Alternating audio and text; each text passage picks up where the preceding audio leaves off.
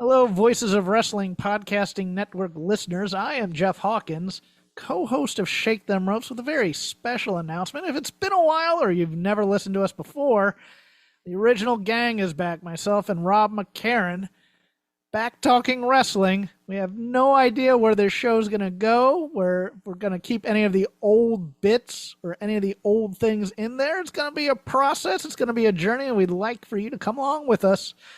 Only on Shake Them Ropes on the Voices of Wrestling Podcasting Network. Hey everybody, my name is Jesse Collins, and I am the host of the Gentleman's Wrestling Podcast, a show right here on the Voices of Wrestling Podcasting Network.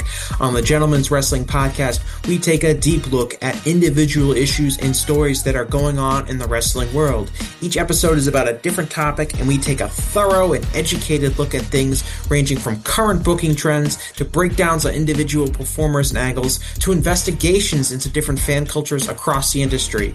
In addition, we keep a close eye on the wrestling media, and as a professional journalist, I bring a unique perspective to how current issues in wrestling are being covered and discussed through the wrestling media. We have a revolving series of guests from across wrestling punditry joining us on each episode, and we hope that you make the choice to give us a listen on wherever you get your podcast from. College football never stops. When college football news breaks, it breaks on On3. From the transfer portal to the playoff race to coaching changes, the sport is moving every single day. That's why college football fans turn to On3, a trusted authority with real reporters and real communities built around the teams you care about. Find all of your favorite teams and join the community. Get the full picture at on3.com. That's ON and the number 3.com. This podcast is a member of the Voices of Wrestling Podcasting Network. Visit voicesofwrestling.com to hear the rest of our great podcasts, as well as show reviews, columns, opinions, and updates across the world of wrestling.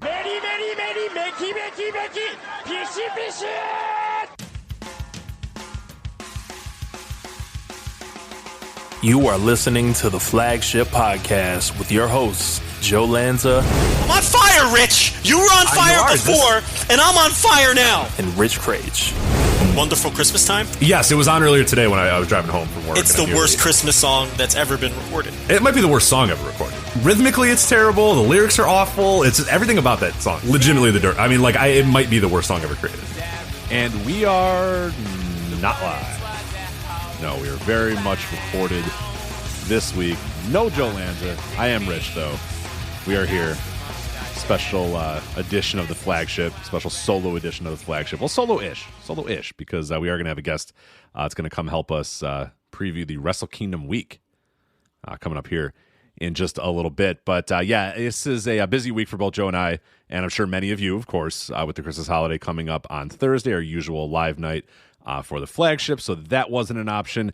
Christmas Eve is pretty tough for me, and then we tried like hell to make Monday and Tuesday work if we could for a live Flagship, but he had stuff going on Monday, I kind of had some stuff going on Tuesday, and then we just said, all right, this is silly, this isn't going to work, so forget it. We're just going to kind of punt the week, and I thought, you know what?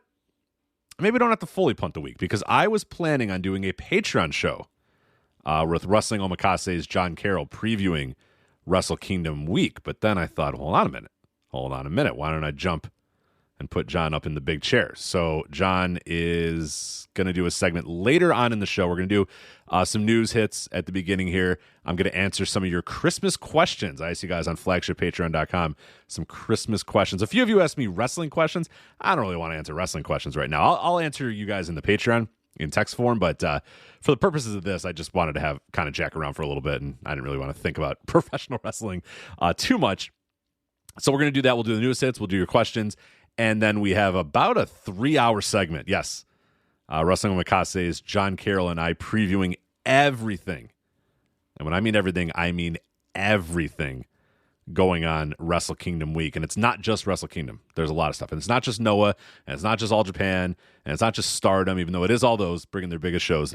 Everything else is running. It's really Japan's WrestleMania weekend for all intents and purposes. So we cover a little bit of that.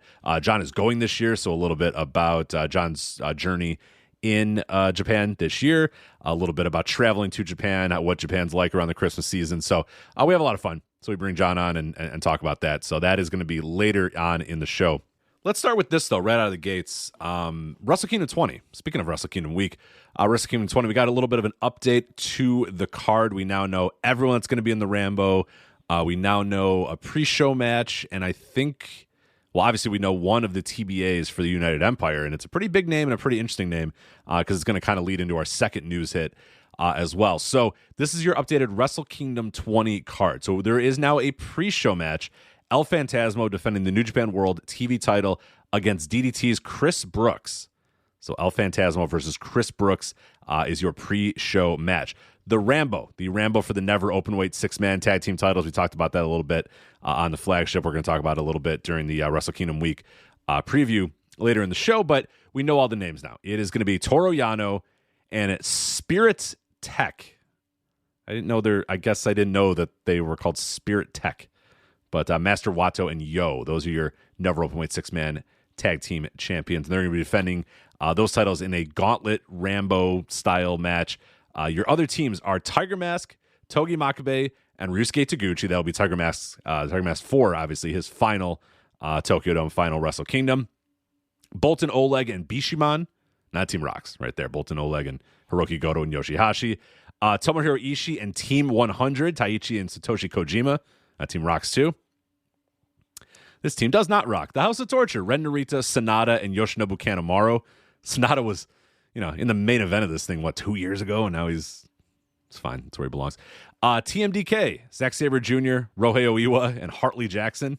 That man main evented Wrestle Kingdom last year, and he is, there's where he's at. And speaking of, his opponent last year, Shota Umino, I'll be teaming with his tag team partner, Yuya Uemura. Rough Storm. Now, there you go. Now, that's a tag team name. That's a tag team name you can set your watch to right there. Rough Storm. I love it. And they're going to be teaming, keep an eye on this team, by the way, Kaisuke Takechi. Well, that's the ridiculously handsome guy. Or what did I call him? Annoyingly handsome guy from DDT. Former pop star idol that's now a pretty, from what I've heard, a decent wrestler. I've never seen him work. But people say he's pretty good. And again, he's annoyingly handsome. And the ladies are a big fan of this man. So we'll see. Maybe that's the push Shota Umino needs to finally get the ladies behind him. But that could be a team that maybe, if you want to get some publicity, that team wins those titles. Final team is the Bullet Club War Dogs of Clark Connors, Oscar, and Yuto Ice. So your current tag team champions, part of that with Clark Connors, Bullet Club War Dogs. That is the Rambo for the Never Openweight 6-man title. And the rest is pretty much the same with the exception of, and I'm going to finish with that match because that's going to bleed right into our second topic, but winner-take-all match, IWGP Women's title and the Strong Women's title, Saya Kamatani and Shiri. That should be a hell of a lot of fun. That's, again, one that I'm circling and I think is going to be pretty great. Four-way match to determine the number one contender for the IWGP Junior Heavyweight title. Number one contender. El Desperado, Kosei Fujita, Taiji Ishimori, and Sho. Never Openweight title. Of course, Evil defending the title against Aaron Wolf. Konosuke Takeshita versus Yota Tsuji. Winner take all for the IWGP World Heavyweight title and the IWGP Global Heavyweight title that nobody could possibly give a shit about. And then, of course, Hiroshi Tanahashi in his final match against Kazuchika Okada. Now, if you're into that match, which if you're listening to this, I'm assuming you probably are, but I did about an hour and a half or so show on flagshippatreon.com on our $5 tier. So all you need to be is on the $5 tier that covers their previous 3 Wrestle Kingdom matches. A little bit of background going into each match. I rewatched them, so a little bit of what I thought about the matches here in 2025. We go back to old reviews that Joe did to see what he thought of those matches in real time. So just breaking down their Tokyo Dome history. So if you want to dive into that and kind of get in the mood for this last Tanahashi Okada match, you can do so. Flagshippatreon.com, like I said, that is available on the $5 tier called the Ace versus the Rainmaker. And the final match, the one that I skipped because it is going to bleed right into our next news topic, is the 10-man tag. Bullet Club War Dogs, David Finlay, Gabe Kidd, Jill Maloney, and the unaffiliated team of Shingo Takagi and Hiromu Takahashi versus the United Empire, Callum Newman, Great O'Khan, Hanare, and before, just a couple of days ago, 2 different to be announced. So we still have one. Still have one X, as they like to do in Japan. One X still left, but one of the X spots has been filled by Andrade. Yes, Andrade will be returning to New Japan Pro Wrestling. He was there during his La Sombra days, and he's going to be returning here as Andrade, as part of the United Empire. Callum Newman said there was a secret benefactor. I think that's the word he used. I forget, benefactor, or whoever. Just, whatever term it was. Guy with money that's helping pay for them. I think he used the term benefactor, but if he used a different term, I apologize. But it was revealed to be Andrade. So that got people thinking, well, hold on a minute. Obviously, the Andrade thing was that he had some sort of ironclad non-compete type of thing going on with WWE. Like, how the hell did he find a way to get, to New Japan? Is that okay? Is he allowed to do that? Like, he had done some Mexico stuff. He had, popped up in a couple indies here and there. He was in House of Glory. And then obviously when he pops up in New Japan, now it's like, oh, hold on a minute. What's going on here? So here's what Andrade had to say. Merry Christmas to everybody. Thank you so much to everyone who took the time to support me and speak positively about me, whether publicly, personally, or sending DMs, messages, and comments. Sonny did like hashtag Feliz Navidad, hashtag Merry Christmas. He's just sitting in a chair and looking longingly at a Christmas tree for some reason. But hey, so this followed up a report from Fightful Select that said that Andrade's deal with WWE ended on December 12th. And that he is now free to sign with any companies. So, quote, Fightful confirmed with those familiar with the situation. He is also eligible to sign with AEW, TNA, AAA, CMLL, any company he wishes to. It was stated that his deal with WWE officially came to an end around December 12th. We're told that Rush introduced Andrade to an attorney and a rep that has worked closely with WWE for years and helped get the year-long non-compete waived. So, it appears that Andrade is now available to appear in AEW. Legally, I suppose, as opposed to the time he did appear, which I guess was illegally, or sign with any other company that he wants, and that probably includes this appearance here in New Japan Pro Wrestling. Now, I don't know if the non-compete mattered for stuff internationally. I forget. Like, it was very confusing, which, as most things with Andrade are, they're very confusing, and you got to read between the lines and read the tea leaves and read through his bitchy tweets to try to figure out what's happening, and then WWE is weird about stuff. So this was like two very weird entities crashing together, and I was like, I don't know what's going on here. Just all I know is Andrade showed up on the TV the one week and then disappeared, and then everybody was really weird about it since then. So what's the deal? Where is he? Can he go? What? Who knows? But apparently, again, according to Fightful Select, he is now eligible to sign with any company he wants, whether it be AEW, TNA, AAA, CMLL, or hey, maybe he wishes to go back to WWE. Who knows? Who can say? With Andrade, but that's what leads him to be on this New Japan card. So we'll see if that's the first of many bookings coming soon, or he's just going to do this New Japan thing and then go with AEW, and then he's going to be full-time there with AEW. Who knows? Who knows what the future holds there for Andrade, but he is now free and clear, it seems, to continue his career and not have a year-long non-compete, which is a wild non-compete to sign, and these people need to, if that's true, these people need to be a lot better about looking at what they sign, having somebody look over contracts, because, yeah, you should probably not ever sign a year-long non-compete unless they are paying you handsomely, very handsomely, to not compete.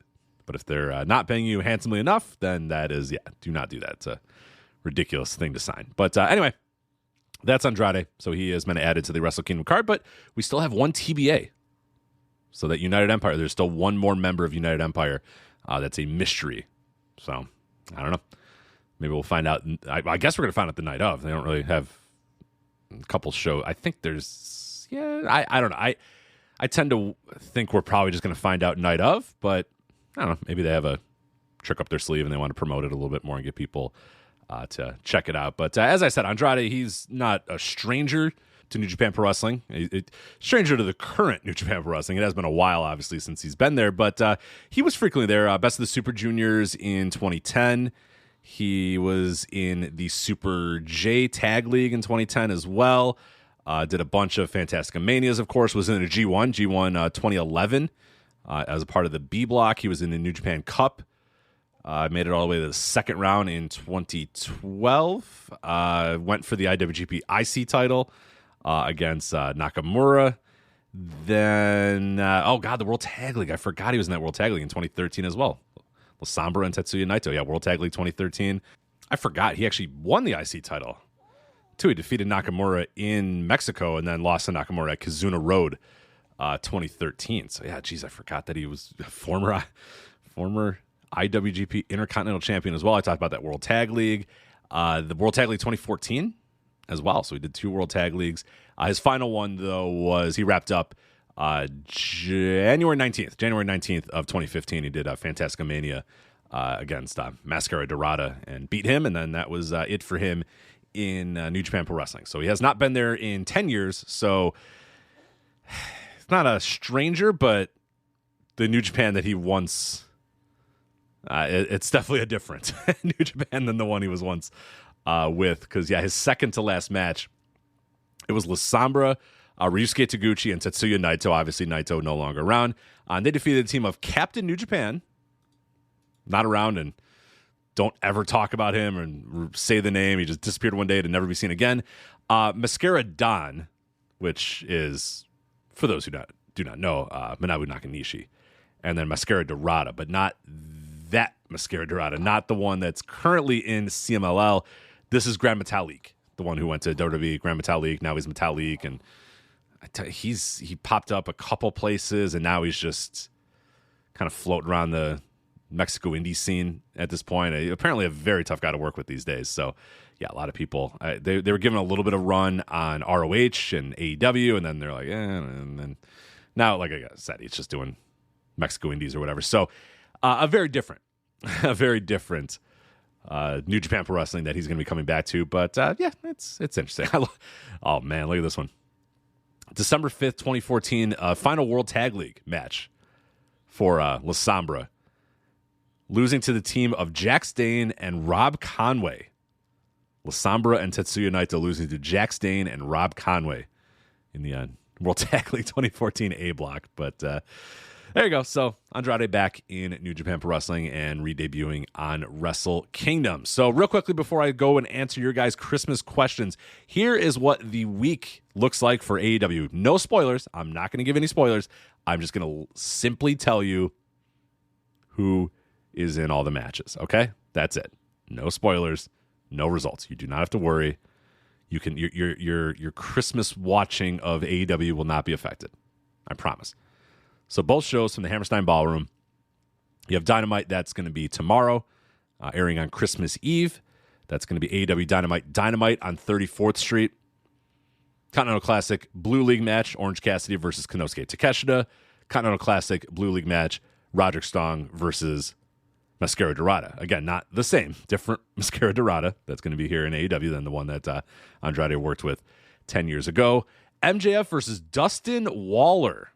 So my indie fans, particularly my Deadlock fans, will be well aware of Dustin Waller. He is one half of Miracle Generation. Him and Kylon King. I think maybe at the final, at that last show that they did, I want to say they won the World Tag Team titles. Anyway, they're Miracle. They're a good team, and Waller's got a lot of potential. He's a young wrestler, a good guy to put on your show. That's the type of scouting that I want to see AEW do a lot more. Leave the Lacey Lanes and recently I saw an ROH graphic where Bryce Donovan, the failed Evolve guy, got a run. Like, those guys don't deserve, just because they worked in WWE does not mean these people deserve chances. Dustin Waller, that's a guy. That's a guy that deserves a chance and an eyeball. And the term that people always use, kick the tires. You kick the tires on a guy like Dustin Waller. You don't need to kick the tires on Lacey Lane. You know what I mean? Like, you just don't. Trust me. Isla Dawn, who's fine. I mean, there's dozens and dozens of women that aren't on TV and never been on TV that are much better than Isla Dawn. And, one of the great recent examples in AEW is Hyon and Maya World, who only got, and they're really good. I love Hyon particularly. Maya World I think is fine. I think slightly overrated right now, just slightly overrated. But Hyon is the goods and has been really, really good for a while. And they only got a spot because, Nixon Newell, the FKA, Tegan Knox or whatever, did her thing, whatever happened there, and kind of big time to AEW. And they're like, all right, fine. Well, and then called Hyon and Maya World on short term, on short notice. And they came in and impressed. And now they've been featured a lot and wrestling a lot. And that's how it works. But the fact that it took Nixon being the way she was for them to get the shot, that annoys me. Because instead of calling Tegan Knox and her no fucking knees, you can call Hyon instead. You know what I mean? Like that. So these are the type of people that you need to kick the tires on more than, oh, this person used to work in WWE, so they're worth bringing in. No, that should not be. That should not factor in at all in your scouting. Your scouting should be, we think these people are great. And it seems like very, very often AEW scouting is, this person worked in WWE, so we should probably give them a look too. No, not necessarily. Scout what you guys want. Scout the wrestlers that you want. Scout the people you think are valuable assets to your company, not just because they worked in WWE. So, but yeah, anyway, good opportunity for Dustin Waller. I'm imagining he doesn't do very well in that match. I'm assuming that MJF makes quick work of him, but we'll see. We'll see. Non-title Dynamite Diamond Ring final match. I don't know. Oh, non-title because it's not. Okay, Ricochet's title's not on the line. I see why it's called that. I'm wondering what the heck. Screw the non-title doesn't matter. For the Diamond Ring, for the fucking ring, Ricochet versus Bandito. Marina Shafir versus Mina Shirakawa. And then in a Gold League match, Pac versus Jack Perry. So that looks like a pretty fun show. Looks like a pretty fun show for Christmas Eve. It's going to be a tough move if you're have a Christmas Eve party to tell people, hey, hold on. Turn on TBS. Let's watch some wrestling. So God bless you if you try. But yeah, probably not going to do very well in the ratings. But yeah, I wonder, would any family accept that? Do you have a family? If you're listening to this right now, would you have a family that would accept that? And I'm not saying you're by yourself or you're at home, it's you and your wife. Like, I don't mean that family. I mean, like, you have a big family and you're at a big family party and they're watching some dopey Christmas movie and you're like, hey, hold on a minute. They're watching the Yule log, the fucking Yule log's on. And you're like, whoa, guys. Let's get some fucking dynamite. You guys ready to light the fuse? You ready for war? You wanted war? Let's go, baby. That would be, God bless you. Again, God bless you if you do that, but tough sell for me. I don't think that would work very well at my family's. But Christmas Collision, this would work even less. On Christmas Day, you're like, hey, turn that freaking Christmas Story off. It's a Wonderful Life. Get that shit out of here. Put the board games away. Get dinner ready ahead of time. I'm not eating dinner at 7 because, no, it is time for Collision, Christmas Collision, which I think is airing at what time? I want to say, okay, this one might be a little more viable. I forgot. This is the one that's at 8. It starts at 8 p.m. Central, 9 p.m. Eastern. Trying to remember. It is TNT that does the Christmas Story Marathon. Forgot if it was TBS or TNT. So they're actually, oh wow, big lead in for Christmas Collision, right after the 24-hour marathon of A Christmas Story, dopey ass movie. When that movie ends, it's 24-hour marathon. It's time for Christmas Collision. So you could sell that. Here's what you do. You say, you know what, we should watch the final hour of Christmas Story. It's the final. It's a 24. Then you talk about it. They aired for 24 straight hours, back to back to back. We're gonna watch it, and then you're watching it. It's not very good, but you stick it out. You know what I mean? A couple people are probably dozing off at this point. It ends, and boom, there's Collision. You go, what? What? There's wrestling on on Christmas Day. Oh my God. And then hopefully somebody in the family knows you well enough to say, oh, yeah, you like wrestling, right? And then they talk to you about Rhea Ripley and Stephanie Vakir. And you go, oh, crap. Liv Morgan. You go, God damn it. I wish this person didn't know I liked wrestling. Or it goes better than that. And they say, hey, you like wrestling, right? We should watch this. All right, you should keep this on. Oh, wrestling. Wow, yeah, that's cool. And you just continue to act surprised. What? I can't believe it. So apparently Christmas Story, it does air on both channels, which is just the worst. TBS and TNT. Just a stupid movie. All right. So Christmas Collision. I didn't give you the card yet, did I? No, Christmas Collision. This one looks great, too, by the way. This is one that I might... 8 o'clock. I mean, everyone in my... Everything's winding down by 8 p.m., everything is wound down for all my family parties or whatever. So I could easily pull this off, and I might try to, but you got the NBA, so it's going to be tough. Jack Perry and Kyle Fletcher, Gold League. Konosuke Takeshita and Mascara Dorada, Blue League. Roderick Strong and Claudio Castagnoli, Blue League. Pac versus Kevin Knight in the Gold League. The aforementioned Hyon and Maya World versus Babes of Wrath, Harley Cameron and Will Nightingale. Blue League matchup, Orange Cassidy versus John Moxley. And then a Gold League matchup, Kazuchika Okada and Mike Bailey. That's a hell of a collision. That collision is so much better than the Dynamite. And I guess has a better chance. Maybe has a better chance of getting watched. The Dynamite airing on Christmas Eve, that's a tough one. That's a really tough one. I could see Christmas by 8 p.m. on Christmas Day. You kind of or not. I mean, for 9 for you guys on the East Coast, that's an easy. You can watch that easily. Everyone's done. Everyone's pooped. Half people are asleep. You know, you could easily pull that off if you're not driving and you're home. Like you could pull that off easily. So that's Collision sounds great. I'm definitely watching that. I'm definitely going, hey, why don't you go to bed? You know, the baby's being kind of weird. I'll stay up with the baby. Don't worry. I'll do it. So, all right. So that is, those are your news hits. That is what's going on AEW this week. That is Andrade back in the mix. And that is the updated Wrestle Kingdom 20 card. So, all right. Take a quick break. And then I'm going to answer your Christmas questions. As I said, some of you guys on flagshippatreon.com sent me wrestling questions. I will answer those in text form, but here I just kind of want to answer Christmas stuff. I don't really feel like digging into the world of professional wrestling too much right now. It's been a busy week, and I just kind of want to forget about it. Just get on with the holiday and take a quick break from wrestling for a day or two. A day, because I just told you guys I'm going to watch Collision, so a day anyway. But we'll be right back with your Christmas questions.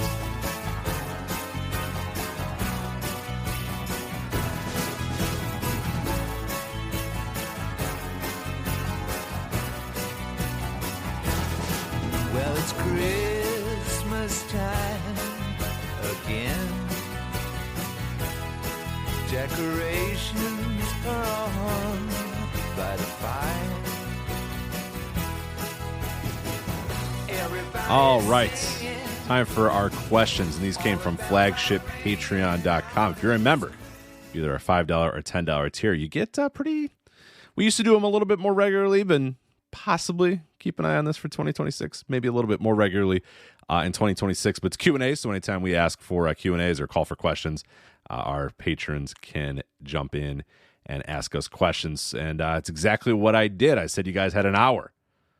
That's when I was planning on recording this, so I locked in exactly an hour. Any questions that come after that hour, I will respond to in message form on Patreon. And there's also some people who gave me wrestling questions, and I wanted just Christmas-themed questions. So I will I'll answer those on text, too. I'm not going to leave you hanging, but I'm not going to do those on this audio because we're going to have some fun here. Like I said, a little escape from wrestling. So we'll start with Doug. It says, what is your favorite Christmas beer? So normally my favorite Christmas beer, at least in terms of ones that are available, you know, more widespread. My favorite one right now is a brewery near me called Phase 3. They have a brewery in, I think it's Lake Villa. I go to the one in Elmhurst. They have one in Elmhurst, Illinois. And they make one of my favorite genres of beer, which are becoming harder and harder to find. And that is like spruce IPAs, which essentially are, it's the douchiest thing ever. And I know, bear with me here. Around the holidays, some breweries will do beers with like pine needles, like a pine needle flavor in them. Some have literal pine needles in them. And man, I don't know, something about it. I love it. Huge fan of any spruce tipped IPA or sprucey IPA. So the one that this Phase 3 brewery has is called Sprucey Spruce. And it tastes like a fucking tree. And I love it. I don't know what to tell you guys. So Ballast Point used to have a really good one. They used to have a brewery here in Chicago. And we discovered it one Christmas. And I was like, oh, this is the greatest thing ever. And then they went out of business. And they don't... I don't know if Ballast Point's still around. And not around Chicago. I don't know what the total health of Ballast Point is. Or really any craft beer brewery at this point. Because the health of it seems to be, in general, pretty fucking terrible. But yeah, those are what I really like. But in terms of ones that you can kind of get everywhere, I always used to love the Bell's Christmas Ale, But I had it this year, and it wasn't any good. And I tried it in can form, I tried it in draft form, and I just didn't like it. And I asked a couple other people that I know like it, and they kind of came away with the same thought. They're like, yeah, there's something was underwhelming about it. Just didn't quite work for me this year. So that sucks because I always love the Bell's Christmas ale. But I do usually enjoy the Great Lakes. Great Lakes has a Christmas ale that is usually pretty damn good. Shiner has a great one every single year. Anchor used to have a really good one. I used to love the Anchor one, but obviously Anchor went out of business as well. So that was a really, really good one. And St. Bernardus is another one that I always try to get around the holidays. And there's a couple other weird ones that I've tried from here and there. But like, to me, I'm not into like super heavy stouts, and a lot of the exciting Christmas beers are that. That's not my vibe. I like more of the spice, as you can tell here. The Christmas ale, the Bell's, and the Great Lakes, those are both kind of like spicy beers. And then the Sprucey Spruce is obviously like, tastes like a fucking tree. So that's kind of where I'm at, as opposed to, stouts and porters and that sort of stuff. I do like porters, but around the holidays, I like the stuff that's got a little bit of spice in it. So yeah, the Bell's, the Great Lakes, the Shiner. There's one I'm missing. Breckenridge makes a pretty good one. Honestly, that Sam Adams Winter White, I think it is called, is if you're just looking for an easygoing, beer for the holidays, that's a good one. But yeah, again, I'm a little disappointed by the Bell's. Maybe try the Great Lakes this year, or if you see a big bottle, you always got to be the big bottle. I think they made it this year in cans, and that's just sacrilegious. But if you can get a big bottle of St. Bernardus, I definitely recommend that. But don't buy two. You're probably not going to need two. Just nurse the one, and I think you'll be good to go for the day. So, all right. Move on to our next question. Thank you so much, Doug, for that question. Ben says, what's the worst Christmas day you've experienced and why? So you might think, because for some people, this would be the worst Christmas they ever had. I believe it was Christmas 2021. It was either 2021 or 2022. The nurse had a birthday party the weekend before Christmas.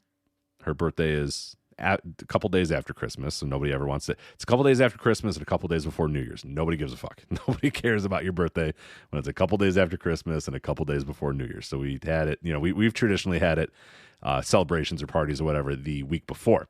So we all went to a bar and all hung out, and it was an arcade bar.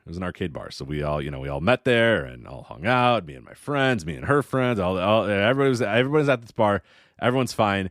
And then we get the dreaded text message that you get around 2020 and 2021 when you decide, you know what? I know this COVID thing's going on, but let's still hang out. Let's whatever. We can't just stay in our houses forever. Forget it. Let's go hang out or whatever. But then you get that dreaded text a couple days afterwards that says, shit, I tested positive for COVID. It's like, I suppose I should probably go get myself tested. And it ended up that it was a super spreader event. No, not super spread, but like 6 or 7 of us ended up getting pretty sick and couldn't go to any. And it's smack dab in the middle of the Christmas holiday. So a bunch of us couldn't actually go and do anything around Christmas. We just had to hang out. Now, I didn't hate it. I kind of liked that. It was kind of fun. I didn't have to really go anywhere. People brought us food. That was nice. And it was really nice weather on Christmas Day. So I went to the Forest Preserve and just walked around a bunch. I met my mom. We exchanged gifts outside at the Forest Preserve. And I was like, I could get used to this. We had Indian food. It's fine. It's not bad. So I enjoyed that one. So that's not the worst one. The worst one for me is every Christmas from the ages of 4 and 5 until I was about 14, when we used to go to my aunt's house on Christmas Day, and it was a very bad place to be, and I didn't like being there ever, and I hated it. So I always liked Christmas Eve. Christmas Eve, I went to one side of my family and always had a blast. I always had a lot of fun, and then Christmas Day, it would be like I'd wake up in the morning, open my gifts. That was a lot of fun. Hang out with my parents, chill out, and then that dreaded like, all right, we got to get ready, and it was like, oh no. And then my mom had to say, no, I know, but we got to go because that was where her mom was, and we had to go as long as her mom was alive, and I get it, and that's fine. But it was never a fun experience ever. I never really remember enjoying it, but it did make me an NBA fan, because the only way that I could find out, or the only way I could find to kind of get away from the boring, annoying weird aspect of hanging out with that part of my family was that a couple of the men in the family would go upstairs and watch basketball. This is in the heyday of the Bulls. And eventually I just said, well, I'm going to go there. I mean, that seems a lot more fun. I'd even ditch the other kids, too, to go up there and hang out with the old dudes and watch basketball.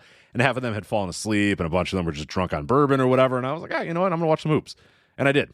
And it really kind of made me a better basketball fan, and why I'm probably a huge basketball fan today, and why I feel so fondly about the NBA Christmas games. I always put over the NBA Christmas games. I always say, fuck the NFL, fuck all the Christmas story.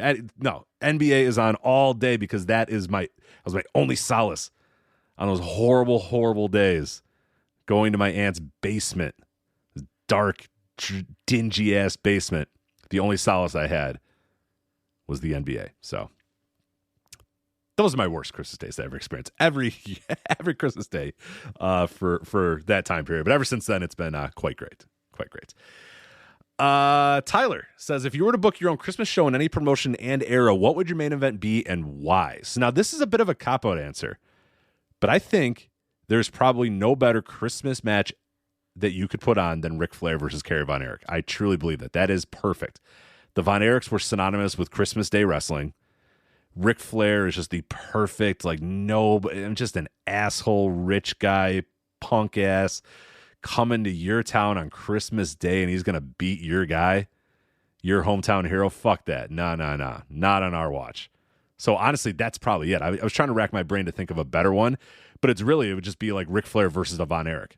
Would be exactly, that's just a perfect symbolism of this good old happy-go-lucky family that opened all their gifts all together. It's all the family, obviously what the image of the Von Erichs was versus what the actual Von Erichs were, but this image of this good old clean-cut family, and they all wake up in their pajamas and open their gifts under the Christmas tree and hug and reminisce and have a great time. And then here's this asshole fucking prick rich dude just coming to Texas, he's got no respect for anybody, shows up in his sports car, he's alone on Christmas, but he doesn't care because he's an asshole. He's a rich asshole. He doesn't give a fuck. It's perfect. It would be Ric Flair versus a Von Erich, but Kerry would probably be the best one. So what they did in 1982, it's exactly what I would do, is Kerry Von Erich versus Ric Flair. James says, did you ever receive a gift and in the moment you didn't like it, but later found out it was a really good, very useful gift? I think that it's happened a couple times, and it's always the oven mitt. It's always the oven mitt. You open it up, it's an oven mitt, and you're like, really? Like, of all the things you can get me, you got me an oven mitt? But goddamn it, if you don't use that oven mitt every day for years on end, once you get a good oven mitt, you're good, man. You're good. Like your parents, they probably have the same oven mitt they had since 1982. Because once you get one that you like and you got a good flow with it, you stick with it forever.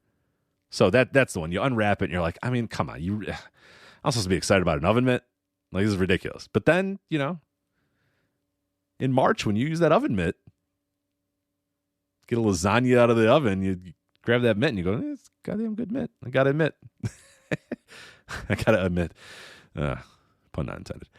I am the table. So now I'm not going to answer this one because I don't want to do a Die Hard Christmas thing because that's the most hack discussion to have. But you asked a Die Hard question, but I'm going to give you an answer. I don't know if you're going to like it, but here it is. I am the table says, if you were given the ability to reboot Die Hard, but the catch was you can only hire professional wrestlers to act in the movie, who would you have play John McClane, Hans Gruber, and Sergeant Al Powell? Now, here's the thing. I watched Die Hard as a kid and thought it was stupid and have never watched it since then. So I don't know the vibes of the three characters, so I can't really help you. Never had an interest in watching Die Hard. Didn't like it as a kid. And I wasn't like 4. I was older. When I say kid, I was like 10, and I was like, this is stupid. I don't really like this. And I liked action movies at that time, but I just did not like Die Hard, and I've had no desire to ever go back to it. So I don't know the vibes of Hans Gruber, so I can't really help you there, unfortunately. Jason says, one piece of wrestling memorabilia as a Christmas gift. What are you asking for? So, okay, I'm not a belt guy, but I would definitely take the classic Reggie Parks designed IWGP heavyweight title, the one that Okada and Tanahashi are fighting over. That would be, it'd be a perfect decoration for my office. perfect. And again, I'm not a belt guy. Don't tell anybody I'm a belt mutant, please. I am not. But I will take that IWGP heavyweight title. And maybe a classic WCW US title too. But that's it. That's it. No more. Okay? That's it. Those two. Brandon says, more of a statement. What adult Christmas lineup for the NBA this year? The NFL tried to take over the day, and their lineup sucks even more. Yeah, I've heard the NFL Christmas lineup is awful. I wouldn't know. I don't really follow enough. The NBA one is, I don't want to say dull is probably the right word. And I would say it wasn't as dull until today, because I was really looking forward to Thunder and Spurs. But the Spurs now have won both games against the Thunder, and now they're going to face them again. The problem is, it's also we're going to get 3 Spurs Thunder game in like the span of 2 weeks, which isn't great.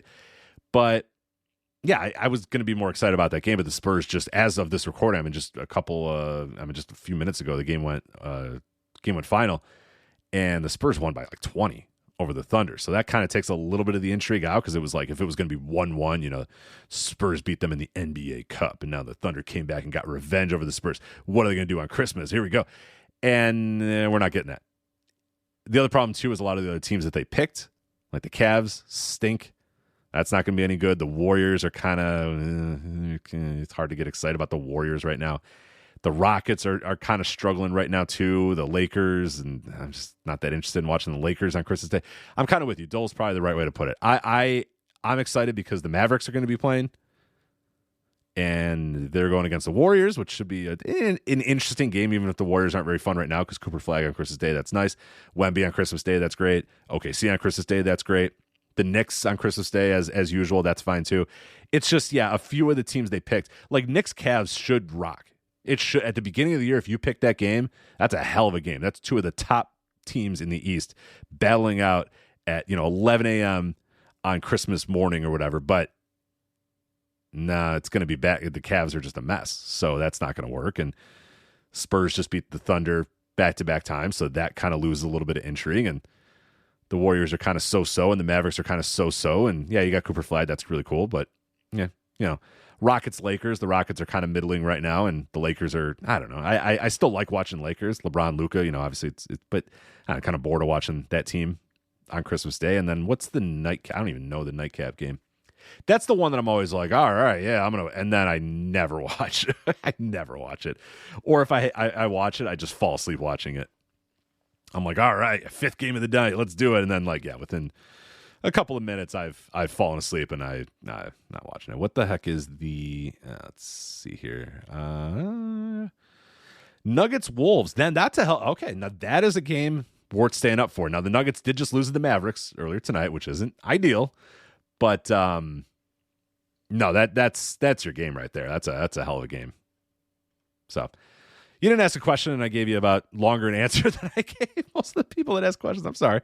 I apologize, people. But, hey, I'm not doing an NBA Intelligentsia previewing the Christmas games. I usually do that, but this year, for a multitude of reasons, I'm not doing that. So I apologize, but there was my little mini preview for you guys right there. Justin Adams says, what is on your Christmas wish list for 2026? Any promotion, region, or wrestler? I just want worldwide wrestling to just be a little bit better and be a little bit more serious. And I want more young wrestlers pushed across the board. Particularly, I want New Japan Pro Wrestling to get off its ass and just put its best foot forward. Push Aaron Wolf. Push Yota Tsuji. Push Yu Uemura. Push Kosei Fujita. We got to do something new. This whole industry just needs new. And it is so old and overwrought. Hamster wheel, the whole it's just whatever term you want to use. It's too goofy, it's too old. We need a big reset wrestling wise in 2026, and I hope we get it. 2025 had a lot of good in-ring, but I think by and large was a very disappointing year for professional wrestling. Meggie says, what would you consider the best Christmas match of all time? A match that falls around the dead period between Christmas and New Year's, which used to be a pretty active time in wrestling. So 3 came to mind for me right away. The 2 right off top were last year's World's End matches, Will Ospreay and Kyle Fletcher, and Okada and Will Ospreay. Those were both really, really great matches, and they fit in that period that you're talking about, that sort of usually, between Christmas and New Year's. And the other one that really came to my mind was 2023. I had to get the exact date, and it was exactly when it was New Year's Eve, from All Japan Pro Wrestling. Katsuhiko Nakajima versus Kento Miyahara from All Japan's Mania X, December 31st, 2023. That match just absolutely fucking rules. Go out of your way to watch that one for sure. So those are the three that came to my mind initially, and I kind of did some research, and not really anything else hit, especially during that between the 25th and the 1st. There's just not much. So those are the three that really stood out to me, and I don't even know if there was any other contenders, to be honest. So maybe they'll do it again this year, 27th. There should be some good stuff on that World's End show. Jonathan says, I tried fruitcake last year after hearing you rant and monologue about how we were all wrong about it, and fruitcake is great. Turns out you're right. Fruitcake is great. So question, do you have a favorite brand or family recipe fruitcake? Like, does the nurse actually make incredible fruitcake? No, nobody in my family makes any fucking fruitcake, and I wish they would. So I just get like random store-bought ones. I don't even remember which ones I get. If I see it in a store, and it's very rare these days, especially by me, I just don't see it that often. So anytime I see one, I grab one and I eat it. And I really forget which ones are which, and I just kind of want someone I know to make one for me. I don't want to make it. I just want someone to say, "Hey, I heard you like fruitcake, so here you go. I baked you a fruitcake." That'd be nice, but it never happens. So maybe one day. But I don't have any real brand or recipe, like I said. And if anybody has any good fruitcake recipes, please let me know. I will pass them along to people I love and tell them, "Hey, make this for me." But no, I just enjoy it, and I think it's very underrated, and I don't understand why it gets a bad rap. I just don't. I really don't. I think it's a very, very good, especially around the holidays. It's great, and the nutty and I like the nutty aspect of it. I like the chewy of the fruit. Like, I don't know, man. Love me some fruitcake. But yeah, I just don't have a brand or recipe specific. And the nurse does not make incredible fruitcake. She finds it repulsive. So when she sees me eating it, she's like, I cannot believe you're eating it. It looks gross as hell. I'm like, it's not. It's great. You would love it. And she refused to eat it. So I'm glad, Jonathan, I'm glad you took my advice and said, you know what? I'm going to try it. Maybe Rich is right, and I am right. I know I am. Kim says, do you plan to curse the boy with watching this insane, infuriating sport of professional wrestling? Absolutely. Of course. Come on. I'm not going to force him to watch it, but I'm going to stick him in there, and hopefully wrestling's better by the time he's able to watch it so I can show him good stuff. Honestly, by the time he's old enough, it might be so bad that I might be the opposite and say, you know what? Actually, don't watch this shit. Forget it. Don't worry about it. Live a fruitful life that's not dragged down this stupid bullshit wrestling. Anyway, Ben says, for the over 10 listeners. Yeah, so if you are under the age of 10, please skip ahead a couple minutes. I don't want to spoil anything for you guys. All right, hopefully you guys have all skipped. Also, why are your parents letting you listen to this? What the hell? Parents, what are you doing? You can't let your kid listen to the Flagship. It's ridiculous. So, okay, so over 10 listeners. How'd you find out Santa wasn't real? Was it a slip up, or did the parents admit it? It's a bit of a slip up for my dad. It was lack of confidence in the gift he got me, and trying to sort of investigate if they got me the right gift. And through the line of questioning, I was like, well, hold on a minute. This is like, I forget how he did it, but the way he phrased it was not, he didn't do it well enough to say like, oh yeah, like Santa is asking, it was about Monopoly for the Sega Genesis. The Monopoly game for Sega Genesis. I must have said I really wanted it. But then he bought it, but then maybe he was like, or he said, someone said that I wanted it. Like, I wonder if I told my dad I wanted it, and then he got it, and then I brought it home, and then my mom's like, no, he doesn't want that. And he's like, yeah, he did. I swear he did. I just talked about it. So he was just kind of like, hey, so if, did you talk to Santa? Yeah, I forget what. And it just went on too long, and I was just like, wait a minute, are you Santa? And he's like, oh, God. Then he was like, don't tell anybody, but yes, I am. And we got you Monopoly. Is that what you want? And I was like, yeah, that's fine. And it wasn't a big deal. I wasn't I didn't bawl. I was just like, oh, okay.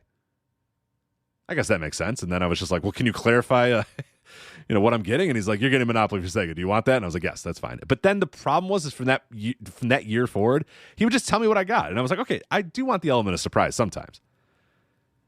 But he would always just show up and be like, hey, I got you this and this and this. Is that what you wanted, right? And I was like, yeah, but now it's, A little early. You take away the fun, right? You take away the specialness of it. But anyway, Mark says, in your opinion, what's the best liquor to mesh with eggnog? I always spike the eggnog with Captain Morgan's spiced rum. So I'm actually, and you might find this funny, I am a non-alcoholic eggnog drinker. I don't mix it with alcohol. And I love eggnog. Anybody that's listening to this knows I'm a big fan of eggnog. I recently did, 2 years ago, my buddy and I, we bought about 15 different eggnogs, and we had a Christmas party with our poor wives and then his wife's family.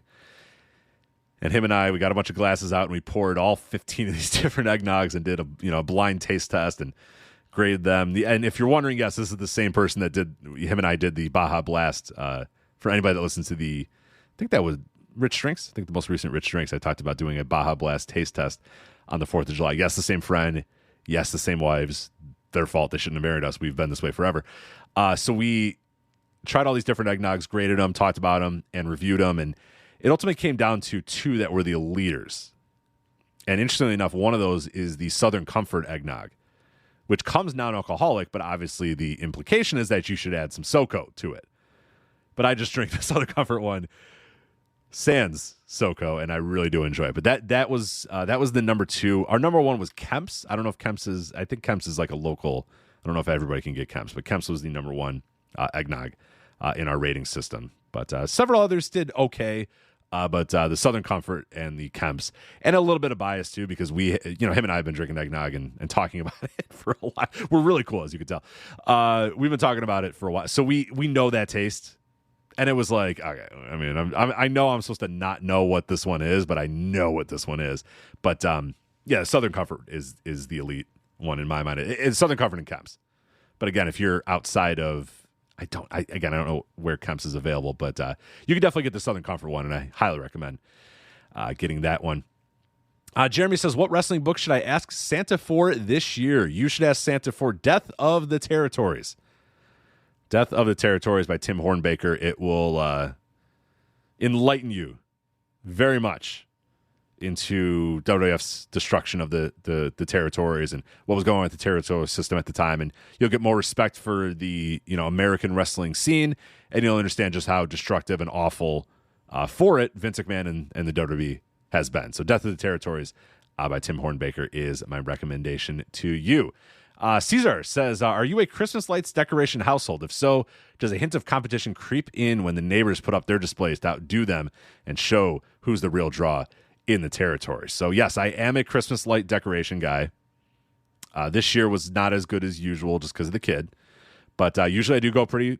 I keep accumulating, so it gets more and more and more and bigger and bigger and bigger. It's again kind of tame this year, but I added floodlights last year, so that kind of helped put things up a notch. And I did take down a couple bushes, and that hurt because that was good place to put the lights, so I got to figure out a way to get around that for next year. But as far as competition, I am the there's nobody. My block is weird.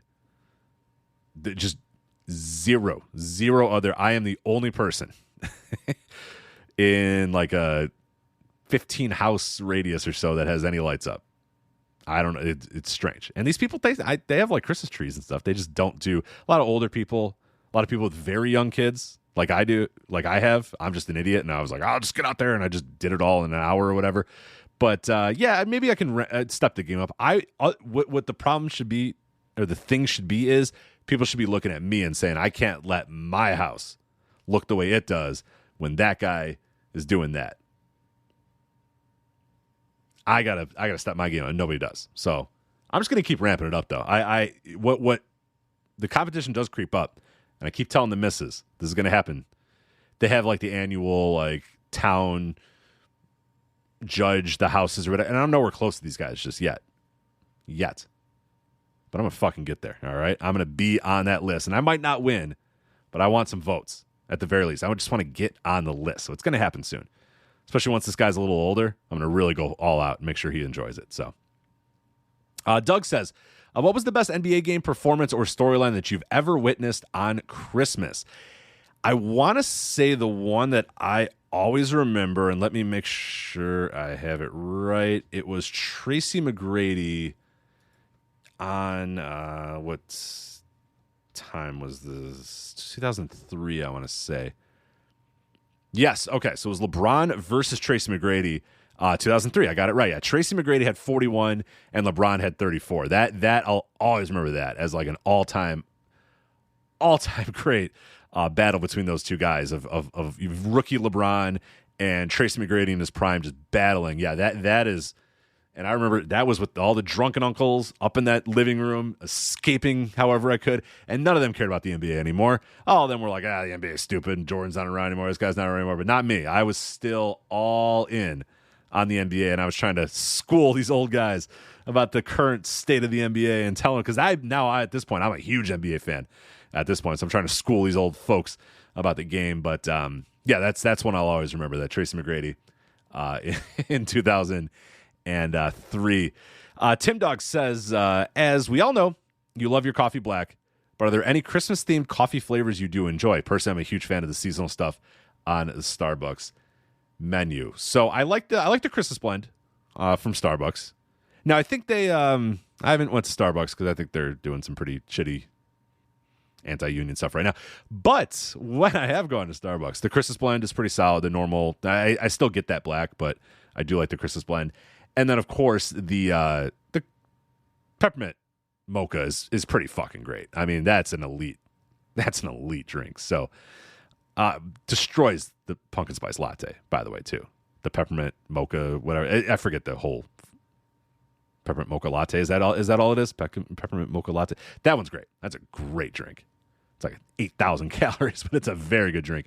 And yeah, so I'll get that like once a year or whatever. That's not something you can drink regularly, but no, I enjoy the Christmas blend. But I don't get any of the other. I know they got a couple other goofy flavors, but yeah, I don't have time for that stuff. So Bill says every family has a Christmas tradition. Yours has one. Mine, everyone. What is the weirdest or dumbest tradition you've heard of from someone you know? There is, I forget exactly what their relation is to me. How would this, someone answering this can, or someone in the comments can answer this. My cousin married someone. Their family. What would they be? Your cousin marries someone in their family. They all bring instruments and like do jam band stuff, but they're like recorders and banjos and ukuleles. It's stuff like that, and it's very weird. It's very weird. I've been there once during Christmas and they're doing it. I'm just like, okay, can I just watch some basketball? Is there something? Can we watch? Hey, Christmas Story's on. Can we put that on? I love that movie. Something that's not a jam band thing. No time for that. Michael says, you and Joe had a small rant on a recent audio about bad Christmas songs. Are there any Christmas songs you actually like? Yeah, I like most of them, to be honest. Wonderful Christmas Time stinks, and Santa Baby's terrible. But otherwise, I think they're all pretty good for the most part. I like a lot of them. You're going to hear, you heard Tom Petty earlier in this show. Christmas rapping about the waitresses. I really enjoy that one. Jingle Bell Rock, whatever version. Prefer the OG Bobby Helms version is a great one. Reminds me of my dad, so that's going to be pretty hard to hear around the holidays this year. Obviously with the first one without him. There's several that I really, really like. I just really don't like Wonderful Christmas Time and Santa Baby are the two. I really are the two. There's a bunch of other annoying ones too. But I saw Mommy Kissing Santa Claus is weird too. A lot of, not a weird sexualizing of Santa ones that I got no time for. But no, the only two that I really despise are Wonderful Christmas Time and Santa Baby. But the others are all fine. They're all fine. They're good. Here's the other thing though. Like, I'm good. After December 15th to December 25th is about the only time I want to hear them. I'm good on, if you're an October Christmas song person, you're a weirdo. If you listen to them after Christmas, you're a weirdo. If you listen to them in June or what are you doing, man? Go see a therapist. Don't do this. For God's sakes. Hey, there's going to be a sponsor, a new sponsor on the Flagship. Not this week. Let's see. What week? 2 weeks from now. So I'm not gonna plug them yet. But I think I have a solution for you. If you listen to Christmas music in, let me see exactly when. Starting on January 5th, the week of January 5th, I have a way for you to get some help instead of listening to Christmas music in June and saying, well, it makes me feel good. Well, you need more assistance, and this place can help you. So, again, wait till January 5th for the plug. Aru on that one. But Huss T. Rhodes, that's just a statement. Listen to The Hive with Cyndi Lauper, a Christmas duel. You're welcome. I don't think I've ever heard that, so I will definitely do that. David Morris says, what was the first gift you remember really wanting bad and your parents actually getting it for you, or conversely, a gift that you really wanted that you didn't end up getting? I don't remember ever not getting anything that I wanted. I'm sure there was times where I wanted something and they were like, well, that's stupid. We're not going to get that for you, or you don't really understand the price of things, so we're not going to do that for you. But the one I'll always remember, and I've told this story a lot on flagshippatreon.com, various Q&As, was WrestleMania 2000. I told my dad, I was like, dude, I need to have WrestleMania 2000 for the N64, and I need to have it now. And it was hard as hell for him to find. He had to go move heaven and earth to get that thing. And what ended up happening was he was in the trucking business at that time, and he was telling all of his truckers, hey, if you're dropping something off, can you check this place? Can you check that? And eventually he got his hands on WrestleMania 2000 plus a strategy guide, and it came from like somewhere in Minnesota. I forget. I remember the sticker being on there. I'm like, what the hell? And he's like, yeah, it took a lot for you to get this freaking WrestleMania 2000 game, but I definitely cherished it. But that was the one where I was just like, look, I kind of need to have this game. So can you make it happen? And he made it happen. So credit to him. I was otherwise I was like, I want a bike, and I got a bike. And it was like, if I didn't get the bike, I probably would have survived. Oh, I want a boombox, and I got a boombox. But like, I could have survived without the boombox. That year, I was like, dude, I can't survive without this video game. So can you get it for me? And he did. So can't believe he did. But still have the strategy guide, still have the game as well. All these years later, all these 25 years later, still have it. Well, I think it came out, I guess would have been Christmas 99, probably. Yeah. Christmas 99, I think. So, 25 years later. TWD James says, is December your least favorite time of the year regarding wrestling? I know you said January is your favorite because of all those New Year shows in Japan. Just curious if December is your least because December always seems very dry for wrestling, although the C2 in recent years has helped. December is a pretty low time in wrestling. I would say it's not my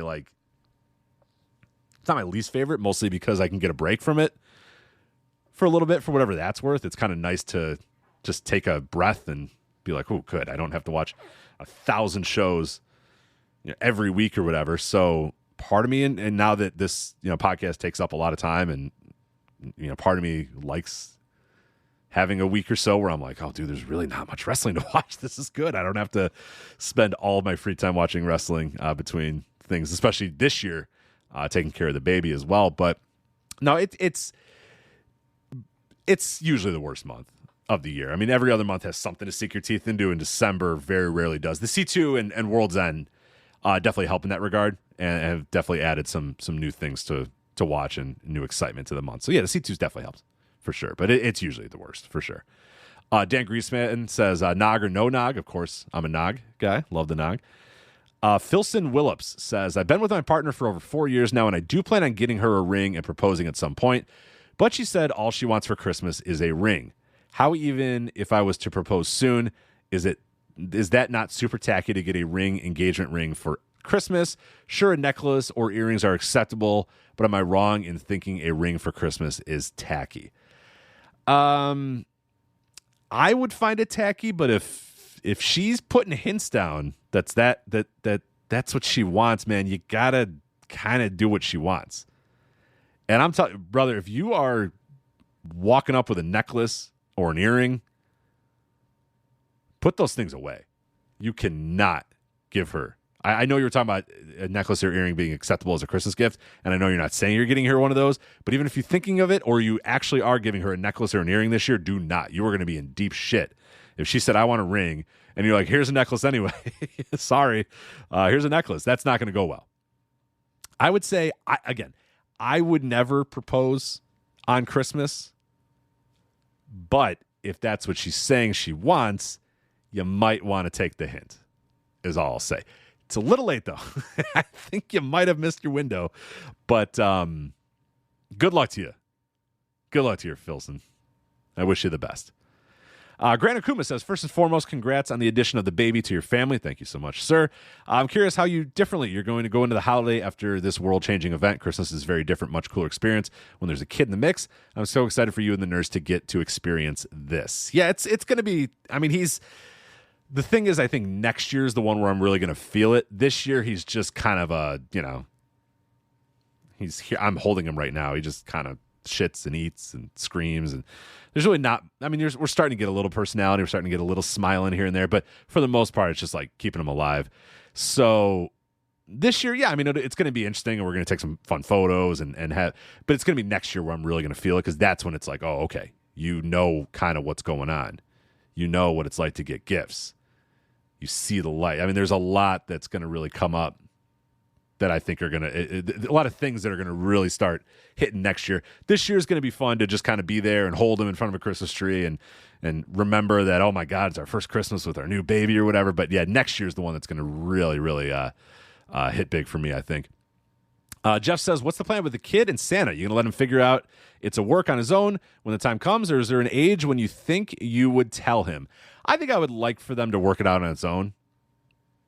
I think that's probably I guess any parents on flagshippatreon.com, if you guys want to let me know how you handled that, be good to know ahead of time. I got a couple years until I need that to be an issue, but I figure I'll work them for a little bit.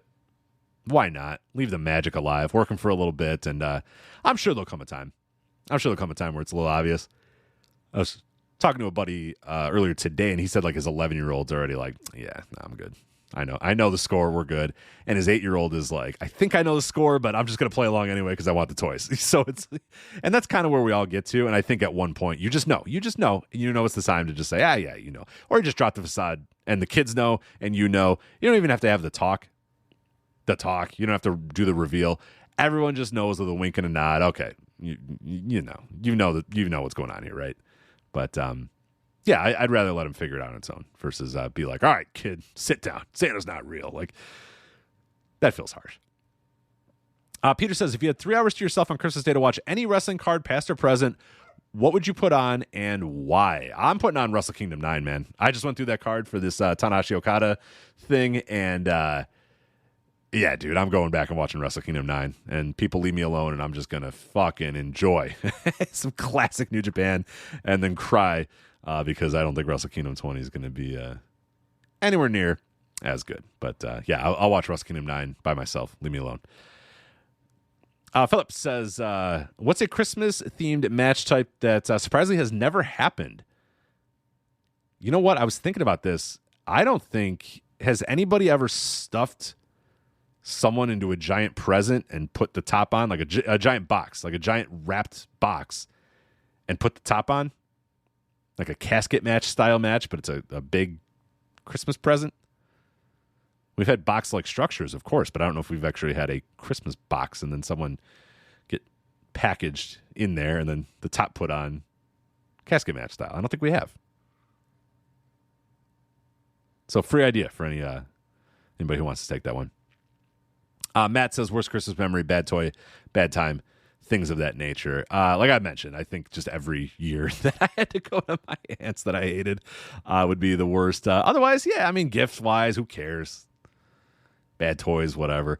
I do remember one time, this is a good one, my parents just forgot to buy anything for food. I think it was the first year we didn't go to my aunt's. It may have been the first year we didn't go to my aunt's. And I remember my parents just being like, oh, shit, we didn't buy anything. So we just didn't eat anything. I don't know. I think we maybe went to Burger King or something like that. Maybe Burger King was open or one of these fast food places was open and we ate that, which is just wild to have. I mean, because I'm just so used to having, pretty good meals on Christmas. So that I remember that one being like, oh, geez, this is not great. And hey, I get it. As a parent now, you just some things just completely get lost and you just completely forget about it. But yeah, I'll never remember that thought that we all had around noon. We were like, wait a minute, we don't have food in the house, do we? Shit, because we always just go to my aunt's. But it was like a last minute decision that we weren't going to go. And I remember it just being like, well, shit, now what do we do? And then I think it was Burger King. It was during the Shack Pack days of Burger King, I believe, because I got a Shack Pack, if I remember correctly. So, yeah, that was a rough day. But, yeah, it's fine. Made the most of it. Not too bad. But, all right. That concludes our question and answer section. So if you guys did send in a question that I did not answer on this show, I will answer in text form over there at flagshippatreon.com. So I want to thank you again, obviously, for subscribing. Anybody who went and asked a question. If you want to ask a future question, a future Q&A, you want access to our bonus audio, you want access to instant reaction lives, you want access to written columns, years and years and years of archived audio and written stuff. Oh, it's all up there at flagshippatreon.com. 3 tiers. We got a $1 tier, a $5 tier, and a $10 tier. $1 tier gets you a trial run, a couple things a month. $5 tier unlocks most of our bonus audio, and $10 tier unlocks everything we've ever done. Written content, audio content, retro stuff. The whole archives are up there for you on the $10 tier. We also have a free tier. If you want to sign up for free, you do get a trickle of content on the free tier every single month, and then you get notified if anything gets posted, and then you could say, okay, that looks cool, I want to upgrade for that. You can do that on the free tier at flagshippatreon.com. But of course, I want to thank you all for the support over the year. We couldn't do it without you guys, so thank you so much, especially around the holidays. We really, really do appreciate it. I know Joe and I both just tremendously appreciate each and every one of you for supporting us and subscribing and showing us love throughout the year. So again, we're going to take a quick break, and then we'll be back with the final portion of the show. Wrestling Omakase's John Carroll joining me to preview everything going on Wrestle Kingdom week. And when that segment's over, that will end the flagship. So I will just now tell you all, happy holidays, Merry Christmas, have a happy, safe, and healthy holiday. Don't do anything stupid. Don't drink and drive. Have some fun. Enjoy. And again, thank you all for subscribing and supporting us. Definitely think of you guys all during the holidays, because it's just so important to us that you believe in what we do, believe in it enough to pay us a couple bucks every single month. It really, really, really means the world. So thank you guys so much for doing that. And really this year, I'm especially thankful because you guys were very patient with what's been going on in my life, the good and the bad.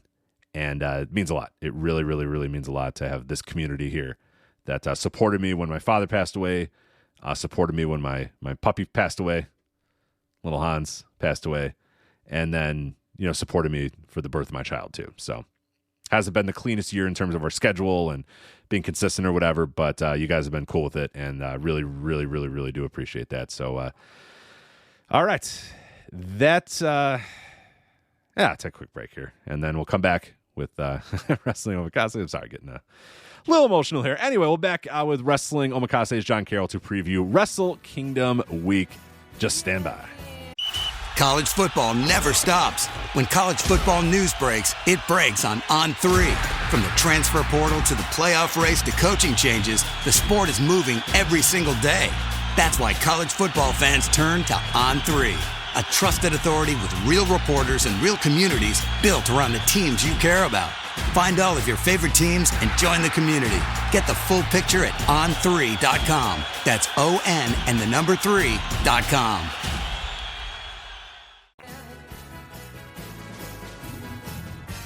And all over town, little kids come get down. And Christmas is a rockin' time. Put your body next to mine. Underneath the mistletoe we go. We go.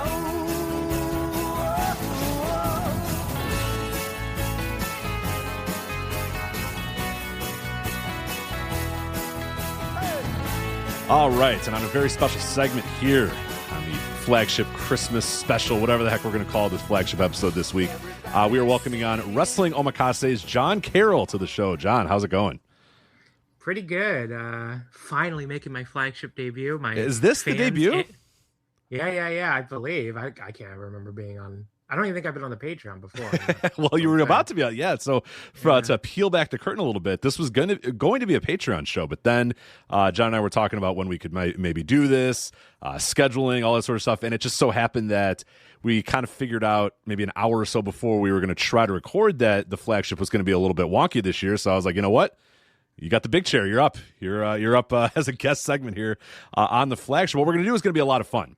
We're going to cover what is going on Wrestle Kingdom week 2025 and 2026. It's going to bleed, of course, the end of 2025 into early 2026. Now, we are just going to kind of go over, big picture stuff. We'll talk about some of the major events. We'll run down the schedule and discuss some of the big time matches and things we're looking forward to. And then, of course, we'll talk, John, because you're going to be there live and in person. So we'll talk a little bit about what it's like to be in Japan during Wrestle Kingdom week, what you're looking forward to, what shows you're going to, all that other stuff. If you want more details, and I promise you will get more details, because I am guaranteeing you the runtime is going to be very different on this than it was for the 2-part Wrestling Omakase Wrestle Kingdom week preview podcast. What is it, 9.5 hours is your official runtime, you think? Yeah, so it was about 9.5, I think. So yeah, it was like 3.5 on part 1 of the men's wrestling, and then like 5 hours and 40 minutes on part 2 on the Joshi. So yeah, which is a real cool way to break it down too. So if you are listening to any of this and you're interested in any of the shows, or because a lot of this stuff is streaming live too. Of course, if you're going to Japan, if you're one of those lucky folks that's going to Japan for Wrestle Kingdom week, definitely let us know. By the way, let us know in the Wrestle Kingdom week Discord channel, because there's a lot of other people going, so you can maybe meet up with them if you didn't know about that already. But yeah, Wrestle Kingdom week on the Discord, voicesofwrestling.com/Discord. It's a great place to just say, hey, I'm going, and I know that there's a big crew of people going, so it'll be really, really fun if you can meet up with them. But yeah, if you're into any of these shows, like you want to know more about them, both you're going to watch them on streaming or whatever, that is the preview for you. Wrestling Omakase, 2-parter here on the Voice of Wrestling Podcast Network. Just look up Wrestling Omakase on your podcast app of choice. Look up Voice of Wrestling Podcast Network on your podcast app of choice, or go to voiceofwrestling.com. It's all right there. But I love that you broke it down, because I was initially worried. I'm like, oh man, how am I going to figure out what's, is 01 going to be on this one? Is that what's going on? Is Ice Ribbon going to be on this? Whatever it was. I like that you did men's and you did women, so it was a nice, easy way to kind of split it up. But yeah, 9.5 hours covering every single. Just about every, maybe Tenru Project didn't get covered, but I think just about every other thing did. So there were a few that nobody signed up for. So basically I did it with like a Google form, and I just let people who were interested sign up. Like, so I had a lot of the regular guests we have on Omakase. Yeah. And then a bunch of people who haven't appeared in a while. Like we had Jamie from Dramatic DDT, Dylan from Easton Lariat. We had a Brazilian indie pro wrestler that I didn't even know was an Brazilian indie wrestler till like he told me that like towards the end of the recording. I'm like, wow, I wish I knew that beforehand. I would have talked to you about that. Yeah, but that's you're bearing the lead there, pal. Come on. Yeah, but yeah, he he was on there. There were a whole bunch of different people on there, and basically it's whatever promotions they wanted to do are the ones we did. So we did like 20 promotions in total. It broke down as like 12 women's. A couple of those actually like Marvelous and Choco Pro technically have men's matches too, but basically Joshi. It's like 12 Joshi promotions, 8 men's promotions. There were a few nobody signed up for, even a few that I'm going to. Like nobody signed up for Just Tap Out. Nobody signed up for Tochigi Pro, which is the 01 offshoot. No one signed up for 01, but to be fair, they're not running.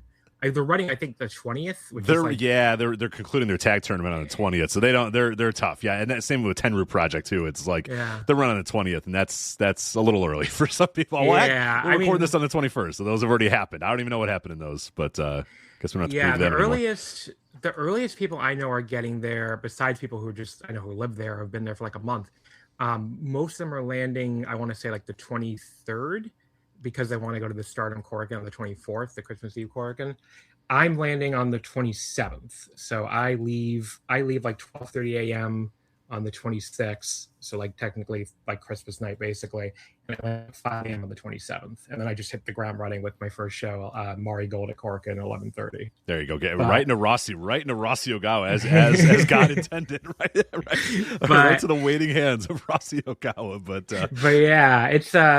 yeah, so there's a lot of people who are going, like you said, and I was actually, I guess, a little surprised by just how many people are going on our Discord. I guess I shouldn't be, because it's Tanahashi's retirement, and I feel like that really like gave a bunch of people who had been like on the fence about it like the last nudge to go.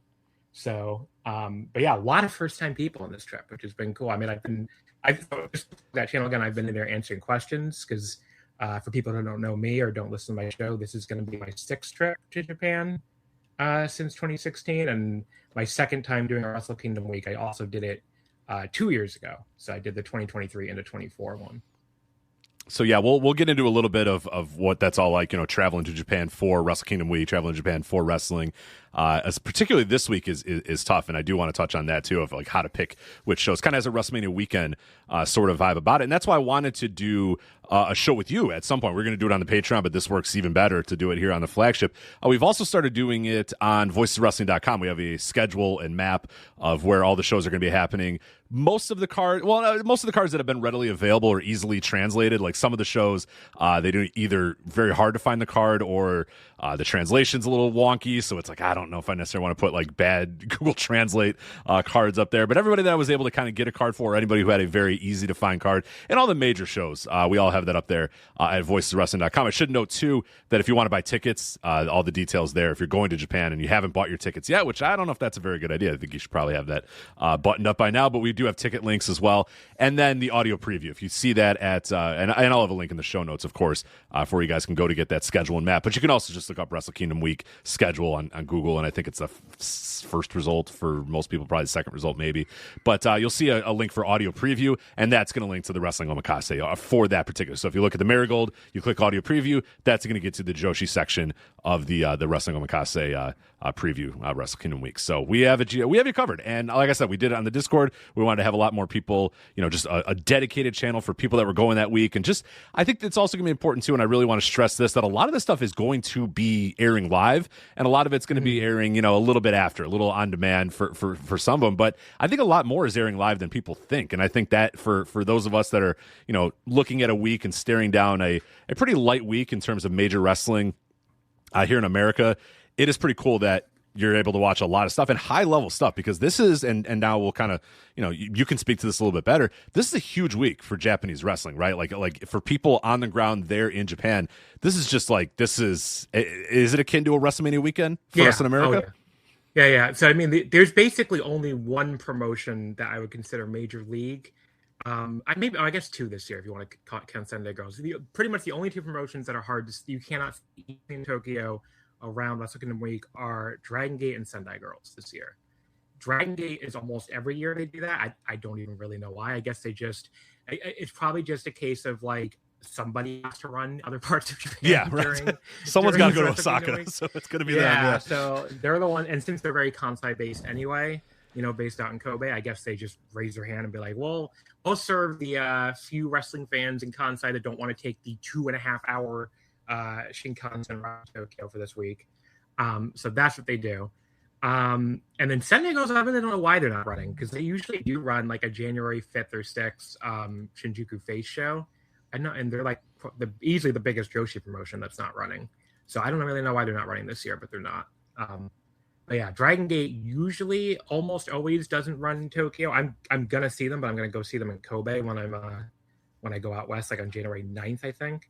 So they're pretty difficult to see during this week. Wrestle Kingdom week. 2 years ago, I actually got lucky where their Korakuen, their traditional January Korakuen was a little bit earlier. I think it was like the 10th or 11th, or like somewhere in there. Like a week after Wrestle Kingdom, but this year Stardom took that spot, so Stardom has the 10th and 11th Korakuen. So Dragon Gate I think is not till like the 18th, so it's very difficult unless you're going to stay a long time. Yeah, but pretty much every other promotion, I mean, so All Japan does Yoyogi on the 31st every year now. Noah does the Budokan the 1st every year now. Stardom has Dream Queendom at Ryogoku on the 29th, and that these three have been every year pretty much for the last few years. And, those are obviously three of the other biggest promotions besides New Japan. And then every other promotion you could think of, practically, even down to some very tiny ones, are all running in this Tokyo cluster to take advantage of the fact that, besides the fact that obviously a lot of foreigners fly in every year for Wrestle Kingdom, it's just a big travel week for Japanese wrestling fans too. They've just traveled in from all over the place and stay in Tokyo to go to Wrestle Kingdom and go to all these other shows. So a lot of people have the whole week off too, right? Isn't that pretty customary for people? Yeah, so it's like here in America, you'll be lucky to get Christmas Eve off, but you'll definitely get Christmas Day. They get a pretty extended period between Christmas and New Year's, correct? Yeah, I think it's generally that Monday the 29th, and then the first day back would be Monday the January 5th. So it's like a week, I think, for the for Japanese people, because the 4th is on a Sunday this year. I think usually if the 4th is not on the weekend, the 4th would be their first day back.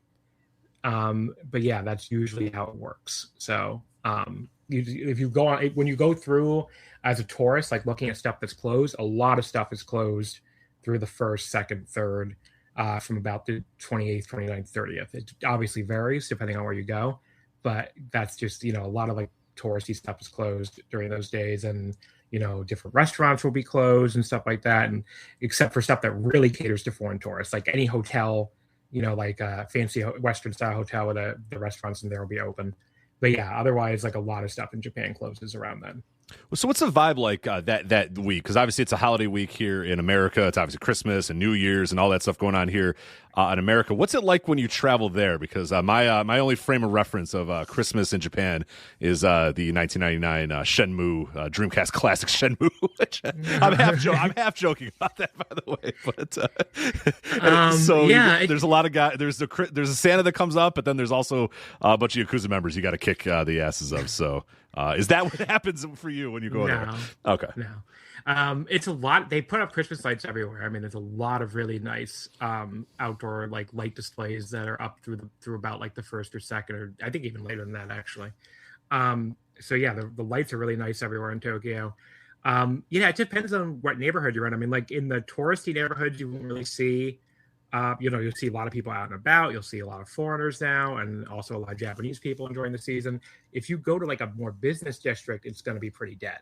So when I stayed at the Conrad Tokyo 2 years ago, that's in Shiodome, which is a very big business district, and that was completely dead. Mm-hmm. It was pretty much just the people in the Conrad. Like I remember on the actual night of the 31st, I think Nicole and I had to eat in a karaoke box. I think that was the night we did that, because it was like the only restaurant anywhere near a hotel open. Yeah. So we had to like go to a nice little karaoke room and sing, and also order their terrible food. So yeah, because there was just nothing else there was open, and we didn't feel like traveling. But yeah, I mean, generally like the tourist areas will be very busy, and the less tourist areas will be very dead. It's basically how it goes, especially like the actual 31st and the 1st. The few days before and after, you'll see more. But it's the only time I've ever seen a convenience store in Japan close. Yeah, and what's New Year's like there? Because obviously for people that live in America, or it happens across the world too. Like New Year's it takes on a certain connotation. There's a certain vibe about what New Year's Eve, that night of, is like here in America. Is it pretty similar in Japan too? Like if someone's going to go to Japan and travel for this Wrestle Kingdom weekend, are they going to feel like they're missing out on the New Year's festivities? Is there a ton going on as well? No, there's a ton going on. I mean, this year I'm going to a party with Paul Vosch from another voice wrestling podcast, Ever Flow Show. He and I are going to like this, I don't know how to describe this. It's an anti-song club. So it's like basically a club for people who like video game music in Akihabara, because that's like the big like anime video game district. So we bought advance tickets to that. We entered a ticket lottery and won that. So that was cool. But yeah, it's like a very tiny club, but like they have like a New Year's Eve party that goes from like, I think like 9 p.m. to 5 a.m. or something.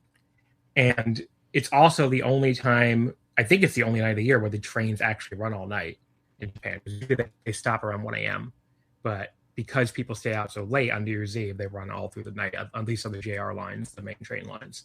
So yeah, I mean, a lot of people stay out late either for partying or, if you're like some Japanese people like to go to the shrines, the traditional Shinto shrines over on New Year's Eve. So you'll see a lot of like festivals around the shrines, and they basically will stand in a big long line to do like a first prayer for the year to get good luck for the new year. So if you see a gigantic line that seems like it never ends coming out of the shrine on New Year's Eve, that's what it is. So I wouldn't recommend standing in it, but I mean, unless you really want to. If that's how you really want to start your year. That's one way. But yeah, it does not sound. It sounds like the drunkenly singing video game music sounds a little more fun than that for me. Yeah, so I see why you choose the way you choose. Yes. Yeah, I mean, I've never done the festival shrine thing either. Some of my friends have done that, and they seem to really like it. I mean, they did it in Kyoto, which is like very traditional, basically. So it's like a very traditional shrine atmosphere. Like there's a lot of festivals. I don't know what the Tokyo ones are like. I've never done it. And I've never heard from people who've done it. The Kyoto ones are apparently incredibly crowded, but so is everything in Kyoto now. So, just kind of that city is not because it's such a smaller city than Tokyo and Osaka. It has not kept up with the giant boom in Japanese travel very well. Okay, got it. So, all right. Let's what we're gonna do. I'm gonna cover some of the days that are happening. So you fly in. You said you're basically in effectively on the 26th. So no, I land at 5 a.m. on the 27th. The 27th. Okay, so what we'll do is we'll quickly go over some of the shows going on before that. And like you said, most of the shows, most of the big shows, now they do have stuff going on starting at, we just talked about something just happened earlier today or just yesterday. Ice Ribbon, 01, and Tenru Project were all yesterday. Marigold was yesterday as well.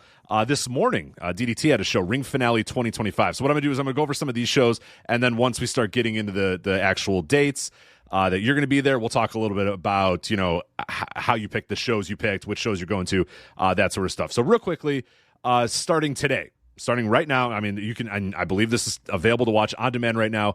DDT's Ring Finale 2025. Everyone is the main character in this curtain call, and it's there's a lot of big matches on this show. You have a pretty big main event and some decent stuff. So that is available on Wrestle Universe right now if you want to watch that. I'm trying to double check if it's but it's up there now. Is it already up there? Yeah, there it is. I see it right now. It wasn't. I checked 5 hours ago and I didn't see it up there for now, but it is definitely up there. The Ueno Masada picture, you'll see it up there. And to plug, because we're gonna review this on the next Omakase, so that'll be one of the topics. So that one I'll be recording Christmas Eve. I don't know when. I'll probably come out on Christmas or the 26th or something. I'm not gonna message Rich and Joe and say, hey, you got to drop what you're doing right now and put up I'll probably thing be home on Christmas. I got nowhere to be, so I'll probably be home. But we'll get it up there at some point, 25th, 26th for sure. Yeah, so that's one of the ones we're going to be talking about. I haven't watched it. I'm probably going to watch it right after we finish this, actually. So.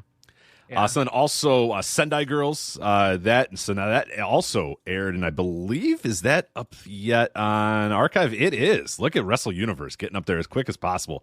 I enjoy that. So if you want some Sendai Girls from Shinkiba First Ring, that is available to watch right now as well. Secret Base, I don't think that's available to watch right now, so maybe on their weird YouTube channel it'll pop up at some point, but probably not. It'll just be two guys drinking and talking about stuff the whole time. Can I mention I went to a Secret Base show this year? Oh my God! How was it? I went to so that was when I was in Japan, March, April. Nicole and I went to the Secret Base show at Brother Yashi's bar in Kobe, Ring Soul. Perfect. Which was it was incredible. It was 15 people there. Everyone looking at me like, what the fuck are these two foreigners doing? How did they get here? Right? The wife of one of the wrestlers started talking to me, and she was basically like, why did you she was basically they just all wanted to know why I was there, basically. And I was trying to explain, okay, so Secret Base is a descendant of the Dragon system, and I was a big Dragon Gate fan, and she's a wife of one of the wrestlers. She has no idea what I'm talking about. She has no clue right over her head, what that is, Toryumon related or whatever, because the connection to Toryumon is so fucking it's pretty loose at this point. Because it's they used to be El Dorado, basically. People don't know, it's a long story. but yeah, so there's very few people left though. But yeah, so basically explaining I've always wanted to see a Secret Base show, and there's this website you can read in English that has all the shows listed, and we realized they were running the bar in Kobe. But yeah, it was an experience. It was 4 matches, mostly comedy. There were a couple of wrestlers though where I was like, these guys could be in real promotions. I don't remember who they were now, but I just remember seeing a couple of guys who I'd never seen before and been like, they could be in a real promotion if they wanted to do it. They have a decent look and they're actually pretty good. So. But yeah, it was cool. It felt like being at a house party where there was wrestling. Just a couple people and wrestling. Everybody knew each other, and they were all hanging out, and they started eating and drinking after the show was over, and yeah, it was very, very interesting experience. Just Tap Out, they're doing they did a show earlier today as well. Tokyo Joshi Pro So Merry Christmas 2025. That is available to watch right now on Wrestle Universe as well, so that happened a little bit earlier. That's a fun little gimmick. They have 1, 2, 3, 4, 5, 6, 7, 8, 9 7-minute matches, 7-minute time limit matches on that show. So there you go. Choco Pro's running on that. They ran earlier today, I want to say, and Marvelous also ran. And that, did they get the Marvelous up? Did Wrestle Universe do that? No, that's not up yet, but everything else is up. So yeah, their shows take a long time. Yeah, maybe don't count on that one being up right away. But anyway, that's all happened today. So now things start off on Monday again. New Japan Pro Wrestling. They're doing their Road to the Tokyo Dome show in Korakuen Hall. You have the World TV title. The most, couple match. I'm not going to go over every single match, but the big matches to look at. World TV title match, El Phantasmo versus, I believe, still TBA. Still question mark as far as we know. One of these open challenges he does. Yep. And then Tanahashi will be facing Kosei Fujita, one of his final few matches here. So that's going on. That is his final singles match before his real final match. It's his penultimate singles match. Oh, did the Hiromu match already happened then, right? Oh, that's right. Yeah. So Hiromu was Friday and Desperado was yesterday, and now Fujita's the last one because they don't run another show until the 4th after this. So that's it for Korakuen too. That's his last Korakuen shot too. Unbelievable. Yeah, it's his last Korakuen. Yeah. That's cool to have it at least against Fujita. So that should be a lot of fun. That has to be sold out, all right? Let me just double check. I'd be shocked. Yeah, it'd be pretty crazy to get tickets last minute to Tanahashi's last. Yes, they are. Everything is sold out officially on the Japanese website. Yeah, it says tickets cannot be issued for any reason. Okay. For any reason, pretty please. Even if you ask, all please. seats are sold out. Tickets will not be sold today. Even standing room is sold out. I guess. Yeah. East side good. Standing. Nice. I don't know why they never open one of the balconies though. It's so weird. They're like the only promotion that does that. Oh yes, like Stardom. Yeah, sometimes you see those big Stardom shows, and you're like, "Why are people there?" And you're like, "Oh, you could just get seats there. That's really cool." You don't notice it. You don't notice that there's not people there until you see people there. And I remember earlier this year, I watched one of the Stardom all nighters or whatever, and I was like, "Man, what are people doing up there? How do they let them up there?" And then I came to find out that you could just open that up and sell tickets there. But yeah, New Japan always avoids that for some reason. So they only open one balcony. It doesn't make any sense to me because they own Stardom. They also run Stardom. So why is Stardom allowed to open both balconies? But New especially Japan isn't. On this show, right? This one right here. Jesus, sell every ticket you can for Tanahashi's last Korakuen. Big Japan, they have a men's 90 minutes, a similar gimmick to what Tokyo Joshi Pro is running. A lot of time limit, like very tight time limit matches there for Big Japan. So that's happening on Monday as well. Tuesday, December 23rd, Pro Wrestling Noah's Noah Thanksgiving. This is not the big Noah show. We got that coming up in a little bit. This has the Godfather 25 Years of Greatness match. Takashi Sugiura versus Kenta. There's a Noah Full Gift Christmas Battle Royal. Some other stuff as well. Inamura and Kitamiya versus Kiyomiya and Endo. Ultimate Showcase 2025. And Hiromu and Daiki Nagai will be there as well. So. Yeah, it's traditional for a lot of Japanese promotions to run these shows, like basically like fan Thanksgiving shows is how they describe them a lot of the time. So like they tend to be a little goofier and they tend to be a little more like, everybody's just having fun kind of thing than like a serious show. I guess the best way to describe it. Yeah. You're gonna have to say I do not know what the hell this promotion is. This is the first I've ever heard of this promotion this year. Doing the previews. What is this? Gokigen? Yeah. Is that the new name for God, what the fuck was the name of that thing? Oh, you know what? Hold on. I went to it. It's Kari Oniyama's promotion, so it's the new name for the YMZ, I think. Oh, okay. Yeah, that's right. Because we were trying to translate from the other schedule, and I do remember now that someone said that. But they're running at the building that, get used to hearing this name throughout this episode, Tokyo Square in Itabashi. There is a lot of shows going on there. So what is that? What is that venue? Is a small little thing I'm imagining, like a little bar type setup? So I've never been to it. It's out in the sticks, basically. It's like I think it's like 45 minutes out from downtown Tokyo. So I imagine it's incredibly cheap, and that's probably why they're running it. So I am going to go to it for the first time when we get to the JTO show that I'm going to there. But I've never gone to it before. That's one of these venues. There's quite a few venues I'm going to for the first time, which is crazy considering, again, it's my 6th trip to Japan. But like, there's just so many Japanese wrestling venues. I mean, that there always ends up being more and more to go to. But Tokyo Square and Itabashi, I have no idea. I'll let you know when I go. All right, yeah. It looks pretty small. It looks pretty. It looks very intimate. Intimate confines. Yeah. That's what we like to say there. So Christmas Eve. So on Christmas Eve, while you're eating KFC, that's the KFC night, right? Where you eat all the KFC. Christmas Day. That's Christmas Day. All right. So don't eat chicken on Christmas Eve then. So. Although if you don't have a reservation, you can't get it. I love that. I found that out because I talked about it on Omakase a few episodes ago, and I I was like, I don't know if this is still true. And somebody who lives there messaged me and said, oh, it's still true. And not only you need a reservation just to get takeout, which is crazy to me. Like, I thought the reservations were just if you wanted to eat in the KFC on Christmas Day. It's so popular and they run out of chicken so fast, apparently, you need a reservation just to go there and buy chicken to take home with you. I'm just like, that is great. It's all because of this one advertising campaign they ran in the 80s with the Colonel of Santa Claus, apparently. So because of this convinced Japanese people they need to eat at KFC on Christmas, because obviously they're not Christians. So like there's no actual religious aspect to it. It's all just like, you know, the silly side of Christmas, I guess.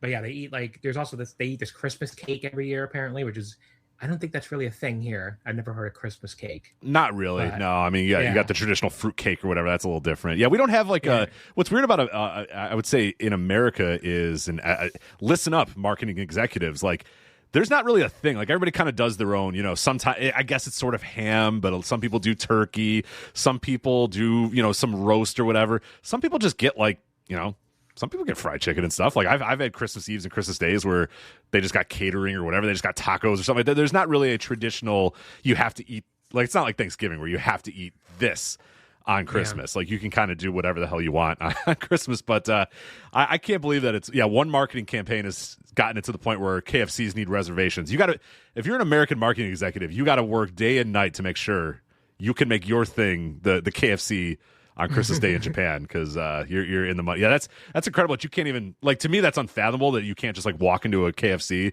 and get, you know, some crummy chicken. Like you have to. Have you had KFC in Japan? Is it any better?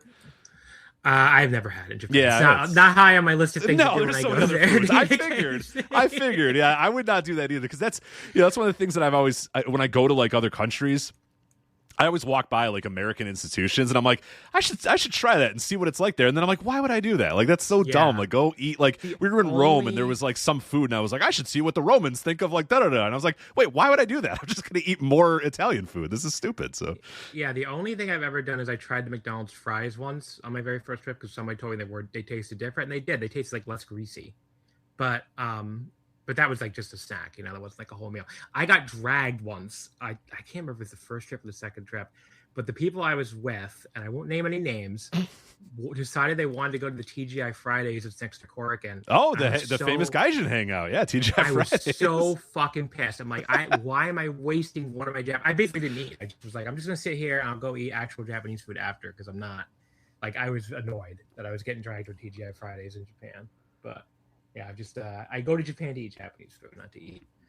I don't even eat TGI Fridays here. Why would I eat it in Tokyo? Yeah, there was a TGI Fridays in Iceland that we were like, should we do this? And we were like, no, why would we do that? It's insane. We're not doing it. So very stupid. Yeah, I was curious. I was very curious, but then I was like, I'm not that curious. Why would I do that? It's like, you know, I mean, apparently the menu's exactly the same anyway, from what I saw. Like, yeah, so the one in Iceland was interesting. It was a lot of the same, but then like some of the entrees were just like a little different, but what I would say they tried to do is the appetizers were like exactly the same, because that's if you're going to TGI Fridays, you're really the entrees are garbage. You don't really want it, but like, so it was like buffalo wings, and it had it on like a big, you know, like they're big promoting these buffalo wings or whatever. Like, oh my god, I look. There's probably not many places in Iceland to get buffalo wings, so I get it. But I was like, I'm not gonna. Why would I do this? This is insane. I can have buffalo wings anytime I want at home. So yeah, especially in Japan, that is unfathomable. To eat Japanese food is bad American food in Japan. Yeah. Japanese food is very, very, very good, and even like the cheapest stuff is really, really, really good. So there's really no reason to ever eat. Yeah, like, you're a freak. The one thing I will say is so people get confused by this. Japan has their own chain called Denny's. So if you eat at Denny's in Japan, when you see the Denny's sign and you can see the logo is slightly different, it's not the same Denny's in America. It's a chain of Japanese style family restaurants. So Denny's are okay. If you see a Denny's, you're approved. You can eat at the Denny's. I don't really like the family restaurants, which is funny because obviously, you know, everybody knows my all-time favorite wrestler, Tetsuya Naito, loves to eat at these family restaurants, and especially leave the Tokyo Sports Reporter with the check. But I've always found that that's my least favorite kind of like Japanese staple. I feel like the family restaurants, it's kind of boring compared to like izakaya and stuff like that. Yeah, well, because again, you can get that here you can go to a generic, you can go to a family restaurant. Here I can't go to like a basement and have a guy sit at one of 4 seats in a restaurant and have a guy make ramen in front of me. Like I'm gonna have that. I'm gonna have the guy that's this small little place with sushi like that. That's the stuff I want. Even the other big Japanese chains though are pretty fucking good too. Like there's this one Tori Kizoku where like probably one of the easiest to find in the country, but like that is my go-to if I just want to be lazy and don't want to like pick something, or wait in line for something, because there's a billion of them. They're everywhere. And it's also so good for how cheap it is. It's like every single thing there, I think, is like 390 yen or something, which is, with the exchange rate especially, is like 280, I think. So like every single menu item. So you're talking food and like little chicken skewers, which they specialize in, but also like alcoholic drinks and everything. It's so ridiculous how cheap you can eat there.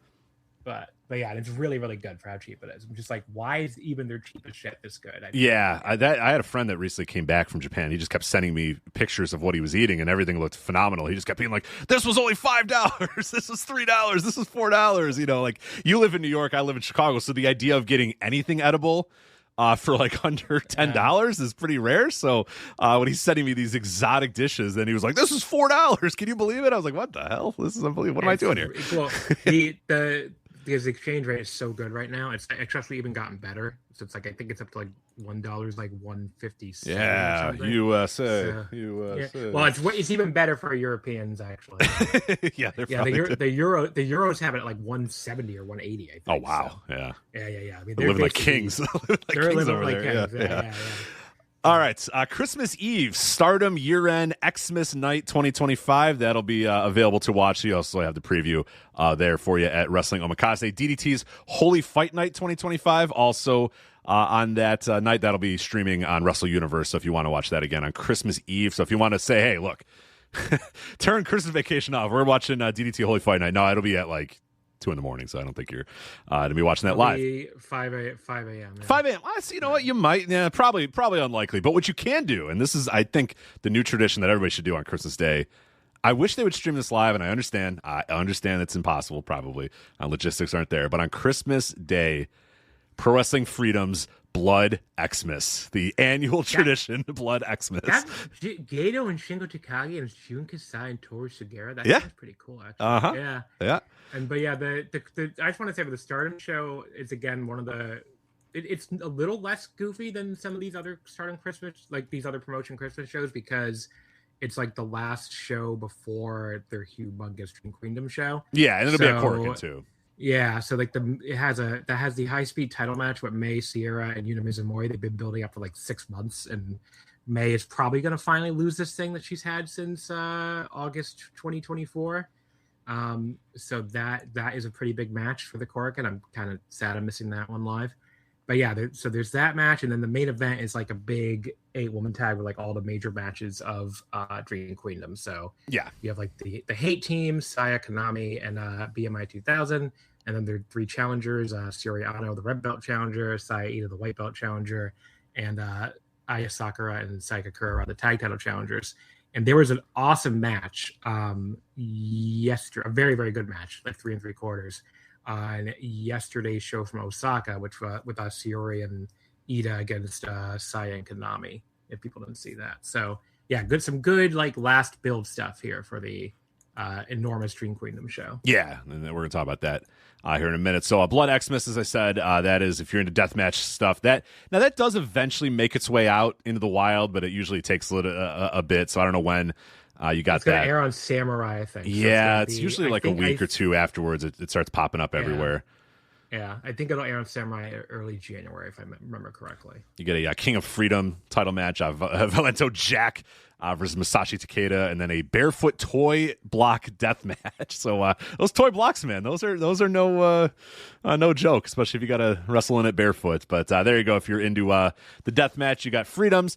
You also have, I believe, so now both these have blood in the title, but I believe the Stardom show is going to be a little less bloody than the Freedom New show. Blood. New Blood's a little different than Blood Xmas, but even though they're on the same day. New Blood is like their junior brand, basically. Yeah. For like their young wrestlers, and also they also bring a lot of outsiders.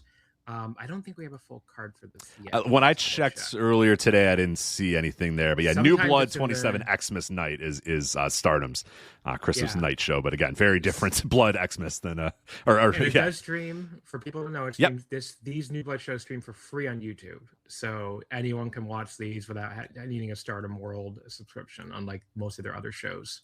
So if you want like a little teaser of like the Stardom Young people and you're not you're not subscribed to Stardom World, that's your chance to do it. You can watch it for free. So That's cool. I did not even know that. So that's perfect. So again, a new Christmas tradition, Christmas morning tradition. You can wake up really early. And watch Stardom. Okay. Yeah. So there is one match announced, the future Stardom title match, Hanako versus Rion, which is like two stablemates facing each other. Basically, one of the biggest people on the roster in Hanako, who's like 5'10" or 5'11", Yes. versus Yeah. one of the smallest in Rion, who's like 5'0", 4'11" or something. So that'll be interesting. But for some fucking reason, auto translated, like, I kind of want to take a screenshot and show you this. It has a translation above Hanako's head where it should say champion. It just says Christ. Ooh. Like, why is it listing? That's an odd translation. Why is it listing her as like the reincarnation of on Christmas Day, especially? I see it right here. Day. Christ and Challenger. So there, extra stakes on Christmas night. The position of Christ is on the line. To Hanako. Yeah. I mean, there you go. That's like, I'm trying to see it without the translations. I'm curious what. Yeah, how did it get there? Yeah, how did champion turn? Because it says champion for all the other ones, but yeah, I don't know. And when I go to Google Translate, it just gives me Christ. So all right, it's like, okay, here's I don't want the.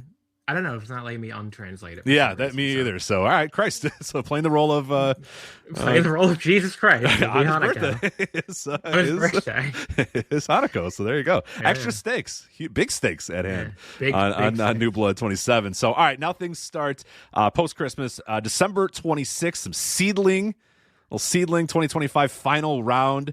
From Cork and Hall, Pro Wrestling Wave, Great December East 2025. Diana's running, 666 is running, so a lot of stuff going on. I have very little of that's going to end up streaming live. I don't think any of that's streaming live, and I don't know how much of that's going to pop up later either. So none of that will be live. The Seedling show will probably show up. They usually do, especially the Corkins. I think they still air on Samurai. Actually, they have pay-per-views, I think. I thought I saw that on their site. Yeah, it was kind of complicated to figure it out. Okay, but... so yes, you can buy a live streaming ticket for that show if you want to. It's 4,000 yen. Oh, okay. Like so you can there you go. Yeah. Wow. Seedling is not. Yeah, Seedling is not one of the ones I watch regularly. I kind of check in on them here or there. I'm kind of like disappointed I can't go to this show though, because I wish I was getting in a day earlier, because this show does look pretty good. I'm trying to remember what the fuck was on the card. Let's see. So it has like a tag title main event with Sayaka Unagi and Honori Hana challenging Mio Shirai and Sumeri Natsu. Mio Shirai, everybody, her sister, not Io Shirai.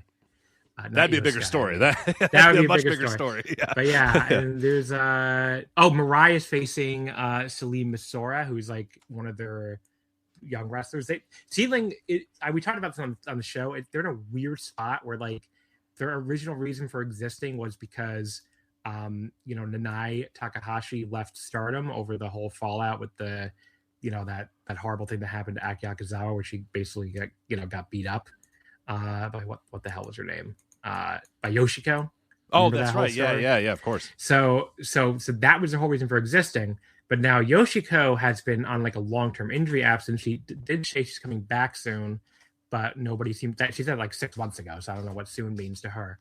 And Nanai went to Marigold when Marigold formed, and then kind of abandoned Seedling. So, and then she ended up retiring earlier this year. So it kind of feels like Seedling doesn't have a great reason to exist, in my opinion. But they do have some young wrestlers that are pretty good. So that's kind of what they are now at this point. They're kind of just like, a handful of young wrestlers, a very small roster in general, like a lot of Joshi promotions, and they bring in a lot of outsiders. So it's kind of another place you see like your Vanies, who's just champion this year, Makoto, Hirio Matsumoto, Unagi Sayaka, like those type of people. And they do but you can see those people a lot of places, so you don't have to see Sure. right. So yeah, but they kind of lack an identity in my opinion. But that show looks pretty good, and I would have liked to have been there for it. So that's what I would have gone to for sure if I had made it there in time. Because Wave I've been to. They're kind of fun, but they're very comedy heavy. Another tiny Joe's promotion. Diana I've never been to. Actually 666 might have been interesting to go to. I've never been to that either. Because they're also very comedy heavy. Yeah. And their shows never make tape pretty much, so it's very difficult to watch them. But I love their website too, because it's straight out of it's like a 2002 website. It's like very small on the screen. It's a live door blog. Yeah, not even like they started that site in 2003, and they're like, nah, we're good. We don't have to update a thing. So yeah, the same 50 people that come to Shinkiba every month are going to right. They're fine. They don't need a new website. Yeah. They're good. All right, so then we start on December 27th. Now we start getting to some pretty big stuff here. So you are here. What are you jumping off the plane and getting right to a show, or how are things going for Yeah, so that's the idea. So I have this is the first time on my 6th trip that I'm trying one of these overnight flights. I'm hoping it'll let me sleep more, because I've had, even when I had business class 2 years ago that I got on points, with these 2 o'clock departures, I'm like, I can't fall. Like, they turn the lights out and you're supposed to go to bed at like 4 o'clock. I can't go to sleep at 4 o'clock. Yeah. Even with the seat laying flat, I can't do it. So I figured I'm trying this 12:30 a.m. flight. I have premium economy, and I have a bid in to upgrade to business class. So that'd be awesome if I get that upgrade, obviously. But either way, I'm hoping I'll be able to sleep more. Like, that's a pretty natural sleep time for me. I tend to go to sleep around 1 or 2 most nights anyway. So, I'm hoping that being my natural sleep time, I'll be able to sleep on more of the flight, because God knows it will go a lot faster because it's 14 and a half hours. Yeah. The only bad part about going to Japan is the nonstop flight from New York is very, very, very long. But yeah, so like I leave 12:30 a.m. I land at 5 a.m. on the Saturday the 27th that we're about to talk about. And yeah, I'm gonna there's like a hot spring, like an onsen right across the street from the airport. It's like you can walk right to it. So I'm gonna go to that right away. And just I've done that in Iceland. Yeah, Iceland is like right by the airport is the famous Blue Lagoon, which is like a same thing, a hot spring.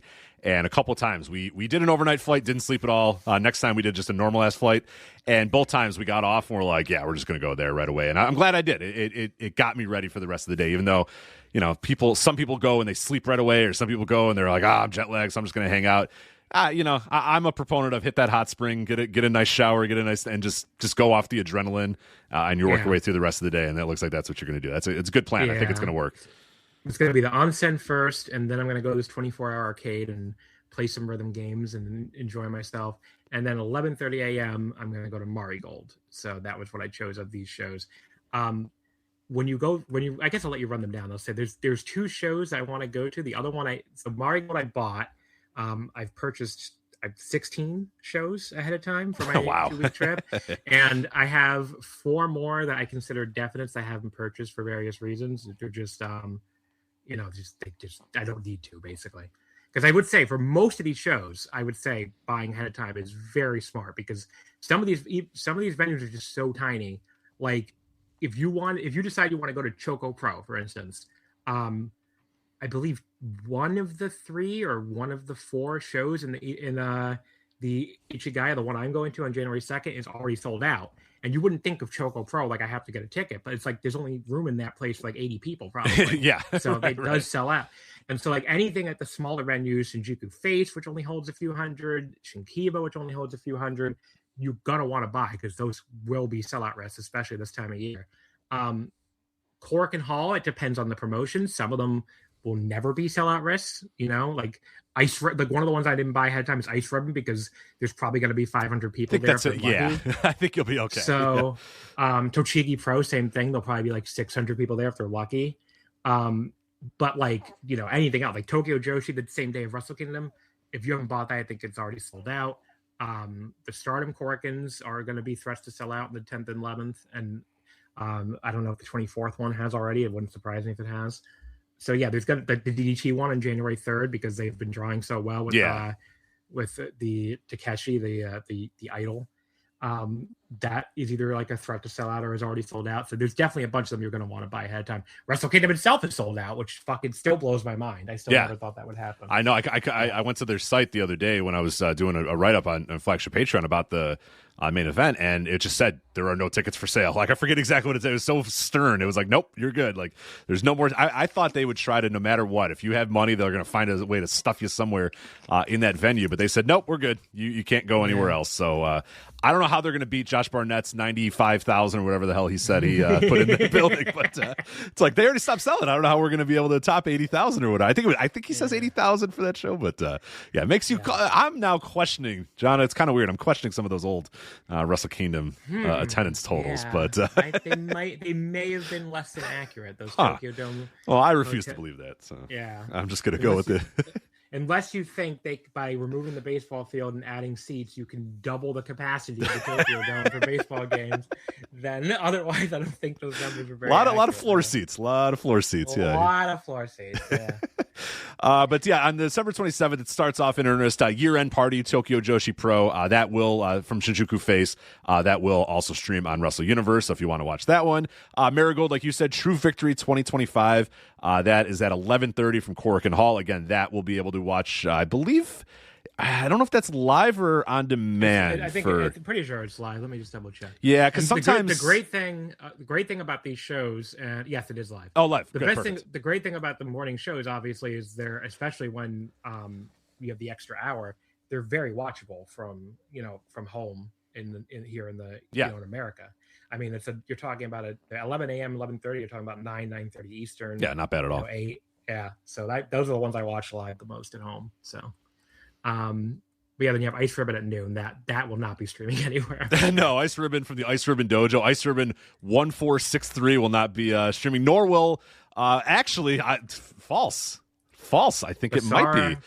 The Falconry show is it'll be on demand. It's not live. Yeah. But Basara 2915 Falconry 31 will not be live, but it will be on demand because I do know that because Falconry 30 is available for on demand right now. So we just talked about that on the Omakase. So I should have mentioned this way earlier. One of the things we did on that podcast for people who haven't heard it yet is if you want to learn more about these promotions, you don't watch them.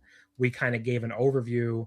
Especially for the more obscure ones, I tried to get people to describe what the promotion's like and what this. And then for every promotion, we went through and gave a grade to their year and just basically explained how their year went and what we thought of their years. So it's kind of like a introductory primer to each promotion on top of the preview of the Wrestle Kingdom Week stuff. For Basara, like we talked about, they just got back on Wrestle Universe, so they had stopped airing on Wrestle Universe after they split off. I can't remember if they did that before DDT launched Wrestle Universe. I think they were still with DDT. But yeah, when they went independent, they stopped streaming on Wrestle Universe for a long time. They were only streaming on their own pay-per-view. And their attendance has really, really struggled this year. I mean, they were never packing them in for Basara as one of the smaller promotions, but there are crowds where you'd see 16 people, basically, or something really, really, really ridiculously tiny. So I assume one of the reasons why they went back to Wrestle Universe instead of their own streaming pay-per-view is simply to try to get more eyeballs on them, to try to draw better crowds, because they seem like they're in danger of going under probably if they keep drawing the crowds they've been doing. But yeah, so they're back on Universe. It's a very recent development. I believe it's only earlier this year. Again, Barre, they're also running here before Sunrise 2025. Now that will probably, I have watch here, but I would not expect that. They have not had a show pop up on Wrestle Universe since April of 2024. So would not expect before Sunrise 2025 from Korakuen Hall to make its way there. But who knows? Maybe this will be the one that changes it all. No, so if you keep scrolling down, it's on demand. So for some reason they haven't updated this the big I see. Okay, big matches are in the way here. I see. Okay, sorry. I apologize. They do still air on Wrestle Universe. Okay, I thought that surprised me when I went, because I swore I had seen stuff from them earlier in the year, and then for some reason, I was scrolling around, I didn't see it. But there you go. I don't know why they don't update that big match thing, because that is confusing. And every other promotion in Wrestle Universe all has the exact same layout, and they're the only one that doesn't have their streaming stuff on that first line. Yeah. So they're another DDT offshoot that went independent. Yeah. This is the promotion where I have not bought a ticket. Again, they're not a threat to sell at Korakuen Hall, to say the least. They're a very tiny promotion. I'm basically planning to go to this if I am not too tired, is my idea. Oh, I hear the baby. Yeah, he's all right now. He's just snoring. He's just a very loud snorer. So very cute little baby. Thank you. But yes, so Gambare is one of the smaller promotions. They're not Threat to South Korea. They're another DDT offshoot that went independent. Unlike Basara, they never actually left Wrestle Universe. They've stayed on it the whole time, which is probably a good decision. Given Yes, how it seemed to work out pretty well, better for them. Yeah. This is also a promotion where Masaki Mochizuki is the current champion, and he's defending his title in the main event here against former DDT wrestler Keisuke Ishii. So that match looks awesome. That that sounds really good, actually. Yeah. I want to go to this. It's just will I be awake? Basically, is my question. Yeah, that might be the crash. Yeah, 18 that might be the crash. 6 p.m. I don't know. I'm hoping, if anything, maybe what I'll do is I'll go to Marigold. Marigold should be over around 2 or 2:30. And then my first hotel is very close. It's right across the street from Ryogoku, actually, just 3 stops away from Corrigan. Gonna get a power nap in, maybe. Yeah, exactly. Get there, nap for a couple hours, and then maybe be up ready to go back to Gambare at Corrigan. But if I can't nap or whatever, I'm probably gonna be too tired to go to this. So that might be one of those where you go, you just lay down for that nap, and then it's just the next morning you wake up and you're like, all right, well, that's fine. My body needed it. That's probably a good idea. I probably should have done that. But hey, maybe you can get to Gambare. So. You're not going to be going to Hot Shushu into Volume 19. Pure J also running, and then something called Uptown. I don't know what the Uptown is. Your boy Jiro, the EKM. God. That's his promotion. Oh no! Oh, that's right. That's right. Yeah, you couldn't pay me to go to that thing. I will say the Jiro entrance is a lot more fun. When I'm sure. No, I've always watched it and been like, you know what? It's especially bad now on watching it on. Oh yeah. Because the music is gone. Muted. Yeah. The music's gone, so it's just it's on mute, and you're watching this idiot just run around. I am sure being there in the building is probably a lot of fun. So I no doubt about it. But watching it on video, I'm often left with, why am I still watching this? Just please, I know what's gonna happen, but I always watch a minute of it, and I'm like, what am I doing? Of course, it's what Jiro's gonna do. Why would I not keep watching this? Just stop, just skip it and move on with my life. But it's on me more than it's on him at this point. I know what I'm getting, and it's up to me to avoid it if I want to. So. There you go. I guess to talk about, just because this was the first day where I had a choice to make, where I had the choice between Marigold and Tokyo Joshi. Yeah. So my general mindset with picking shows is usually I'll pick the bigger show of the two for the promotion. That's obviously a Korakuen for Marigold versus Tokyo Joshi Shinjuku Phase. There's times where I didn't, though. There's times where I picked a smaller show just because I like a promotion better, or I want to see a promotion for the first time. So that's pretty much, I'll give my mindset as we go along. But Marigold, basically, I had to see the show because I'm not seeing their big January 3rd show at Oda Ward Gym, which is their start of the year pay-per-view, because I'd rather go to DDT because I'm a much bigger DDT fan than Marigold. So yeah, that's kind of how it comes down to, is which promotion do I like better? And then sometimes which promotion, I do like Tokyo Joshi a little better than Marigold, but it's the Marigold show is bigger, and I have another chance to see Tokyo Joshi. So yeah, do you also kind of calculation to make? Yeah, do you so I've done WrestleMania weekends, and often I've tried to spread it out amongst try to go to something I haven't gone to. It'd be nice and easy to just go to 5 of one company's shows, but for me it's even though that might be a better path, is just to stick with one promotion or 2 promotions and just watch all their shows. But I feel like that's when there's all this different variety coming up, you got to do it right. So I kind of I see where you're coming from. That's probably how I would approach it too. Is there's big shows, there's no doubters, but if there's a day that has that doesn't have a no doubter on it, try to have some fun. Try to go to some place that you've never been before, or watch a company you've never seen before. I think that's probably the approach I would take too. Yeah, my goal is always new promotions, new venues, because those are always my big 2 goals. Because I want to see all this stuff. So that's pretty much. But yeah, Marigold is my first new promotion, of this list. They've only been around 2 years, but yeah, I didn't see them on either of my prior 2 trips when I guess they were active. No, I guess they're only active the last trip. But yeah, that is pretty much always my goal. I'm seeing a bunch of first time promotions on this trip, so it's always it's definitely this is a great, if you want to see a lot of different promotions in a lot of different styles, this is definitely the time of year to go. So the 28th, I'm going to run down all the lists here real quick, and then you can let me know what you're going to and what maybe was the decisions that you had on the 28th here. So you got Marvelous in Korakuen Hall. They're starting off at 11:30. You have a U retirement show. Thank you for the feast from Shinjuku Face. That's at 12 o'clock. 2AW, Grand Slam, and TKP, Garden City, Chiba. Itabashi, Itabashi, like I guess it's a produce company out of there. You got Dick Togo on the card as well. So if you want some Dick Togo, you can go to Itabashi there, 13. Diana. They're a very, very, Itabachi's a very, very, very tiny indie. Yes. Basically. Yeah. They're named after the little suburb in Japan, which is also where Itabashi Square is, but they're not running Itabashi Square. No, which is fine. Very hilarious.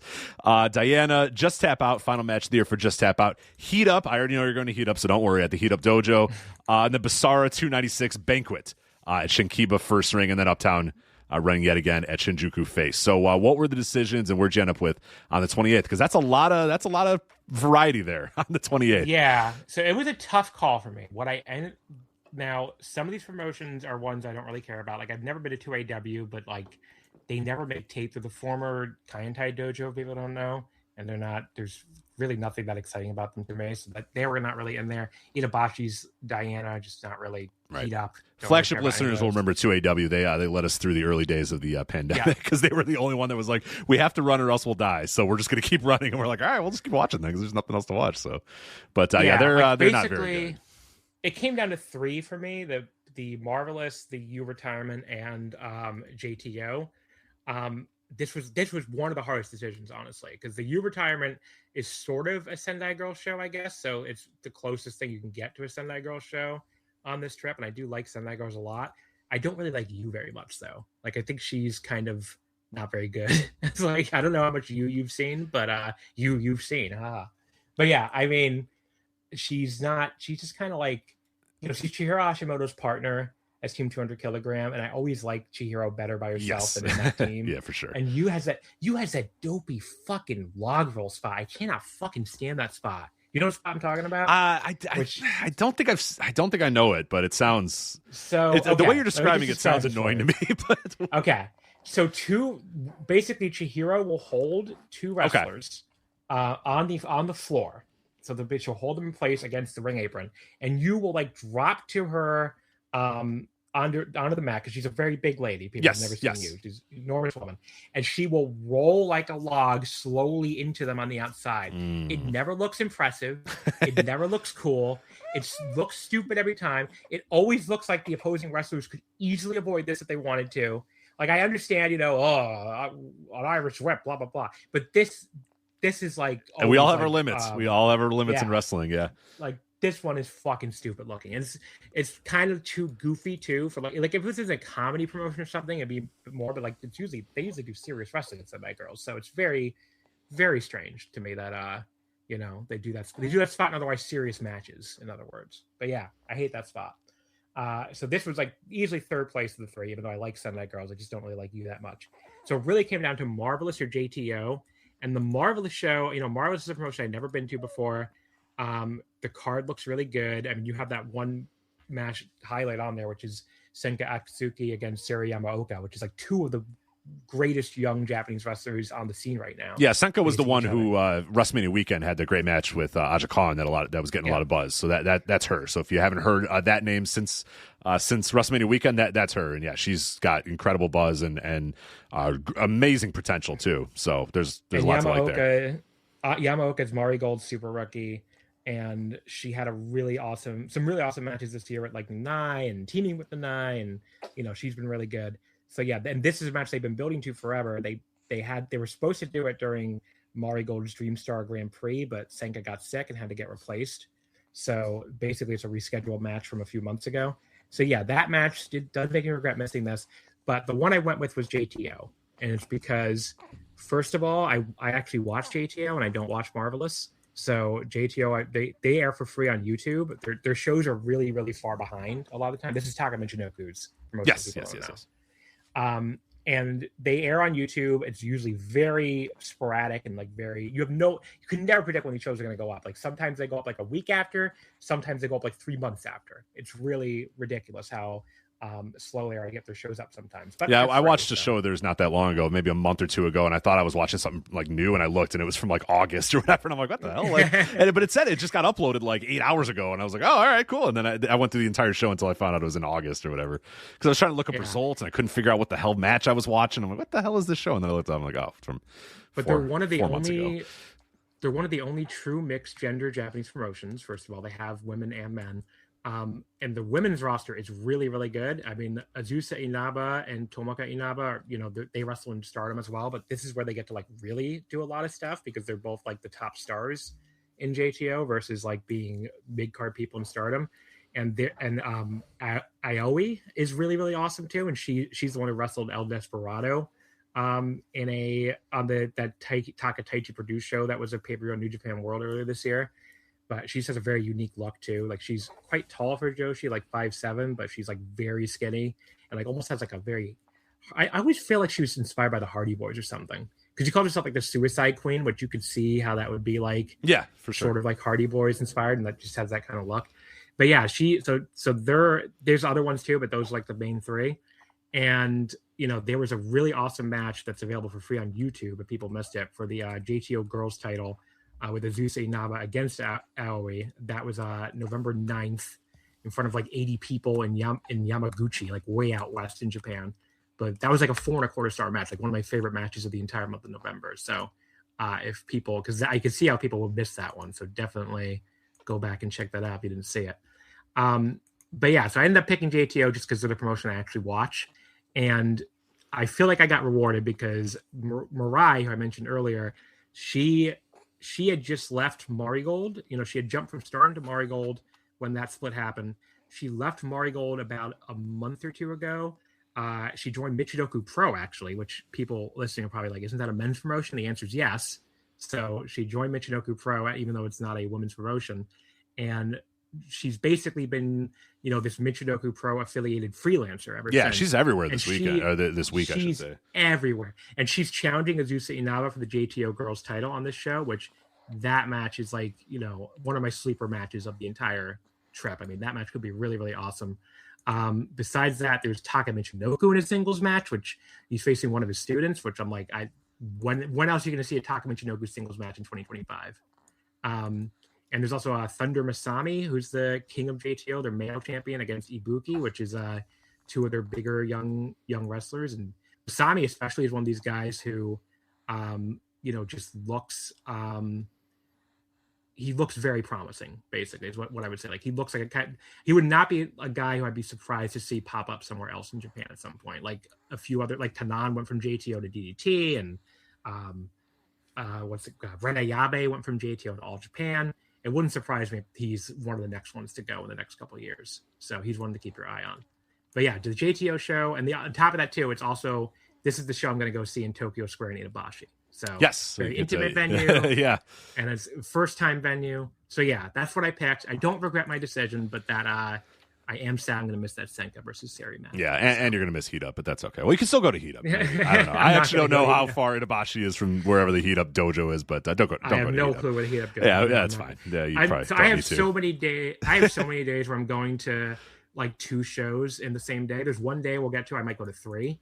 So I'm like, I'm not going to go to a second show. It's like, none of this sounds that. No. Like Basara, Uptown. I'm like, nah, you're good. Yeah. Go eat some good food and have some fun that night after that. So the 29th. Now, this is a huge day. I think I have a pretty good idea where you're going on the 29th. 3 shows happening. Yeah, this is a tough one to parse up. But obviously, you'll be at Super Japan Pro Wrestling's Nevermind from Shinjuku Face. So that's at 12. You could go to both. Yes. I thought about it, honestly. This is so people don't know what Super Japan is. It's basically Shinshiro Takagi's like private promotion that he does now. Like he does these smaller comedy shows because DDT, it's not like it's not comedy anymore, but like there's probably less comedy than there used to be. Mm-hmm. They kind of outgrew him and his vibe a little bit. So this is like where he does all of his, old school DDT in jokes basically. And he does some really fucking funny ones. Like here's a great in joke match here.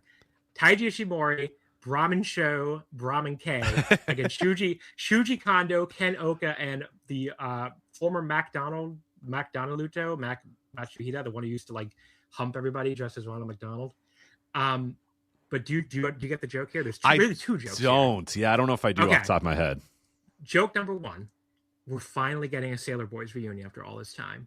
Oh, remember Shu yeah, and Kay were the Sailor Boys with Taiji Shimori and Toryumon X. So they're reuniting the Sailor Boys. One of the biggest flops in Dragon System history. Like, completely tanked the Toryumon X brand when they were put on top. They are reuniting here. And all three of their opponents are also Dragon System people. Shuji Kondo, obviously. Oh, yeah. Okay. I didn't know that Mac Dude was. Okay. So Ken Oka and Mac are both Dragon Gate dropouts. So they both went through the system at some point and never debuted. So yeah, it's like that's the joke here, basically. Well, see, so you can maybe you can kind of see Dragon Gate. Now it's Dragon Gate. It's not exactly, but it's adjacent enough. But that's that show. But obviously, the big one is Stardom's Dream Queendom from Sumo Hall. That is going to be a hell of a show. What are your expectations going into that? I am going to go out on a limb and say that you are attending Dream Queendom 2025 from Sumo Hall. Yeah. This was my big splurge. So it's 100,000 yen for front row. And I have the Stardom fan club. So I was able to get front row when they went on sale. So I don't know what that is in dollars. I think it's a little less than it is now when it was when I bought it. Yeah, right now it's $634. It's probably like $700 when I bought it. Fine. Yeah. It's my one splurge. I went down a bit on Tokyo Dome tickets. So because I'm way more into Stardom, as people listen to the show will know that I'm into New Japan right now, which is, I'm sure, the case for a lot of people who watch both. But, oh, for sure, yeah. But yeah, it's a big time. I mean, it's a big time show. You got a bunch of big title matches. There's even the special singles matches are all like standouts. But what's caught your eye? What are you looking forward to here? Well, I mean, it's really up and down. They have 5 matches listed, and 4 out of the 5 are all like right in my wheelhouse for sure. Especially as someone who's been watching a lot of Stardom this year too. I got very, very lucky with this show, and this has happened to me before. Where I when I first went to Japan in 2016, when I booked that trip, I did not know that Tetsuya Naito was going to win the New Japan Cup and then win the IWGP title at Invasion Attack when I was with me there. So I got very, very lucky with that. Obviously, this time around, Siriano is my favorite wrestler in Stardom. Just, my favorite wrestler anywhere right now. And she ended up being the challenger for the red belt on this show. Yeah, so awesome. I got very, very lucky. So I get to be there front row to see my favorite wrestler challenge Saya Kamitani, another wrestler I like a lot, who's obviously just won the Tokyo Sports MVP, the first woman to ever do that. Which that news broke while we were recording the Wrestle Kingdom Week preview, so that was cool. We all got to react to that in real time. Because I don't know what did you think before? Did you think she was going to win it? I didn't think she was going to win it. I thought Katrina was going to. I thought that they were just going to say, fuck it, give it to Tanahashi this year. Because, and I mentioned this when I talked about it on the flagship, and a lot of people were like, oh, you're really undermining Kamitani. And I wasn't undermining her. I'm just more talking about the politics of how Tokyo Sports does it. Is a New Japan wrestler's won it since 2010. Like, every year, it's just, if there's somebody in New Japan that has a pulse, we're going to give it to them. And I thought they would just say, you know what? Just give it to Tanahashi. Why Lifetime not? Achievement Award. Yeah, right. There's no one in New Japan that we can really earnestly give this to, but we have to give it to a New Japan wrestler, so let's just give it to Tanahashi. And nobody would get upset by that. If they voted Hiroshi Tanahashi as the Tokyo Sports MVP, like you said, as a Lifetime Achievement Award, that would have been fine. So I fully expected it to be that. So when it was Kamitani, I was like, holy shit. Yeah, he did finish second. He was very close. So I was right. She won it by way more than I thought she would. I think she had 11 of the 19 votes, which was enough to even avoid it was enough to even avoid the play. It was 11 for her, 5 for Tanahashi, and 2 for Ozawa. I'm trying to remember. Somebody else got 1. I don't remember who it was. I know Takeshi got 0. Yes. I was like, okay. Yeah. That's your work, guys. Great decision putting that title on him. And the G1 one. You win the G1 and you win the IWGP title the same year, and you don't get a single vote for MVP. Yeah, it's pretty tough. Fucking crazy. Yeah, again, like I said, for the politics of how that award is usually done, it's wild that arguably the most pushed guy in the company is Takeshita right now, and he didn't get a single vote for that MVP. Is because you could wild. See if you pay attention to the issues and the social media stuff, the pushes, you could see where they were pushing for him in September, and they dropped it pretty quick because they could see there was no traction. So they Bushiroad put all of their momentum behind the Saya candidacy when they realized Takeshi was not going to get it, because they clearly wanted her to get this. Yeah, smart choice. To make her an even bigger star.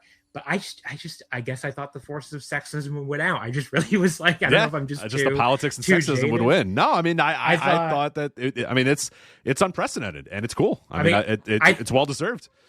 I mean, she should win. I mean, Yeah, she's who I would vote for she's who I'd vote for the MVP in all of wrestling. It's either her or Mystico. So like, pretty much not, I definitely agree with the decision. But yeah, I mean, I was just surprised that because I thought they would just say, well, we have a Joshi Award. She's going to win the Joshi Award. Right. But instead they actually did give her the MVP. But yeah, I cannot wait to see this match. I think Sayori's chances of winning are a lot higher than people give it credit for. And I'll obviously be very, very, very happy if it happens. But even if it doesn't, I saw my favorite wrestler from the front row in a Ryogoku main. It's fine if she loses. I'm not going to be that upset or anything. But yeah, the rest of the card looks pretty good. You have the white belt match for the Wonder title. Konami defending against Saya Ida, which Saya Ida had an awesome performance against Ami Sourei earlier this month. I'm a big fan of hers match. Too. I saw her live at WrestleMania weekend. She's pretty awesome. I'm a big fan. Yeah, and she's getting the enormous push in Stardom compared to what she used to get. I mean, she's very tiny. Even on a roster full of short people, yep. She's like 4'8". Like she's one of the only people on the roster who like Natsupoi can say she like is taller than.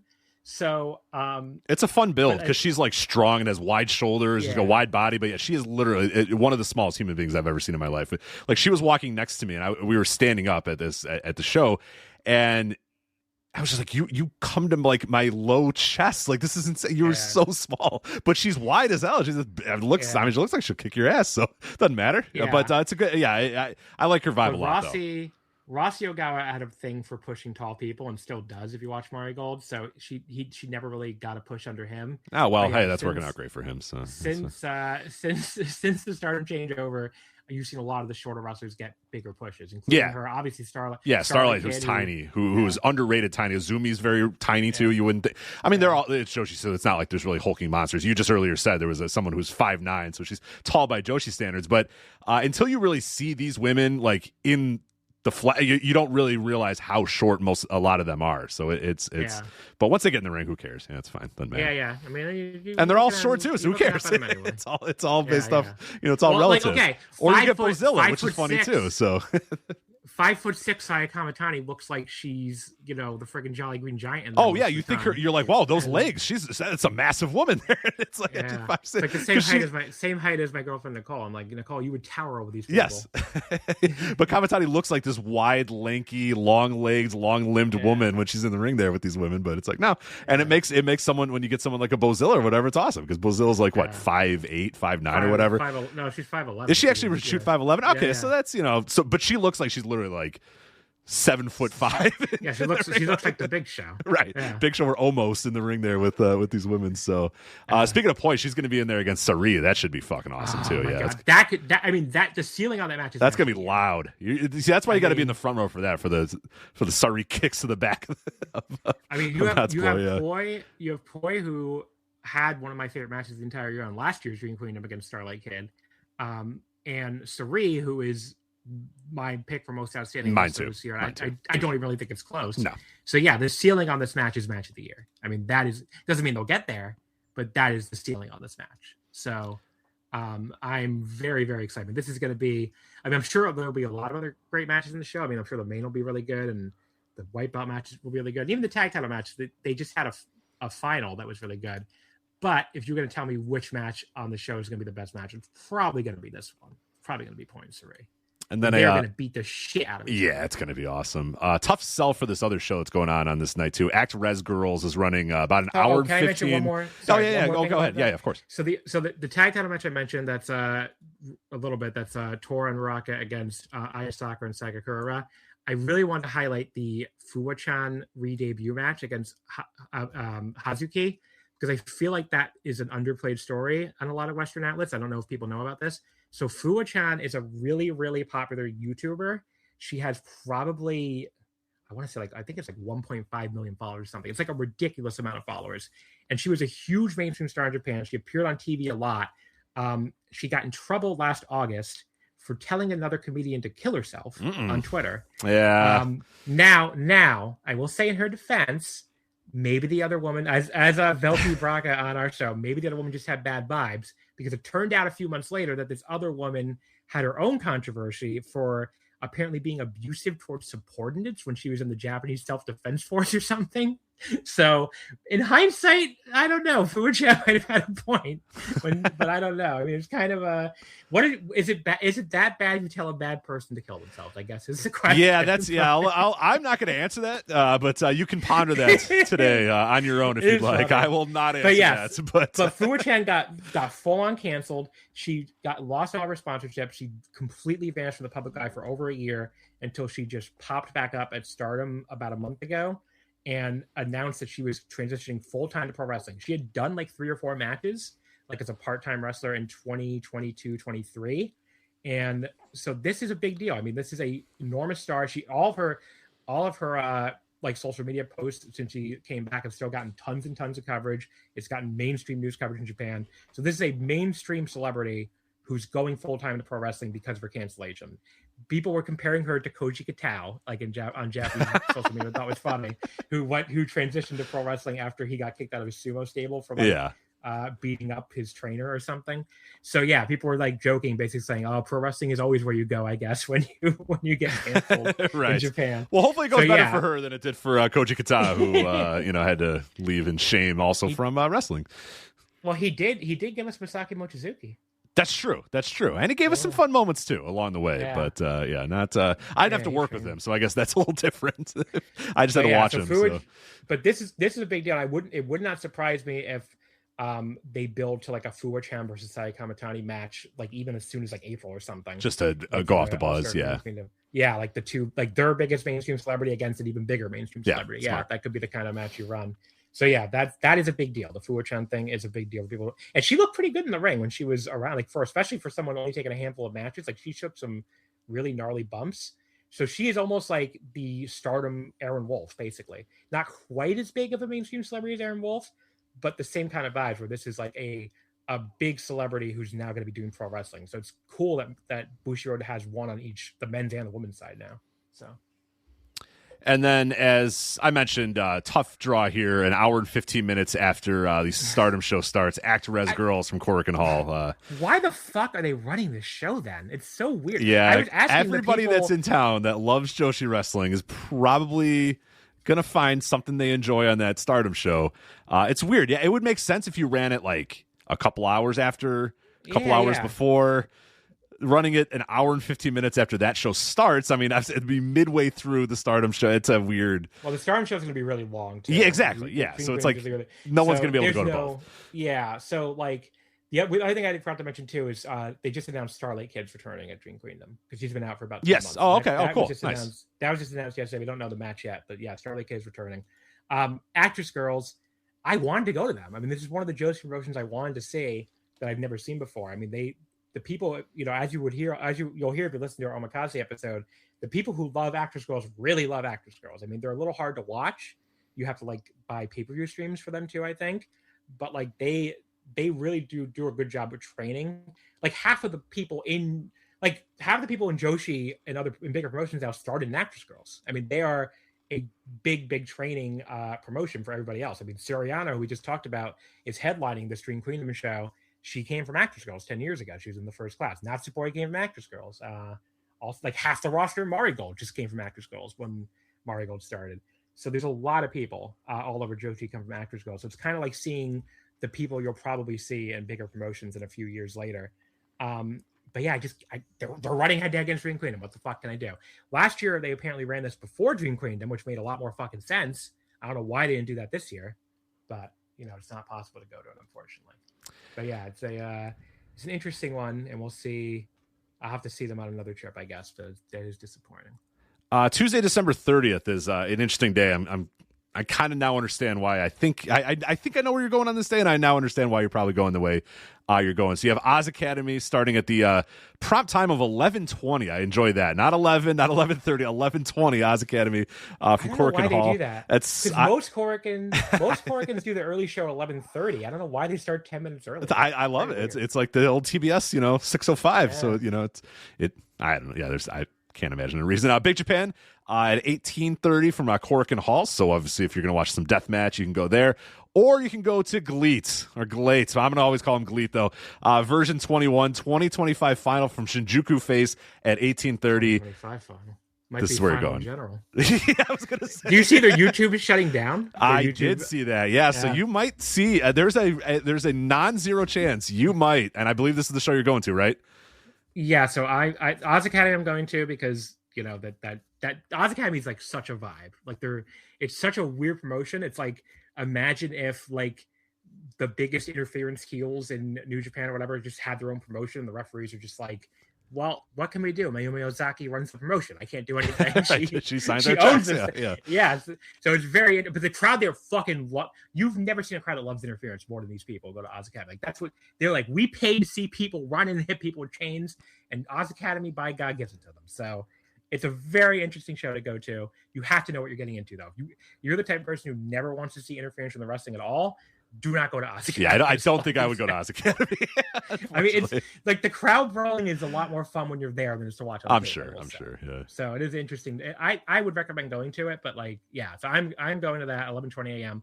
And yeah, I picked Great over Big Japan, mostly because it's like I don't know. I've seen Big Japan already. I don't really give a fuck about Big Japan. I mean, the show looks awesome. I'm not gonna lie. It looks like a fun show.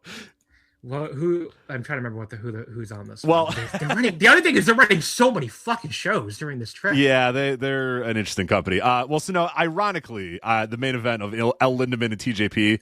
I don't know if it's actually the main event, but I find that match very fascinating. For the G Rush title, you have Minoru Tanaka. Yes, that Minoru Tanaka still at it in GLEAT against Kotaro Suzuki. Yes, that Kotaro Suzuki, if you're wondering. And then Katsuhiko Nakajima defending the weird UWF title against Ryu I forget exactly how to pronounce it. A lot of these matches they just announced them because I didn't even see the So yeah, Minoru Tanaka and Kotaro Suzuki. Oh, there's a cool women's title match too. Chi-Chi and Zonas from Evolution is going to face Michiko and Yuna Manase. That's actually see. See? So, okay, this show's gonna be pretty good. Oh, your boy is here. Ikemen's here. Yeah. Ikemen and Seigo Tachibana against Sumo Watanabe. Yeah, this is a pretty good card. Yeah, their shows are often like on paper they're good. It's just it's like who is this for? Like anytime I watched them on YouTube back when they were free on YouTube, I would watch every one of these shows because I was like, these are pretty good shows. I just don't understand what audience they're attracting, and the answer was none. Nobody. Yeah. Well, okay. So here's the other story. Mike Spears, just for like completist purposes. Me for he's a true sicko. Yes. I used to watch their YouTube shows when they were free too. Like not every show, but like once in a while. Now, if they're going to be free again, I guess I'll go back and see. Like once this premium channel officially ends, I'll probably go back and see some of it. They're running it. They do have at least one more show scheduled, so I'm not going to see the final late show. They have a show in Osaka. Oh yeah, damn. Yeah, they have a show in Osaka. I think it's like in early January or something. So yeah, I'm not going to see the actual final show, but I could be seeing one of the final shows maybe. This December 30th show is usually held at Tokyo Dome City Hall, which is a venue I've never been to. It's like this venue that's right by Korakuen in the Tokyo Dome. When it originally opened, everybody thought it would be the next Korakuen, but not that many promotions actually run it because it basically holds way too many people for the level of show that promotions run at Korakuen. Like it holds like I think 2,200 or 2,500 or something, which is kind of like in this weird middle ground where it's too big for Korakuens, but not really big enough for like a big show. So a lot of promotions don't run it. GLEAT was one of the only promotions that ran it every year for the December 30th show. And as you said, this year they're in Shinjuku Fate. Which says a lot about how well that's going. Says a lot.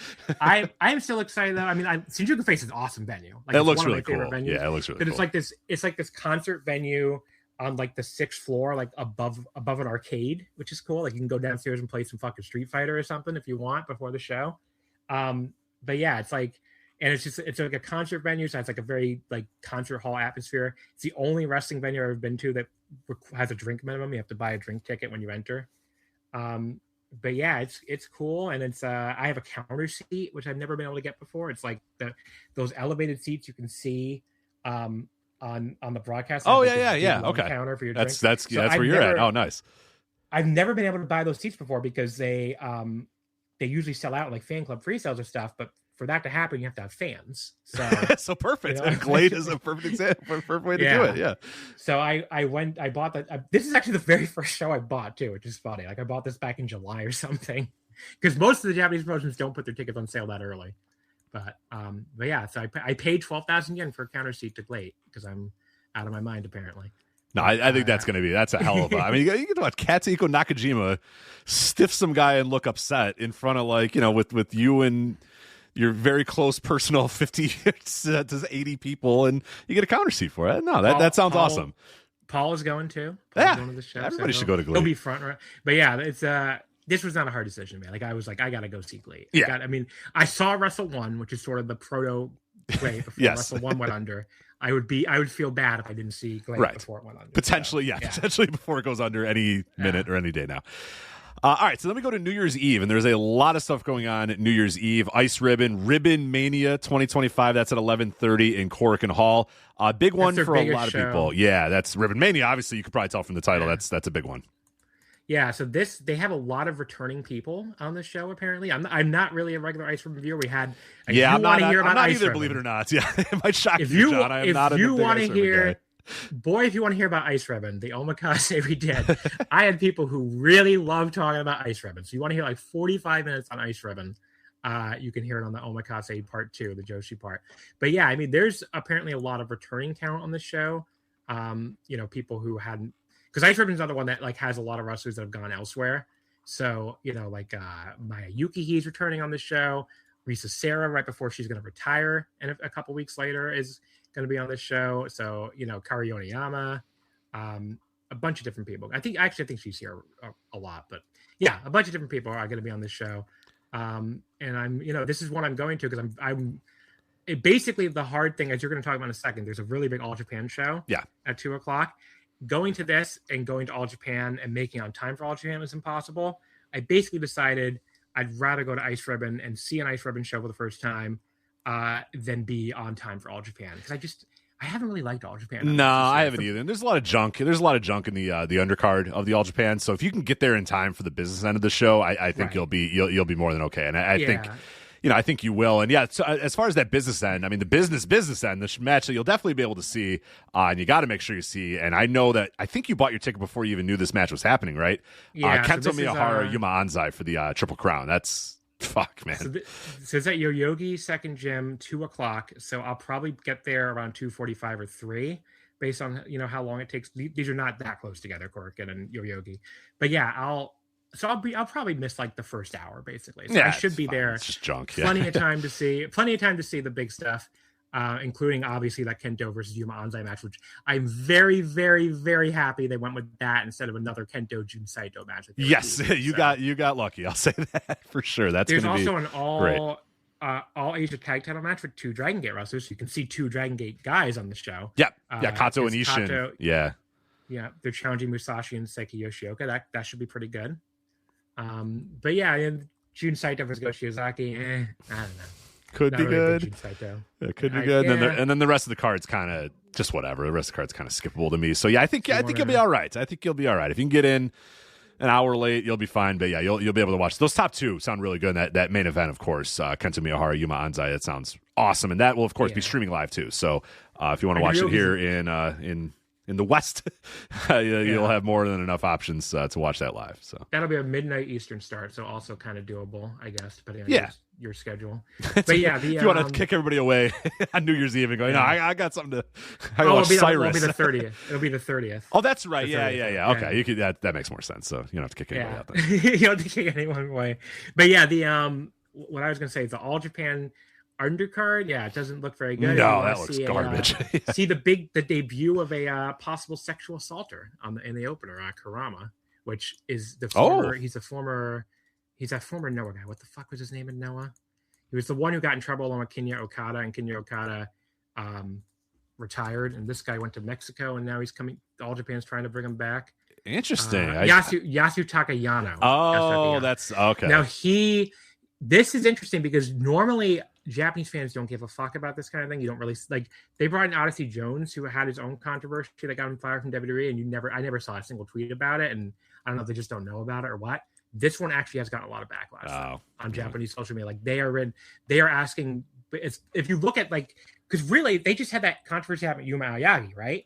And I've seen a lot of people connecting those dots. Like I've seen a lot of Twitter replies being like, "Boy, there's a lot." Basically, if the translation's correct, like people being like, "Oh, there's a lot of there's a very lax attitude in all Japan about all sorts of things, like those kind of traits. And if enough Japanese fans complain, they might actually have to do something. I don't know, but there are a lot more Japanese fans complaining about this than I'm used to seeing. So, especially trying to bring him back with under the mask too is a little it feels skeevy. It does fit. Yeah, exactly. It'd be one thing to just announce him as the old name or whatever. It seems a little weird to kind of hide him under the hood and be like, no, it's the Fox. It's just the Fox, man. Who cares? Yeah, I mean that's his Mexican gimmick, I guess. But it's still really, it just comes across a little, but a little brash. That's not great. But I am still gonna go to the show. But I'm definitely gonna miss his match because he's in the opener. So that's nice. I'm not gonna see him wrestle. Yeah. I think you'll survive. Choco Pro, they're running the Tokyo Chocolate Square. What's the Tokyo Chocolate Square? That's the dentist office. That is the dentist office. Okay, it's called Tokyo Chocolate Square. Why is it Chocolate Square? What makes it chocolate? So do they sell chocolate there? I honestly have no idea. Okay, because I was like the dentist office being chocolate. I don't know. That seems counterproductive there. It's in each. Maybe that's the joke. I don't know. I didn't really think that. Did I just uncover that? Maybe I think you might have just uncovered it. But yeah. So Choco Pro is running. I don't think you have all of them on here. Actually, they're also running the 30th. The 30th, which is their big show. That's like because they have what they refer to as ring shows. I see why you don't have it on here. It's not on Puota either for some reason. Okay. But yeah, okay. So they have what they're called ring shows, where like they run traditional venues with rings. So the 30th is one of their ring shows, which tend to be their biggest shows. That's in Itabashi. That's Tokyo Square in Itabashi again. So that has the big Rina Yamashita versus Emi Sakura Super Asia title match. That show I kind of wish I was going to instead of Glate, but whatever. The Glate show looks all right. No, you gotta go. You gotta go. Gotta go. But then after that, they're running. They always do this every year now. They run a bunch of days in a row at the end of the year at Itabashi Square. So they're running the 31st, the 1st, and the 2nd. So 3 days in a row at 4 o'clock. So the 2nd is the one I'm going to because there's really not much else going on the 2nd. So obviously the 31st are up against All Japan. The 1st are up against Noah. So I think a lot of people made that calculation though, because the one on the 2nd's already sold out. And again, it's a very small venue. It's like, if you've seen the pictures of it, right? It's like, it's literally there's a wall. There's a wall. It's a converted dentist office with like little mats on the ground. I bought what's called the. I'm surprised they can get 80 people in there. It might be even less than that. It feels like it's like 20. Yeah, it does feel like 80 might be a lot. So the 2nd, I'm like that show sold out. The one because I guess a lot of people like me are going to that one because it's the least complex. And I bought what's called like a standing room inside the venue seat, and they also have standing room outside the venue, which are the people looking through those windows. So yeah, it's a very interesting setup, Choco Pro. But it's pretty close to downtown Tokyo though. Ichigai is very close to Shinjuku, so very easy to get to at least. Big Japan, they're doing King of Deathmatch World Grand Prix 2 Light Tube Crusaders from Korakuen Hall, and then Marigold is running their show. But yeah, what's going on with Big Japan there? So this is their biggest show of the 3. So they used to do that tag tournament. Yeah, okay, so they're not doing that this year. That would run all the way up to midnight. They stopped doing that a few years ago. I don't know why. So they no longer do a show up till midnight. It starts at 5:15. So I wasn't originally I wasn't really thinking of going to this, but basically when we did the preview, me and Paul, I think Paul talked me into going to it late. So we probably are going to go to 3 shows basically in this day. Like we're going to go to this late from All Japan because they're running Jun Kasai versus Hideyoshi Kamatani. Oh yeah. I mean, I guess if you're close, that's probably because. Do you have any other death match on your docket? No. Okay, well, yeah, you know what? Why not? That's probably one of the best death matches that's running. Probably. Yeah, I mean, and what better time to do it than New Year's Eve to watch 2 men maim each other, and 2 very good. If you go to watch 2 men maim each other, those are 2 pretty good guys to watch maim each other. Yeah. Makes sense. So that's the semi-main event. So we should be able to make it for that. Most of the rest of the show is a 1-night tag tournament. Very weird lineup. I mean, there's like a lot of non-DDT people in there. There's a lot of foreigners too, like Masada, who stinks. He's in this. Mickey Knuckles is in this. I'm like, I didn't even know she was still active. Yeah, I just saw her, and I was like, is that Mickey Knuckles? And it is apparently. News to me. Unfortunately, Joji Otani is on the show. Speaking of horrible people, Yeah, wow, hey, but, plenty of options. So, well, you get to watch Fuminori Abe kick him really hard. Does that help at all? Or I guess. Yeah. But yeah, so basically, we might go to this late. I mean, this is the only thing I'm worried about is like this is also the day we're going to that fucking party with the club, the Anti-Song Club. Oh, that's right. Yeah. So we're gonna go to 3 straight shows and then also the party. I'm like, I don't know, Paul. I might want to rest in between the second show and the party. I just think because we basically going straight from this to the party then. I'm just like, I don't know, but I don't know if that works or not. Well, it's kind of like we're playing it by ear. Like we'll see how we feel that day after All Japan, basically. But the Marigold show does go right up to midnight though. Yeah, that's at 10 o'clock at Shinjuku Face. That's like one of their goofier shows. It just has like a battle royal, I think, and it's a very small show. It's only gonna be like 2 hours long. Yeah, I do like that the title is New Year's Eve 2025 to 2026 because they are going to run into the new year, which I think is a great gimmick, and everybody should do that. It's a lot of fun. Yeah. January 1st has a funny one. So Goki Gen, remember how we talked about the continuation of YMZ? Yes. This is a gimmick they do every year. They always try to do this is called the 13th First Sunrise Pro Wrestling. They run Itabashi Tokyo Square at 8:30 a.m. So they can definitely be the first show. And I know you're going to be there after the day you have. I will. the day and the night you're having. So why even go to bed? Just go right from the party to this. Like the party goes to like 5 a.m. Yeah, get something to eat. Go to Denny's, the Japanese or the American version of Denny's, and go to this show. I mean, why not? No. Okay, well, maybe get some sleep too. That's probably a good idea. Tochigi though, 11:30 a.m. at Cork. Yes, that I am going to. So I was not planning to go to this originally because it's like they're a weird promotion. I see the match. I see the match that got you here. I know. Another promotion with Brooks Joji Otani, but they are. It is a a benefit show for Shinjiro Otani. So they are like donating money to his recovery fund from his injury, but yeah, they're a weird promotion because they're one basically. I think Joe and you talked about this. Yeah, they split off from 01, mm-hmm. and I don't know how the fuck did they end up with this 11:30 a.m. Cork and I have no idea. Understand. Yeah, this used to be 01 every year, mm-hmm. and they barely run anything besides this Cork. Like they only run. They're called Tochigi Pro because they run this very tiny building in Tochigi, which is like a Japanese Tokyo suburb. So I don't like how are they the half that got this date? I really don't get it. It's very bizarre. Yeah, I could and I was even surprised too. And I know that a lot of people were like, no, 01's on. And I'm like, no, Tochigi is. I don't know how, but somehow they got this spot instead of 01. It made no sense to me whatsoever. But you can regardless, there's a match. Yeah, there is a match that is well worth your whatever price you're paying to get to Cork and Hall. It's Sari versus Mirai, as you said, which sounds pretty fucking awesome. Yeah, I mean, Sari versus Mirai. That is that could be that's a match banger. Right there. Yeah. And this is one of the promotions I know I'm going to that I didn't buy ahead of time. Mostly because there's going to be 500 people there probably, so it's not in any danger of selling out. But on top of that, it's like I just wanted, just in case I oversleep after the very long day and night I'm having the day before, That's smart. Kind of like, okay. Yeah. Yeah, I think they're only selling 3,000 yen tickets. Yeah, that's what they're doing. So it's a very cheap show too.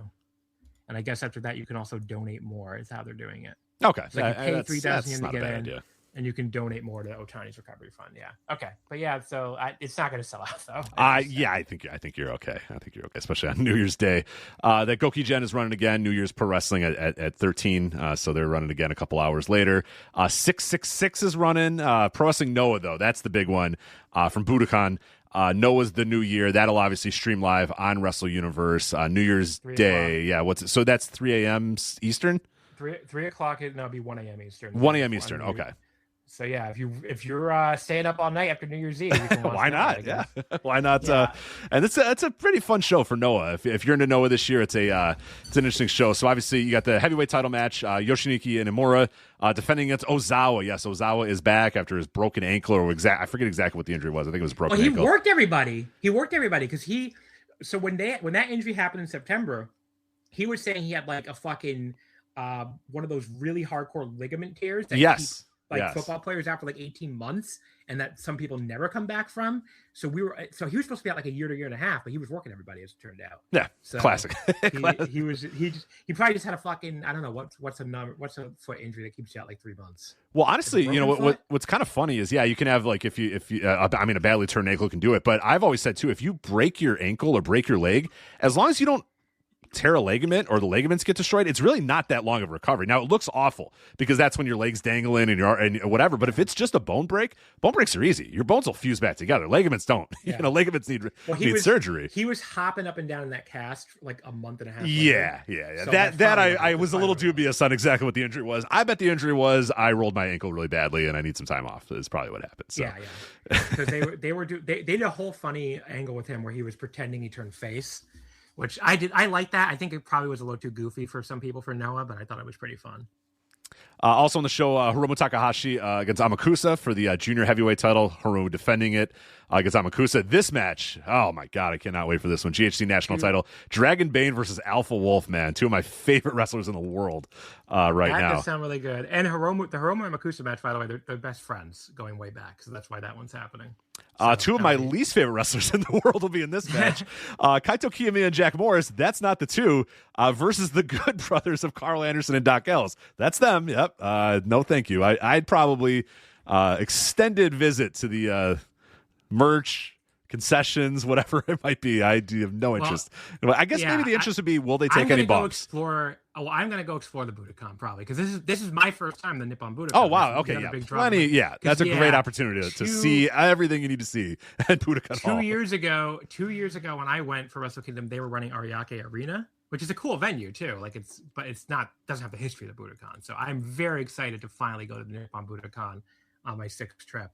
But yeah, that'll be a day to explore the venue, our match to explore the venue. I mean. Yeah. There's a tag title match too that's been booked. I seem to have it on the site, but it's now Naomichi Marufuji and Kano defending against Bushi and the very mysterious X. Oh, that's right. Yes, I've seen the X is ridiculous. The very mysterious X. Yeah, he's got long hair and a hat, and I think at this point just advertise it and then sell some tickets off of it. But okay, well, the joke is that they're doing it to troll Kano, who is like the most easily trolled man of all time. Got it. Also, if you look at the ticket sales, the Japanese fans are in on the joke. Okay, so everybody knows because for people that haven't seen this, it's Tetsuya Naito who's this X, and the image couldn't possibly be anybody but Tetsuya Naito. It's so very obvious that the silhouette is Naito. So okay, I'm glad they're in on it. Ticket sales were not moving before that was announced, and after that was announced, I think they're almost completely sold out. Okay, so the fans know exactly. Okay, and that's good. That's good. Okay, that's a good gimmick. Then. Yeah.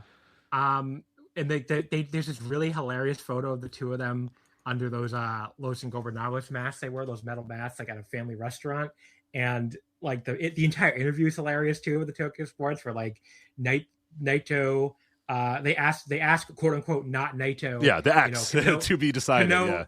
Kano says you should. Oh, first of all, they're like, your voice sounds a lot like Naito's, and they're like, Ibushi's like, well, you see, you always meet with Naito in a family restaurant, so that's what you're hearing in your head. Mm-hmm. And then they're asking him like, well, Kano says you should go back to New Japan. And quote unquote, not Naito is like, well, first of all, he's being very presumptuous about who I am. But second of all, if I should go back to New Japan, he should go back to Michinoku Pro. So just very, very funny. And he should. That'd be awesome. He actually should do that. That would be cool as hell. Yeah. There's also an Progress Atlas Championship. Yeah, little Will Cross versus Saxon Huxley. It's a fun show. It's very Noah. It's very Noah in 2025 for better, for worse, in all the ways. Title 3-way too that just got announced. It's Daga Daiki Otashima against Alejandro Kai Fujimura and Eita and Shuji Kondo. So that's a pretty cool little opening. Yeah. And there's some other undercard 8-man tags aren't really that important, but I guess the only notable thing about them is Minoru Suzuki's on the show. So it looks like a good card. I mean, that should be a good one. Two, if you were going to pick one of the two, I think the Noah card looks better and more interesting than the All Japan card. Yes. Obviously, just go to both if you can go to both. But I know some people are not going alone like I am this year. My partner is not coming this year and cannot afford to go to like 21 wrestling shows over 2 weeks because they'll get divorced or whatever. So if you have to pick between the two, I would recommend Noah. And I think Budokan's also probably going to end up being a cooler venue than Yoyogi, but Yoyogi's a really cool venue too, but the Budokan is much bigger. But yeah, I think I would pick the Noah. I don't know. What about you? Would you pick Noah? I'd pick the Noah show too. Yeah, I mean, it sucks. I mean, I would definitely love to see Kento Miyahara, Yuma Anza. I mean, that match will probably be better than anything on the Noah show, but the rest of the All Japan show kind of stinks, and the rest of the Noah show is pretty good. So I'd probably pick Noah as well. Though I would regret not being able to see Kento and Yuma. But my dream, if I ever do go to Japan, and at some point maybe I'll try to do this, but Kento Miyahara in Korakuen Hall. That is more than anything else. Like just that vibe and that aura of that dude in Korakuen Hall. That's what I want to see. So you know what? If you want, you could do that at New Year's Wars, which we're going to get to in a second. That's on the second though, if you want it. But that show. There's also Chocopo and Miyazaki's retirement show for Wave. Yeah. Mm-hmm. Which those are both up against Noah, so I don't think the one. Yeah, that All Japan show, I mean, that looks like it stinks, but I guess if you really want to see Kento Miyahara in, well, actually, where the hell? There he is. He's an 8-man tag. But your main event is going to be Zion and Odyssey versus Ren Ayabe and Talos. This is a hardest of fucking skips for me. I'm so glad. Yeah, I'm so glad I didn't just buy this just to buy it. Beforehand, before there was a card, because both these Korakuens I think look pretty fucked up. Yeah, that's a dreadful main event. It doesn't get any better on the undercard either, if you're wondering. Yeah, so there's like the only match that's any good is like Daisuke Sekimoto versus Ryo Inoue. It's just like Sekimoto against the young boy, basically. You're right, 2025 Sakamoto versus the young boys is what you kind of have to look forward to. Yeah, there's the 8-man tag. There's there's the fucking sex offender in a tag match. There's another Go Shiozaki versus Young Boy match. And there's the famous Battle Royal, which is always never very good. Although it's better. I went to it 2 years ago. It's better when you're there than it's on tape. The All Japan Battle Royal. Oh yeah, they don't understand the vibe quite as much as Americans do as far as a Battle Royal and how it's supposed to work. Yeah. But as we've seen from the Rambos, they're close, but they're not quite there. But that's fine. They can just have better wrestling and not have to roll on it. I like the pins idea. Oh, I did. Yeah, I agree. Yeah, it's just they don't get the whole vibe of like when people should come out and what people should do. Nobody, the wrestlers don't seem to know, what to do in a battle royal aspect that much. That's fine. It's okay. But anyway, that show looks absolutely dreadful. So I'm not gonna. Yeah. It is live. You can watch it live if you want. But if you want January 1st, you want to watch 9:30 p.m. January 1st on YouTube.tv. Hopefully, if you're not going to Japan, you have something better to do. Yeah. On January 1st and watch this shitty show. Yeah, please find something better to do. Wave at Shinjuku Face was like a hard maybe for me. But they were going to 3 shows in one day, so I probably won't do it. But that's Wave is running Shinjuku Face for their New Year Wave start at 12 o'clock. And I'm also staying like directly next to Shinjuku Face at this point in the trip. So it would be a very easy trip for me. I'd literally leave my hotel and walk outside for a minute and I'd be there. But which would be nice the next day when I'm going to a show there. But yeah, I could go to it if I feel like it that day, but I probably won't. I'll probably just hang out. And this is the day where I'm going to. There's Choco Pro at 4, and that show lasts those shows usually last about an hour or two, maybe like an hour and a half, because they're very small shows, as we talked about on the mats and everything. And then I am gonna go. This is like the last show I just bought. Noah runs Shinjuku Face at 6:30. So I am going to go to that. And that's basically Noah's version of New Year's Dash that they do now, the day after their big show, where it's like a mystery vortex card until the day of. Yeah, we don't know any cards or any of the card right now. I don't know any of the matches, but.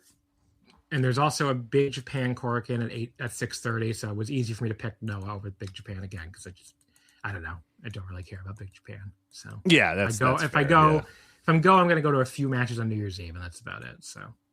But yeah, so that not a hard decision either that day. Definitely not. Definitely not. The third, All Japan New Year's War again. There's another All Japan show, and this one looks really bad. Yeah. Shotaro Ashino versus Daisuke Sekimoto, the TV title. That's better than anything on Night 1. Yes, unfortunately, the sex offender dude is in the main event, so that's not good. Yeah, against Tsuki Oyagi for the junior title. Yeah, the Oyagi that did not blow through a red light. He got Shotaro Ashino and Daisuke Sakamoto. That should be a lot of fun. everything else is a bunch of 6-man tags. Everything else stinks. Yeah. So that's the state of All Japan. All you need to know about these 2 shows. They are so bad that even Paul might not go, and he literally watches every All Japan show. Right. That's their whole gimmick, is they do All Japan and Noah. So he's like, I don't know if I'm going to go to these. Yeah, that tells you the state. That definitely tells you the state of where things are. Also on the 3rd, you have Pro Wrestling Freedoms, Happy New Freedom 2026 from Shinkiba First Ring. Stardom New Year Dream, a day show, because they're running back the day and night a couple times. They're actually running a bunch of shows at the end, and we'll talk about those in a minute. Marigold is running First Dream 2026 from Otis City General Gymnasium. And then DDT is doing New Year Dramatic Parade 2026. Answer will be confirmed 1 year later, and then Stardom finishing off the night with New Year Dream 2026, the nightcap. So that is all what's happening on the 3rd. What are you doing on the 3rd?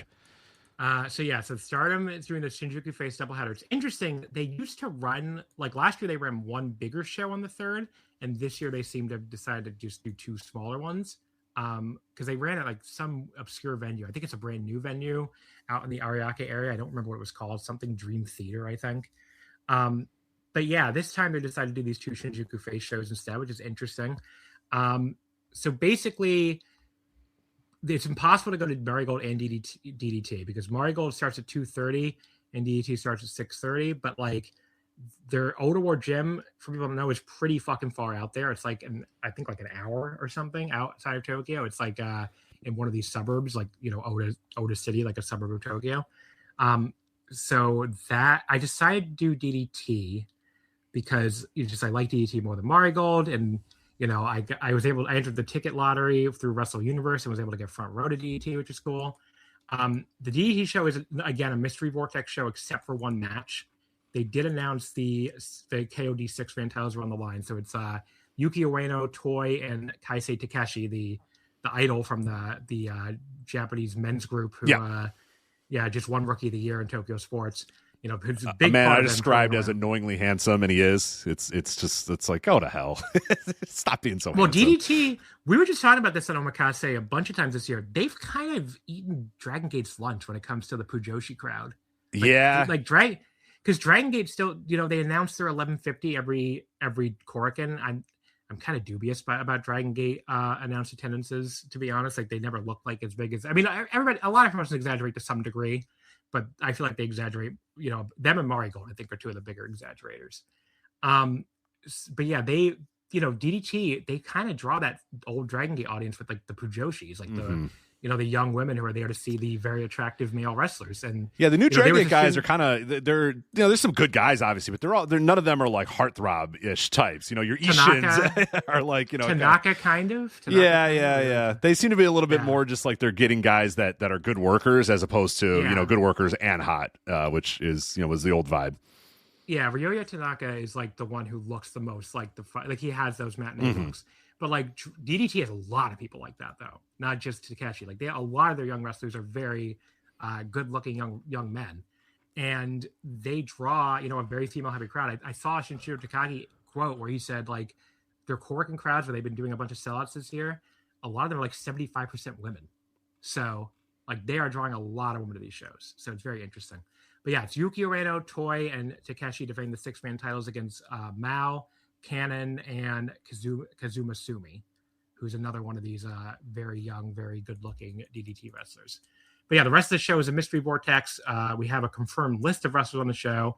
It does include Konosuke Takeshita. Even so, the day before he wrestles in the Tokyo Dome semi-main for the IWGP title, he will be here doing something on this DDT show. We just don't know what. The rest of it is pretty much the normal DDT roster as far as I can see here. I'm scanning it to see if there's anybody else. I don't see anybody. So if there's anybody else, it'll be a surprise, I guess. Yeah. I'm looking at the same list you are. Yeah, nobody. The rest of it's just kind of your normal DDT crew, which is fine. But yeah.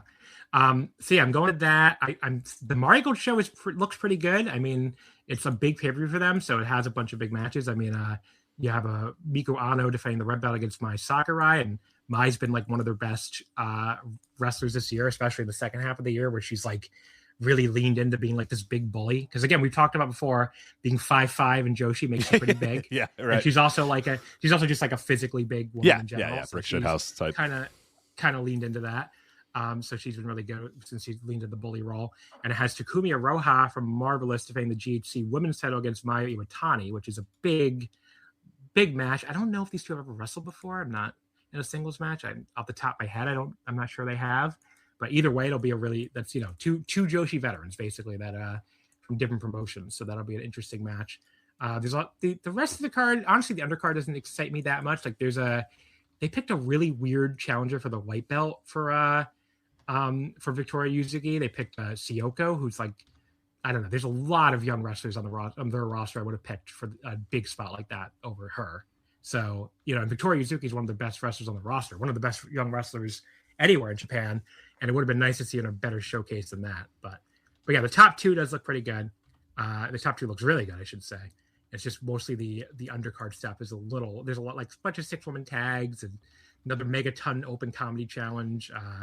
Utami is facing Chika Goto, who's like not one of their better younger wrestlers in my opinion either.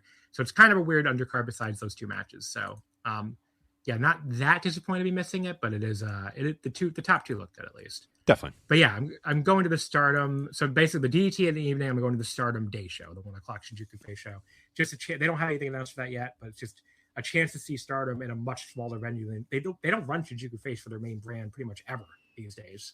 So a chance to see Stardom in a more intimate venue than you normally get to see their main roster in Tokyo for sure.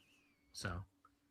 And then the big one, January 4th, which you might be thinking, oh, yeah, everyone's going to clear out of the way for Wrestle Kingdom. Not the case. A lot of stuff going on before Wrestle Kingdom and one show going on during Wrestle Kingdom at the exact same time, which I don't know. That's so the early promotions are all basically competing to be for the sickos who want to go to two shows, basically. So are you one of those sickos, by the way? I am. Yeah, of course you are. You're going to that Tokyo Joshi show? Because that's a pretty good looking one, yeah. The Tokyo Joshi is the easiest one to do because it's at Korakuen, which for people don't know, it's like steps away from Tokyo Dome. Like you leave Korakuen, you can see the Tokyo Dome. I mean, you literally walk up the stairs and you're there. So that is the easiest trip to do. The other two options are Oz Academy and Shinjuku Face. So the Oz Academy and the Tokyo Joshi show are both at 11 a.m. And there's Big Japan again. They're running, like I said, a million times. 11:30 a.m. at Shinkiba. The Big Japan one will be the hardest one to get to because to get to Wrestle Kingdom on time, especially if you want to see the pre-show stuff because Shinkiba's pretty far compared to Shinjuku Face, and they're starting a half hour later for some reason. Oz Academy really shouldn't have any problems. Shinjuku's not that far from the Tokyo Dome. It's like 20 minutes probably or 30 minutes. The Shinkiba is probably more like 45 or 50. But yeah, so I picked Tokyo Joshi because it's, they've had a really good second half of the year. I think Miyu Watanabe is like one of the best champions in all of wrestling, in my opinion. You want to run down the card? Yeah, let's do that. It's a really, really good looking card. And this one will, it's streaming live on Wrestle Universe. So your main event, Princess of Princess Championship match, Miyu Watanabe versus Zumi, which that should be a good. Mirai, who you mentioned a little bit earlier, is again, and she's got how many bookings does she have this weekend or this week? She's got every show she's everywhere. See. So this is a big deal for her because a lot of people didn't think she was even going to come back after she became a freelancer because she jumped originally from Tokyo Joshi to Stardom. Yeah. So this is her return. So this is a return to the promotion she started with. So that's pretty cool. That's cool. Yeah, she'll be facing Endo. Yeah. Yeah, so we're facing Alice Endo for the International Princess title. I mean, those two matches, especially the two big singles title matches, they look really, really good. I mean, Suzube and Miyu is like those are like my two favorite wrestlers in the promotion, these days. And Suzube is like one of their really talented younger wrestlers who just had a great International Princess title reign of her own. So yeah, that's like her taking the big step up to the big belt here, basically.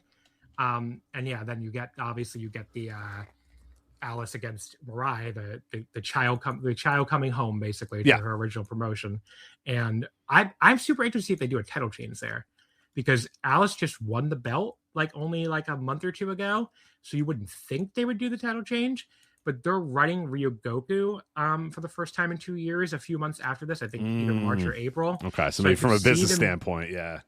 I could see them do the title change and have build up to Alice having to win it back from her. Is what I would assume for Ryogoku. I could definitely see that.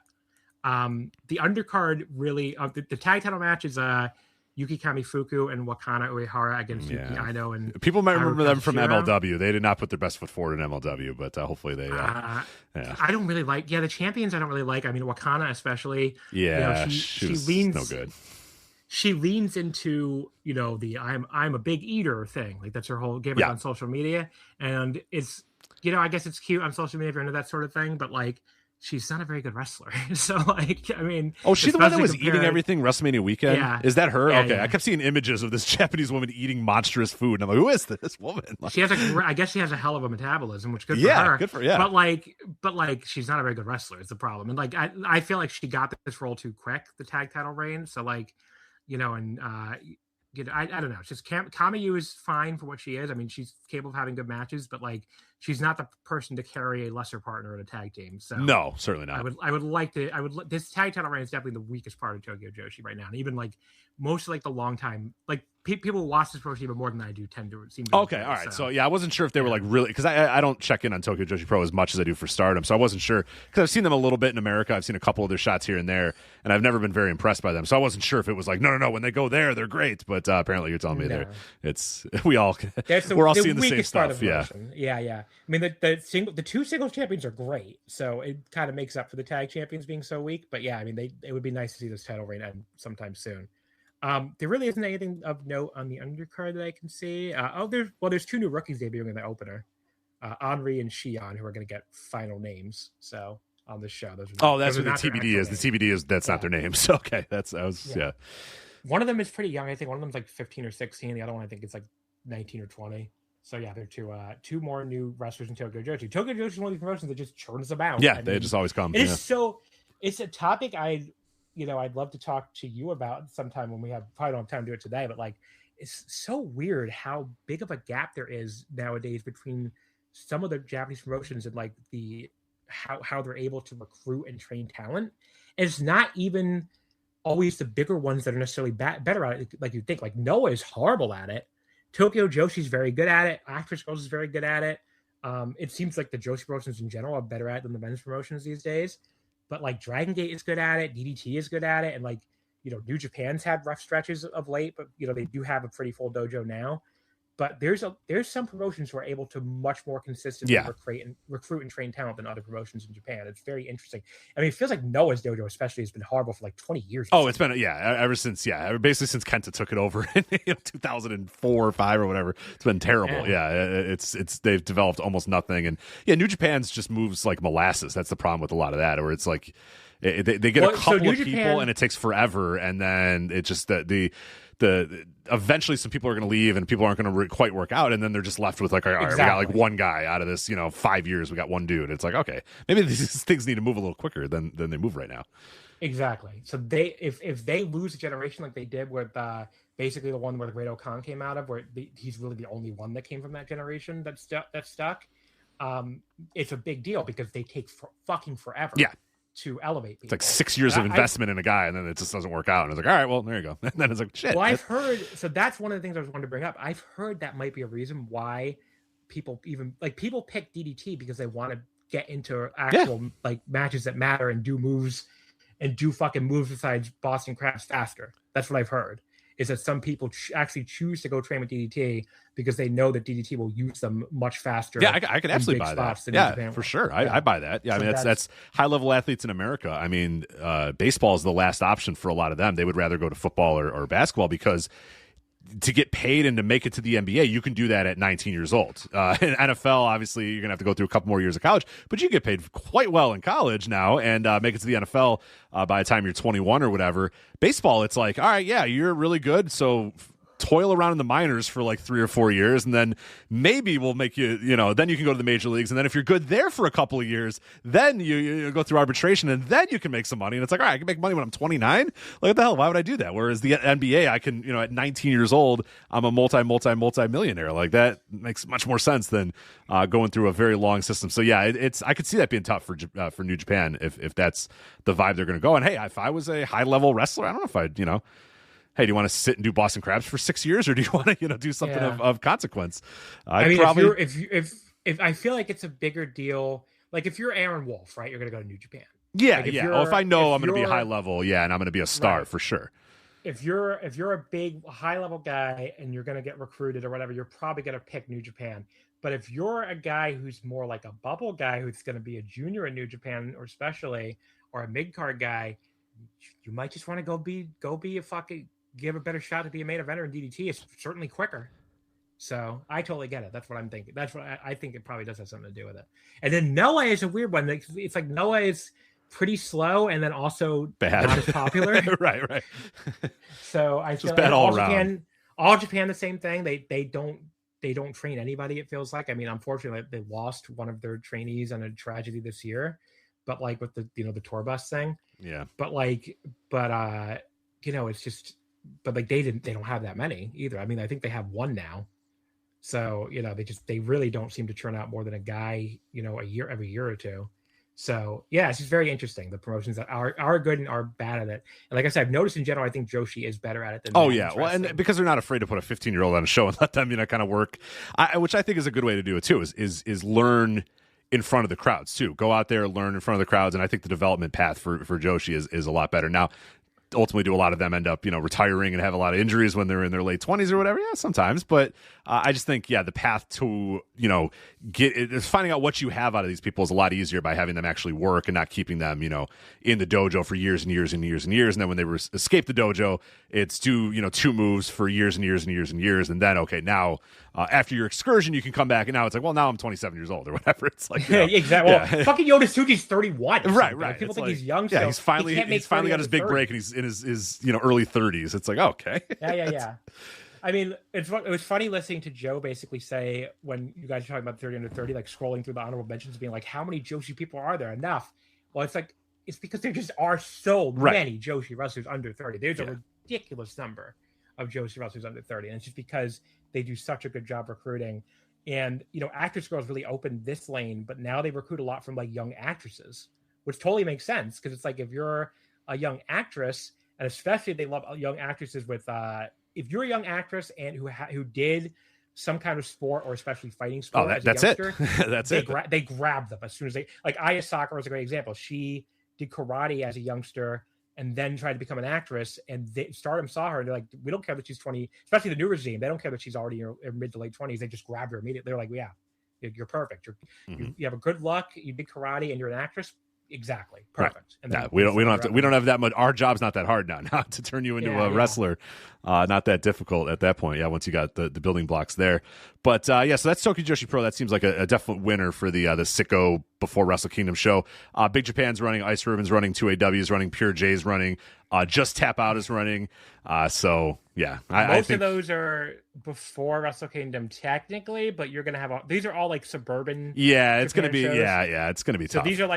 These are for like 20 people who like these shows. I feel like are timed more for people who live in these areas that aren't going to Wrestle Kingdom and are gonna go home and watch Wrestle Kingdom. Yeah, yeah, for sure. So it's like you can go spend 2,000 yen, like $20 to go to Just Tap Out in Takashimadara, and then go home and watch Wrestle Kingdom basically.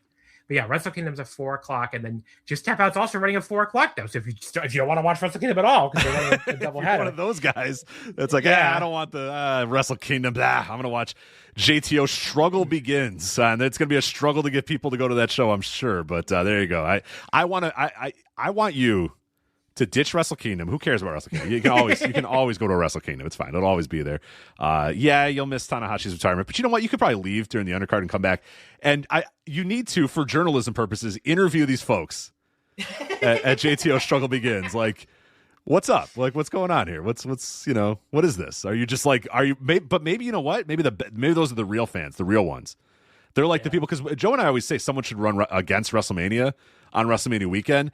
But that would be the same deal. People who are like, what are you doing? Like, I tell people I go to WrestleMania weekend and I don't go to WrestleMania, and it's just the look on people's faces when I say it to normal people. They're like, well, what? And I'm like, no, there's other shows. And they're like, but you don't go to WrestleMania. Like, no, I go there and I leave before WrestleMania. The conversation just goes in a circle because they can't fathom what are you doing? Why would you go? You're a wrestling fan that goes to where WrestleMania is and then you leave. And I'm like, well, yeah. Okay. Have you explained to them that the tickets are $1,000? That is the new thing is nice. Yeah. The new thing is now that people ask, I go, I tried, but the tickets were like $800. So I said, fuck that. And they're like, oh, that makes sense. Because before it'd be like, well, what the hell are you doing? Like, go to WrestleMania. But now I'm like, I'm not going to spend a mortgage payment to go to fucking WrestleMania. I looked this up. Remember how I said I spent, I guess, around $700 on my Stardom front row to their big, their second biggest show of the year, Dream Kingdom?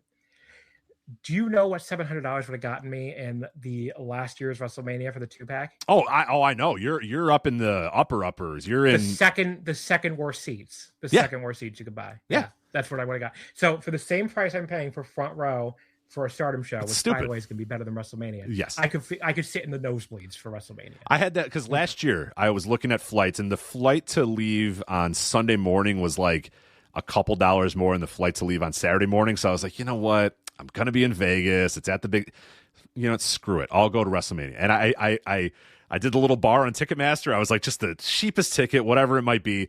And the bar stopped at like $470. And I was like, what? And the seat, it was like way up. I mean, I wouldn't have seen shit. I'd have been looking at the screen the entire time. It was $470 before Ticketmaster fees and before taxes. And I closed out of that window and booked my flight for Saturday morning. I was like, fuck you. Not spending that money to go to that shitty show. Come on. I mean, I seriously, like, talk about interviewing people. Who are these people spending like mortgage down payments on this fucking horrible promotion?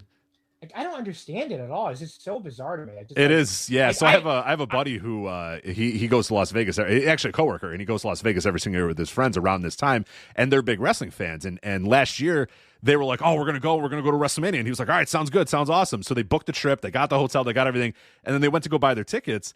And they're like, all right, I'm not going to say his name or whatever, but they're like, hey, are you in? And he's like, yeah, sure. They're like, all right, yeah, the ticket's going to be like $870. And he was like, whoa, no, I don't like wrestling that much. He was like, I'll go to Vegas with you guys and hang out, but I'm good. Like, you guys aren't paying that, are they? And they're all like, yeah. Because I was talking with him the other day, and he's like, I don't know what got into my friends. I don't know why. Like, I know how much money they make, and they don't make enough money to be spending $1,000 on wrestling tickets. And I make a good amount of money. And I was just like, no, are you kidding me? I'll hang out at the hotel room, or I'll go to a casino while you guys go and spend $1,000 to watch Jey Uso lazily beat, Gunther, whatever. Have fun with that. Yeah. If people, I mean, look, I guess if you're a big enough fan that you want to spend $470 on the fucking whatever, I wouldn't spend like the kind of money these people are spending on. And not to humble, I make a decent salary, I can afford to send myself to Japan twice in a calendar year. I would not spend fucking $5,000 or whatever these people spend on these ringside tickets for any promotion. Not for a good promotion. Not promotion I fucking like. So what the fuck are these people doing spending on this shit? I don't understand. It's unfathomable. Yeah, you're right. Those are the people that need to get interviewed. Is are you in credit card debt to go to this show and why? They and must what is be wrong with taking you? out enormous like fucking loans or something. Has to be.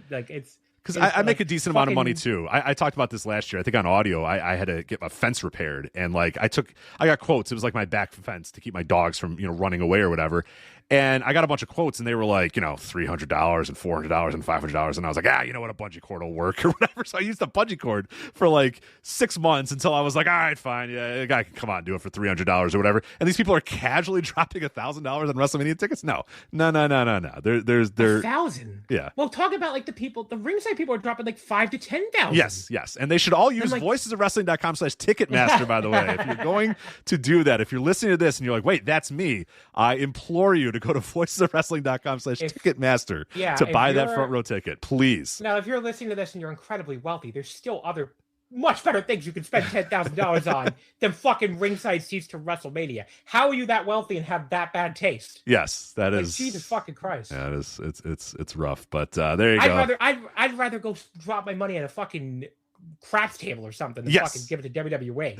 Right. I'd rather just light it on. I'd just rather get it in singles than light it on fire, because it'd be a hell of a bonfire if you think about it. It'd be a hell of a bonfire. Yeah, so you can have some fun, invite some friends over. I mean, all of this is better than watching Jey Uso and Gunther or whatever. So Cody. Now that we've buried WWE, which had to happen at some point. I'm surprised. Yeah. Come on, they deserve it. Surprised we didn't bury. I'm sorry. Surprised I haven't tried to bury AEW yet. But Wrestle Kingdom 20. I guess we should go over this card. So I talked about it a lot on my show. I was one of the people very disappointed when they first announced Okada as the Tanahashi opponent. You guys talked about it in your show, and I totally got the points you made. It's not that I wanted, it's not like I really was fucking in a rush to see New Japan get in bed with WWE. It's just the Nakamura match would have at least felt, it would have at least felt novel, whereas the Okada match just doesn't feel novel to me. And part of that, again, is I'm a spoiled brat when it comes to this stuff, and I've seen them wrestle live already. if you're going to this and you've never seen them wrestle live, then it probably does feel, new and big to you. I get that. Even though they've also just wrestled a million times in recent years. I mean, they just had this match in 2024 when Okada was leaving. So it just doesn't feel like it's been long enough to me to actually like want to see this match again, I guess, is where I come at it from. Now, I mean, it's not even just like I'd rather see Nakamura. I would have rather seen Kenny Omega for sure, because the Kenny Omega match, at least that has not happened since 2019, and it felt like there was at least a chance of it to me, because I don't know if you saw, they were doing like this whole series of Tanahashi and Kenny interviews this year. Yeah, I did see those. So I kind of was wondering, I was like, is that leading to them doing this as the retirement match? But obviously it didn't. Now I will say Kenny looks like he's, I'm not saying this to bury Kenny. He looks like he's in bad shape. Yeah, it doesn't. I don't know what's going on there, but every time he gets in the ring now, it's just like, I don't know.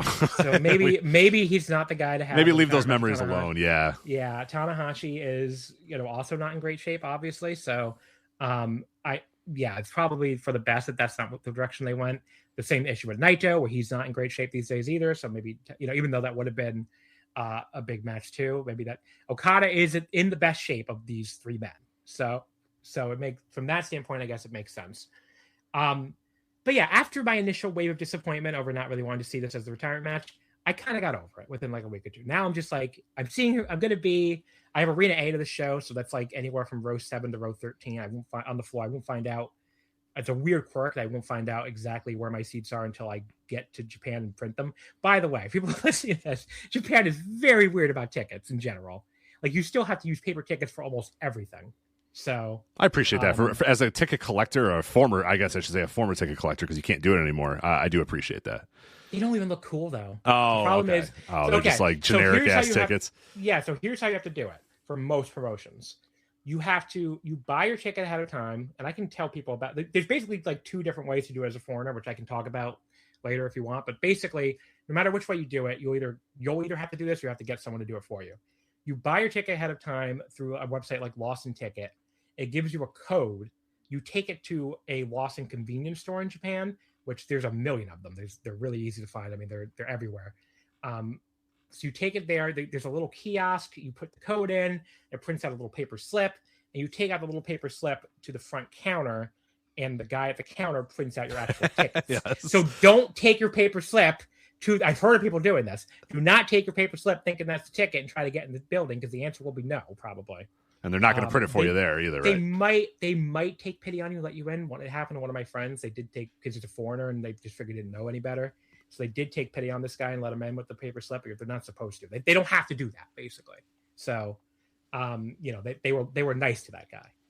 But anyway, so the actual paper they printed out is just this very generic, like soft paper, basically. It doesn't look like a real, like what you're probably thinking of as a paper ticket. Like just something they print on this little fax machine looking thing behind the register. But yeah, it's very weird that almost every promotion in Japan still uses these paper tickets. They don't do QR codes like we do here, because they are more technically advanced than us in lots of stuff. Oh yeah, certainly in transportation. I was gonna say trains, transportation, a lot of other things, but not in this stuff. There's exactly one promotion I'm going to that uses QR codes, and the answer is very funny. Can you what? Do you want to try to guess? Gleat? No. Damn it! Choco Pro. Oh wow, yeah, the grimiest of all, the dentist office. The dentist office uses a ticketing platform with a QR code. So interesting. Look at that. I can bring my phone to the dentist office to get in the building. I will say, while I do say Tokyo Dome.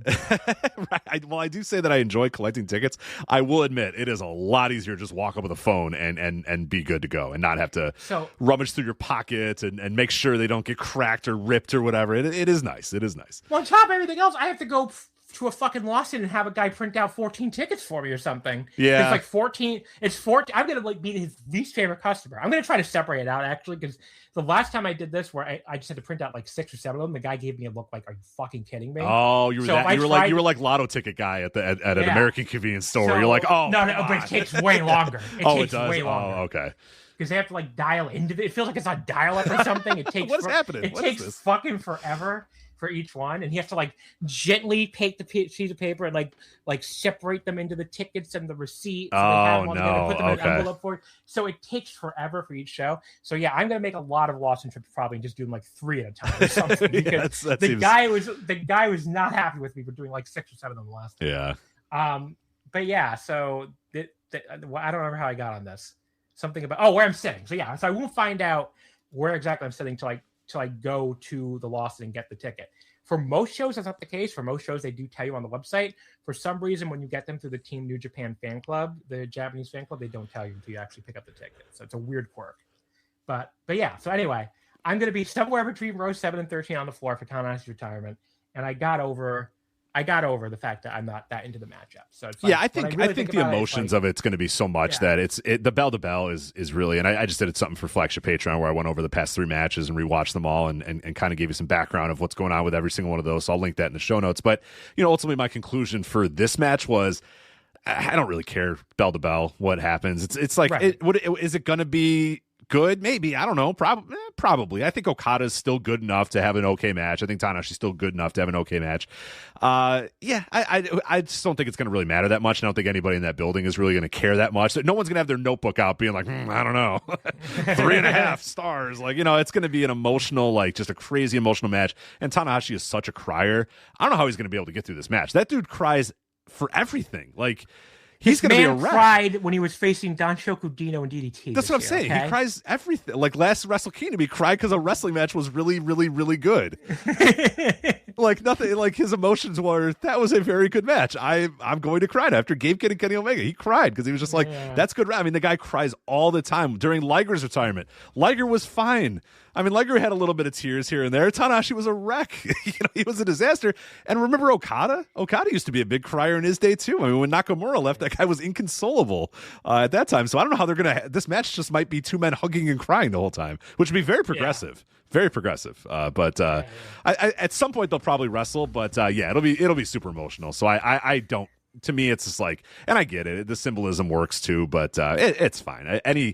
As long as Tanahashi's out, I was just glad he got to this point. That was my biggest thing, is I just wanted him to be healthy. The guy took on a way tougher schedule than I thought he would this year. And every time he wrestled, I just thought, dude, if that guy just twists his ankle or something happens to his knee, like he can't miss this match. Like he's got to get here for this match. So I thought he was going to take it really easy, but he really hasn't. He's wrestling Fujita.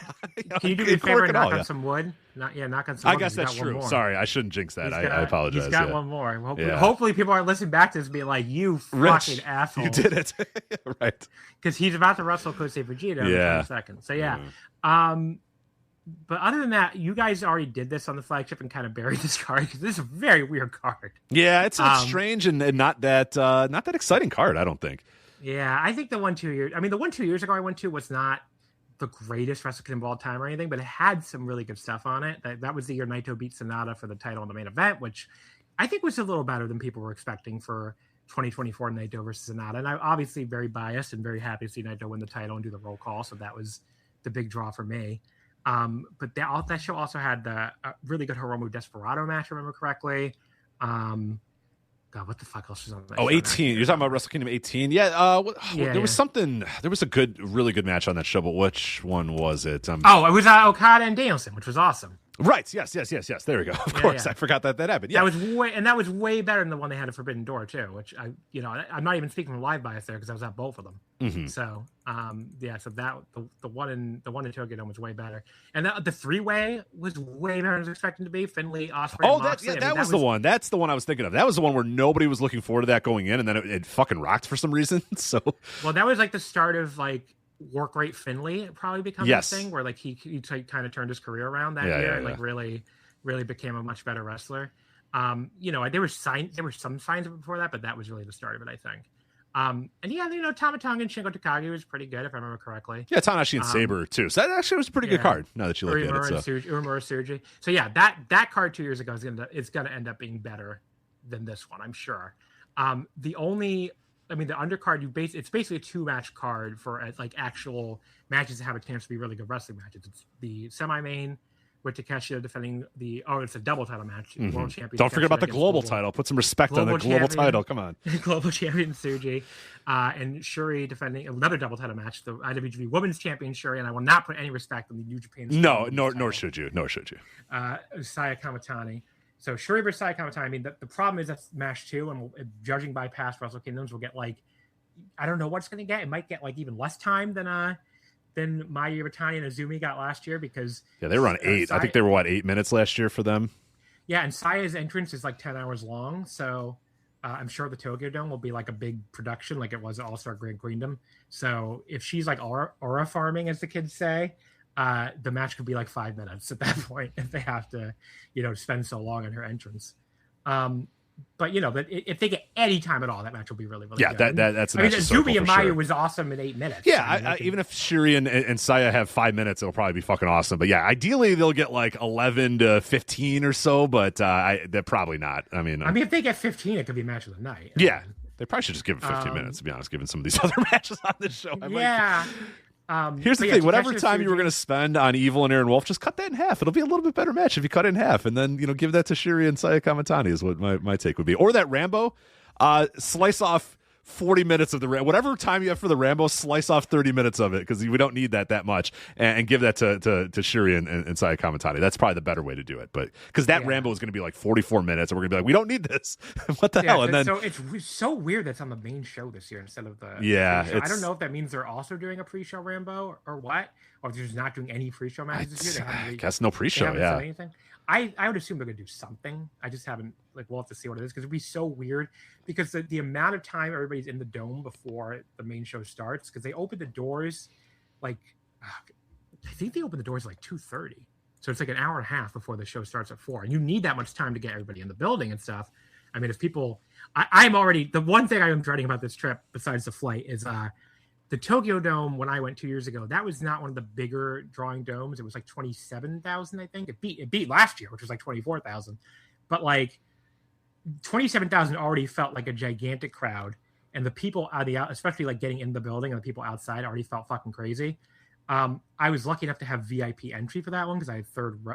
I showed up for third row for that show, because it was Naito. I had a feeling it was going to be Naito's big night and all that. For this show, I don't have VIP entry. I just have Arena A, which was it's expensive enough. It was like 30,000 yen, so like $220 or something. But what the fuck is 45 to 50,000 going to be trying to get in that building? I mean, that's going to be fucking crazy, I think. So, it's definitely not going to try the merch line. That is for fucking sure. So, I don't know why people do it, honestly, either, because so there's for people who are got to go for the first time this year, when you get there to the outside, you're going to see a gigantic line to your right of the main square area, and the line is super, super fucking long. It's longer than the line to get in the actual building. That is not that is the merch line. It goes to a big tent. It doesn't go to the building. It can be hard to tell, and I've heard of people getting in this line by accident, thinking they were getting in line for the building, just because it's such a long line that it's really hard to get in the line. But the thing about New Japan, though, they have a fucking store 2 blocks from the Tokyo Dome. Yeah, just go to the store. Yeah, so why the fuck do people go in this gigantic line for 2 hours to get merchandise when you could just walk to the fucking store and get merchandise any fucking day of the week? It's very bizarre to me. Is there specific Tokyo Dome merchandise that you get that's there? That's what I would assume. A lot of people love that stuff. I don't care, because I would hate. Yeah. I hate standing in lines. My least favorite thing in the world is to stand in a line. No matter what I'm standing in line for, I just hate it. I'm just why am I in this line? Get out! I don't want to be in this line. Well, that's why we're so thrilled to have the early entry a few years ago. Yeah, smart. VIP entry. But a lot of people like to get anytime I've gone to major American shows. AEW used to do this a lot. They would have a show, a shirt with the date of the show on it or whatever. I never cared. I'm like, nah, I'm good. I like getting merchandise, but I don't care about the limited editions. So. Yeah, that stuff. So, I'm not going to wait in a long line. I'm not going to miss half the show to get a shirt that says I was there when I basically wasn't there, because I was standing in the line the whole fucking time. Exactly. Well, that always happens at the New Japan US shows too, because I remember the one I went to in Long Beach. There was a long fucking line all the way around the building, and people missed half the show with standing in that line. I'm like, I'm not doing that. Are you going to order New Japan stuff online too? I don't know. It's very weird. So don't get in that line.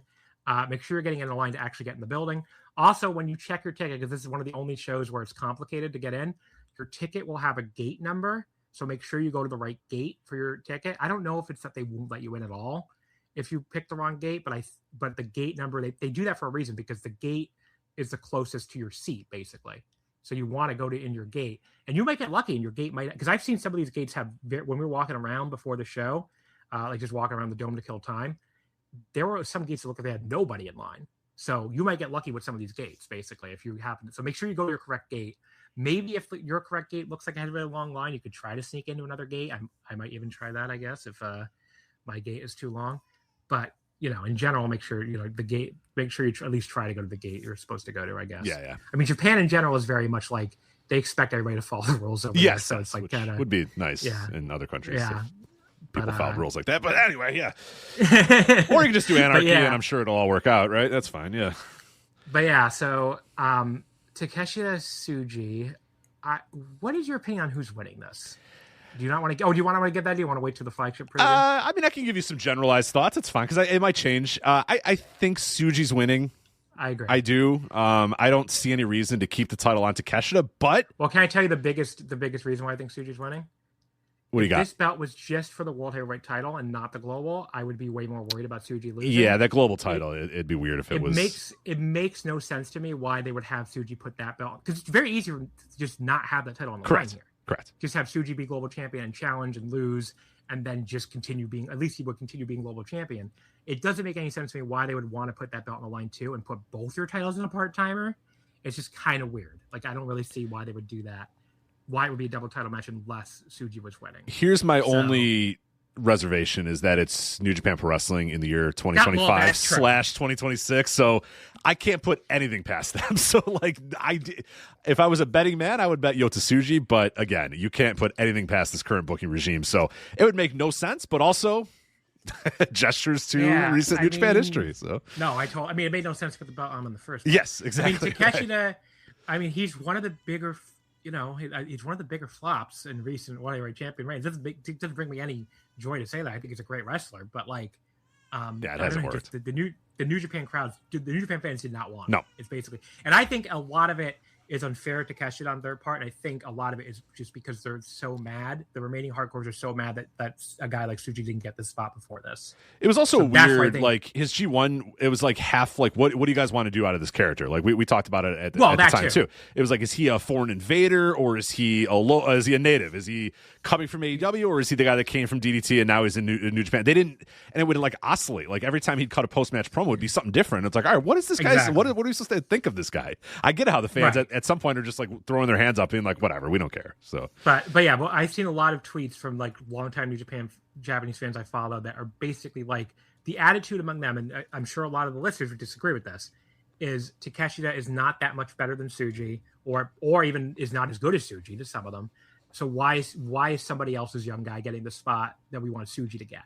Is basically the attitude they have, is that they've wanted Tsuji to get for years now. So, the Japanese New Japan fans, the Japanese and Western fans don't always overlap perfectly. There's stuff that the Western fans hate more than the Japanese fans and vice versa. But on this, they overlap a lot. Both fan bases, I think, are sitting there going, what the fuck is the deal? Can we get these? Can we get these young guys pushed already? Yeah, right. That is definitely the attitude in Japan too. So, I think that has a lot to do with the backlash that Takeshita got, as champion. So, and just not being very popular, not getting any Tokyo Sports MVP votes, and the show where he challenged against Zack kind of bombed. So yeah, I think that's a bigger factor than anything Takeshita did. As you said though too, also just his character being very confused. Yeah, it was just weird from the beginning, which sucks. Yeah, he's an immensely talented wrestler, and it should work, but it's just not working. So I would go to Tsuji and just try to maybe for the first time in desperately just build around a new guy, a person that we haven't seen 1,000 times over and over again. But we'll see if they can do that. He has a natural challenger for New Beginning because they just did that whole team up with Gabe. Yeah, and they kind of teased tension with the two of them, and that would be a nice little come full circle thing where they had that awesome match for the global title last year at New Beginning. So now they'd be in the main event against each other. Yeah. And with Gabe Kidd's time maybe running out in New Japan. I haven't seen it confirmed he's leaving when because contract is up in April, apparently, unlike not January or whatever is what I've heard. So because remember they waited a little while to sign last time. So I'm not saying he's definitely leaving for AEW, but I think everybody can kind of read the tea leaves there. There's a pretty good chance he might, or at least spend even more time at AEW than he has already this year. So, it might be one of your last chances to do that as a big main event, right? With these two guys that came up together. So, yeah, I'm not particularly worried about Takeshi winning.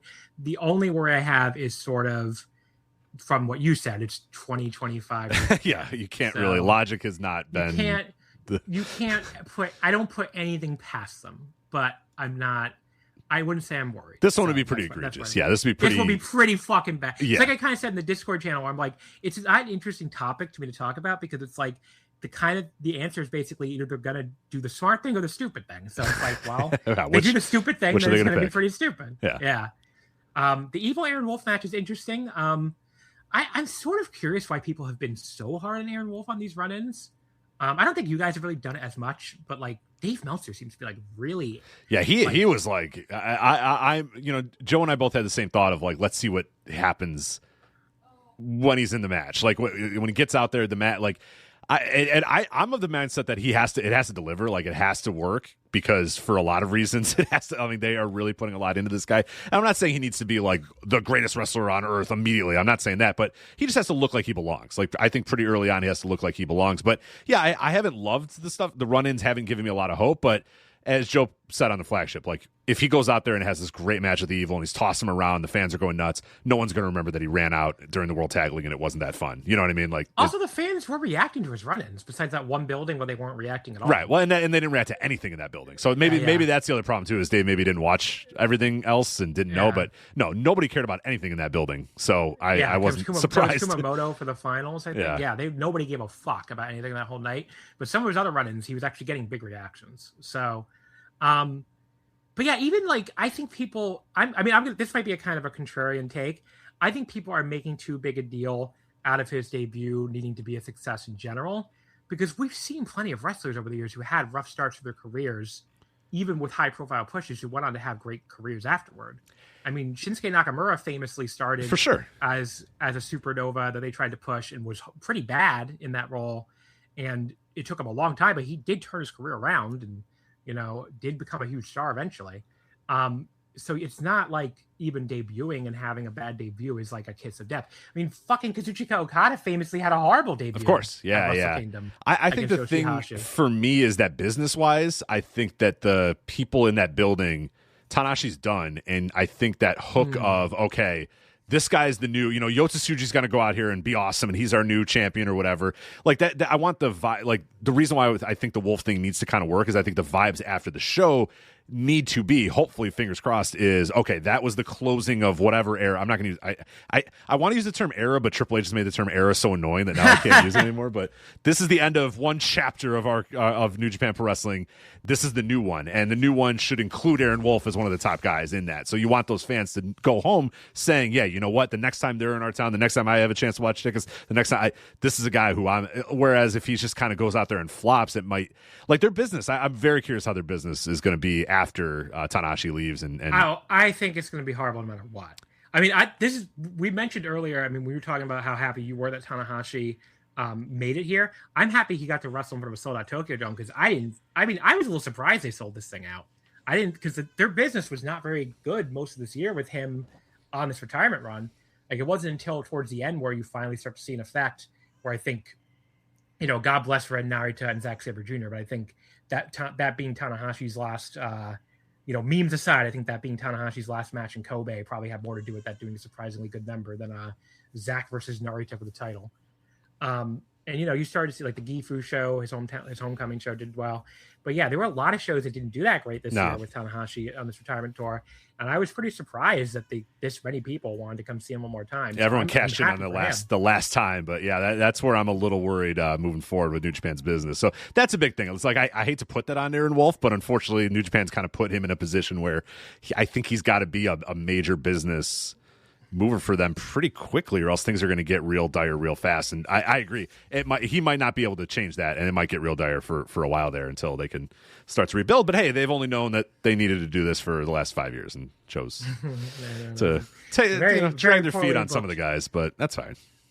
very poorly booked promotion. Yeah. I mean, it's sad because they still have great wrestling. Yeah, it should. Yeah, there's still phenomenal wrestling. Yeah.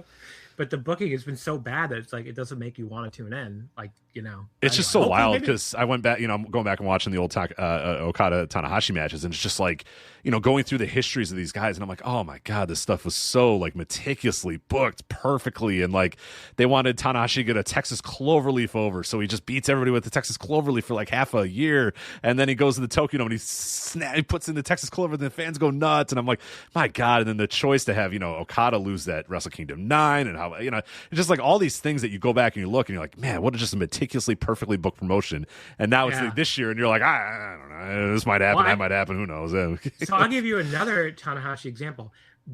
About great booking. One of the loudest crowd reactions, and as I've been to a lot of wrestling shows, Japan, America. One of the loudest crowd reactions I've ever heard was when Tanahashi put Tetsuya Naito in that cloverleaf at the G1 in 2017, because he had beaten him with the cloverleaf at Dominion for the Intercontinental title like a month or two before that.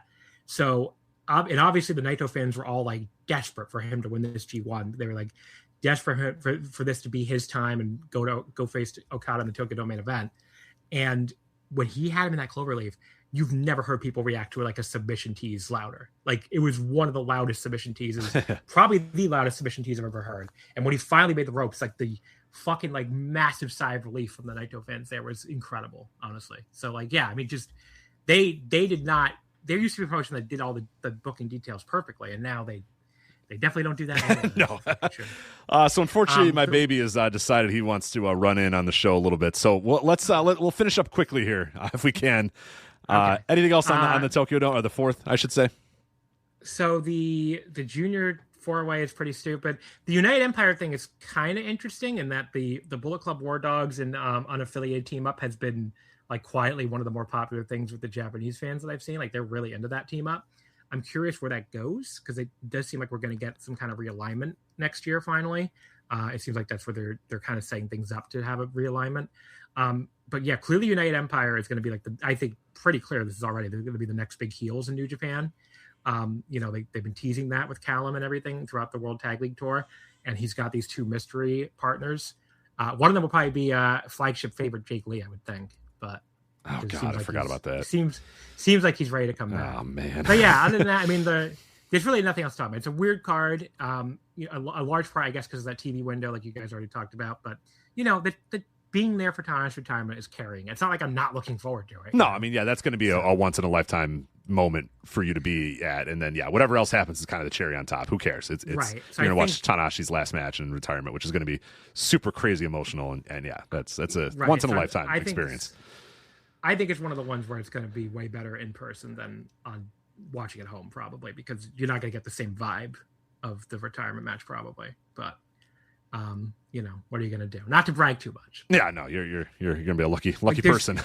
There's some Wrestle Kingdoms where like watching at home was totally fine because it was like just banger after banger after banger. Yeah, this one might have a different approach. Yeah, this one's different vibe for sure. And then the fifth. So you got the New Year Dash. Obviously, that's going to have the IWGP Tag Team titles, the Knockout Brothers versus TMDK, Rohei Oiwa and Zack Sabre Jr., your World Tag League winners. And I think is that all we got? DDT 7:00 Shinjuku Face. Yeah. Oh, that's right. Yeah. DDT is running New Year Pro Wrestling. Yeah, I mean, New Year's Dash. I mean, is cool. I mean, I bought a Royal seat to that, thinking maybe they'll do a Tanahashi retirement or something. But like 2 years ago, that show was awful, so I wasn't even sure I was going to go to it because that was the show where like Matt Riddle did his fucking debut on the video screen. And it was a pretty bad show. It was like a 4-way KOPW main event. That show fucking sucked. So I wasn't even sure I wanted to go to it at first. But now that they seem like they're trying to do more at Dash this year. I mean, you've already seen them announce the IWGP Tag Team title match, which I kind of like that idea. I mean, it's like instead of getting 12 minutes on the undercard, they said it's the main event already. It's going to get like 25 minutes probably. It's going to be really good, I'm sure. So I don't mind that idea at all to do that match as the main event at Dash. So as a ticket holder, a ringside ticket holder, I'm pretty happy with you got something of stakes. I mean, and that's, New Year's Dash, people have been chasing that high of New Year's Dash for a long time. And now I think it's going to be the best one in a while. Yeah. You're at least going to get something you could sink your teeth into on that show. Probably, And probably not Matt Riddle, which is nice. You probably will not get Matt Riddle, but I don't know. I can't say they for might certain. They might do the junior title match too. Yeah, if the number one contender match the day before, so maybe you got Doki and Fujita. So yeah, I mean, it looks like it's, and there's just rumors out there about how the show is going to be a bigger deal this year. So I hope that's true, because the last one I went to was fucking horrible. But yeah, that's pretty much all you guys have on the site. That's not it for me. I'm going to let me just quickly read these. Yeah. What are you going to? January 7th. So I on the 6th, I start moving west. So I go to Shizuoka, which is like a city like just outside Mount Fuji that I like a lot. It's like a smaller city. Then January 7th, we go to Nagoya. Paul is coming with me on this part of the trip. And we're going to Sportiva, which is like a very tiny Nagoya-based indie, which I guess you have heard of. I know Sportiva. Yeah, I watched some of their YouTube videos. It's a vibe. It's a vibe for sure. Yeah. So we're gonna go to that on January 7th. They run. I don't even know if that's officially announced yet, but they run every Thursday on their in their bar or whatever. So I assume they're running. Then January 9th, we're gonna go to Dragon Gate in Kobe. Because we're going to be we go to Osaka for the last 2 nights on the 8th and 9th. So we're going to the Nintendo Museum that day, which I don't know if you've seen that I went on that. It looks incredible. Yeah. It's even better than it looks in videos and stuff, because they will not let you take photos or videos of the stuff in the in like the history nerd area, only in the lower area. And there's a lot of stuff I don't know if it's gotten on the internet yet, but like, if you're into any like old school video game like history, there's this one display case in particular where they have all these prototype systems and controllers that's incredible. Like you can see these funky early like Nintendo DS prototypes that look like 2 Game Boy Advances just like stapled together by some guy working there to like show off the idea to his boss, basically. You can see really funky early Nintendo 64 controller prototypes. Like had like the handle and weird. I think one of them had like 4 handles instead of that famous 3-handle controller in the middle. Like all sorts of weird prototypes. And the Wiimote. There's a lot about the Wiimote where you see like all these different evolutions of the Wiimote idea, a lot of which looked way more like a TV remote than the final version. So that's the coolest part of the whole museum by far. It's just this little display case, but like it's really, really cool. That sounds awesome. But yeah, we're going. It is really, really. Anyone has any interest, it's worth going to. You have to enter this whole ticket lottery thing to get the right to buy an entry or whatever. And I heard a bunch of people. I got lucky. I went 2 for 2 because I won the lottery last time, and I won it again this time. I heard a bunch of people entered the lottery around the same dates as me and lost. So like the demand is really, really high for this thing. But yeah, going from the Nintendo Museum straight to Dragon Gate in Kobe, and then I go back to Tokyo on the 10th, and this is the whole reason why I extended my trip to begin with. Originally, I was going to go home like the 7th or something, but Stardom announced they're running their Korakuen double shot in January much earlier than usual. They're running the 10th at 6:30, Saturday the 10th, and the 11th at 11:30 a.m. So those are my last 2 shows. I think front row to one of them and second row to the other one. And then I fly home on Sunday the 11th at 7:45 p.m. So obviously plenty of time after the 11:30 a.m. Stardom show to make it to my flight. But I've never done that before. I've never gone to a show on the day of my flight. So that'll be interesting. It's like I'm having one last show before I say goodbye, basically. That's a good way to do it. Yeah. Pretty loaded lineup for you. Loaded lineup. It's 21 shows or something. I mean, I have a feeling I'm going to be so sick of wrestling when this trip is over. I did one of these trips before where I watched like a ton of shows, and I don't think I watched any wrestling when I got home for like 2 weeks or something. Yeah, you need a detox. Yeah, I get that even from Mania weekend. Like doing all the shows that I've done on a normal Mania weekend. Like last year, I think I did 7 or 8 shows, and I was supposed to do a 9th, and I just literally, and it was like, Biss, who was one of our longtime listeners, and he was running the show, and I just had to text him. I'm like, dude, I'm just fucking so burnt out on wrestling. Like, the last thing, I don't want to go to your show. Like, I wanted to go to your show, and I want to support you, but like the idea of going to another wrestling show is repulsing to me right now. And that was like my 9th show in 2 days or whatever. I probably should have just done it. And then I had to come home and then like watch the 2 nights of WrestleMania, and I was just like, I'm done. I don't want to watch any wrestling ever again. So yeah, it is. But you know what? Hey, you're there. You might as well do it, right? I mean, you guys have to watch WWE too. That's true. Yeah, so. I don't have to do that. If I had to go home and watch WWE, I'd be like, I'm done with this podcasting thing. See you later. Wrestling's stupid, yeah. But no, it's a hell of a weekend and a hell of a week. And thank you so much for coming on here. So get your plugs out of the way. Let people know where they can listen to Wrestling Omakase, including the preview, and then a little bit of insights too, because you've also helped people over the years figure out how to travel to Japan to watch wrestling too. Yeah, so let me get the exact number. I should look that up first. But we did an episode that was like how to travel to Japan for pro wrestling that a lot of people said they really liked. It was Omakase number 255. So it was July 6th. So that was traveling Japan for wrestling. I did that with my longtime friend Quinlan, who's also been in Japan like 3 or 4 times. So basically, like it was like 3.5 hours of like every single thing you could think of. I took like a bunch of questions about it. So we did like stuff on budgeting, stuff on we did a lot of just on selecting what time of year to go and like what shows you can see each time of year and like the pluses and minuses. So yeah, if you're like listening to this, you're not going this year and you're just looking, but it made you excited, made you think you want to go. That's a great way to start. Just listen to that podcast and we go over like every single thing, like picking hotels and train travel and like everything you want to know about traveling to go to wrestling in Japan. So that was an episode I had a lot of fun doing. Definitely check that out if you're interested. And then obviously, as you mentioned before, we did the Wrestle Kingdom week preview, which is more like if you're not going to Japan, you'll get a lot of value out of that, I think, where it's, it's 2 parts, it's like 9 fucking hours or something. But, we cover pretty much every promotion you could think of down. Like the only ones we mentioned today that I don't think we cover are like JTO and like, I don't know, what was another one? I think Tenru Project and JTO Tenru and just Project, a couple. Just like at 0-1. Gokigen. You're right. The lowest of the low, to be honest. Yeah. 0-1, who's not actually really running Wrestle Kingdom. Right. There's no point talking about him. But yeah, so otherwise we would have done them.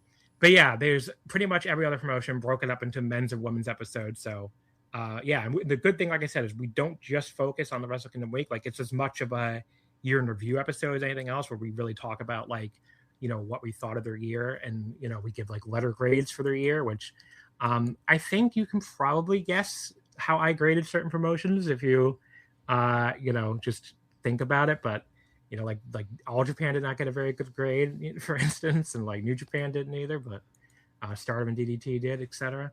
But yeah, we had a ton of guests on that too. Like I said, 13 different guests in total, and it's definitely worth checking out. And obviously, we do go into like previews of each show too. But yeah, thanks a lot for having me on here. It was Absolutely. A lot of fun. And as I told people, you can watch a lot of this as well. So even if you're not going to Japan, we talked about it a lot. I mean, Wrestle Universe is a great subscription if you don't already have it. That gets you access to DDT, Tokyo Joshi Pro, Marigold, some of the other freak show ones that we talked about too. Basara. Yeah. It gets you access to a lot of those. And then obviously All Japan TV, which, hey, Yuma-Anza and Kento Miyahara, you can watch that match. And what was the other one? Ashino and Daisuke Sakamoto. So there you go. Worth the price alone. Those 2 matches. But, I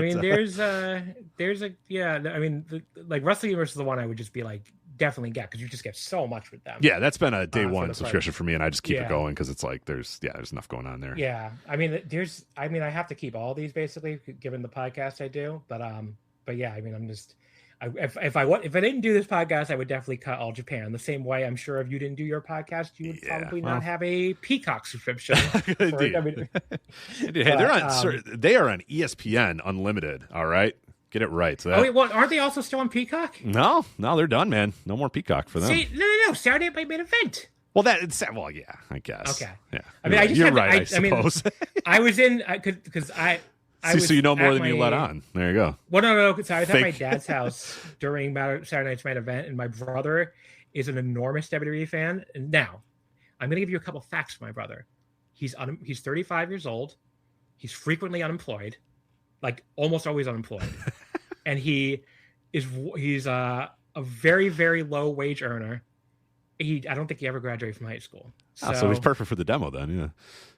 Yes, that is where I was going with that. I said it, so you didn't have to say it. There you go. Because I don't know your brother, and I'll never meet him, I'm sure. So there, I said it, so you didn't have to. But he's not my favorite person, I'm going to say, without getting into anything else personal. But yes, so he was watching that Cena retirement show, and that's how he knew it was on Peacock still, because I saw him watching it because he lives with my dad, of course. Where else would he live?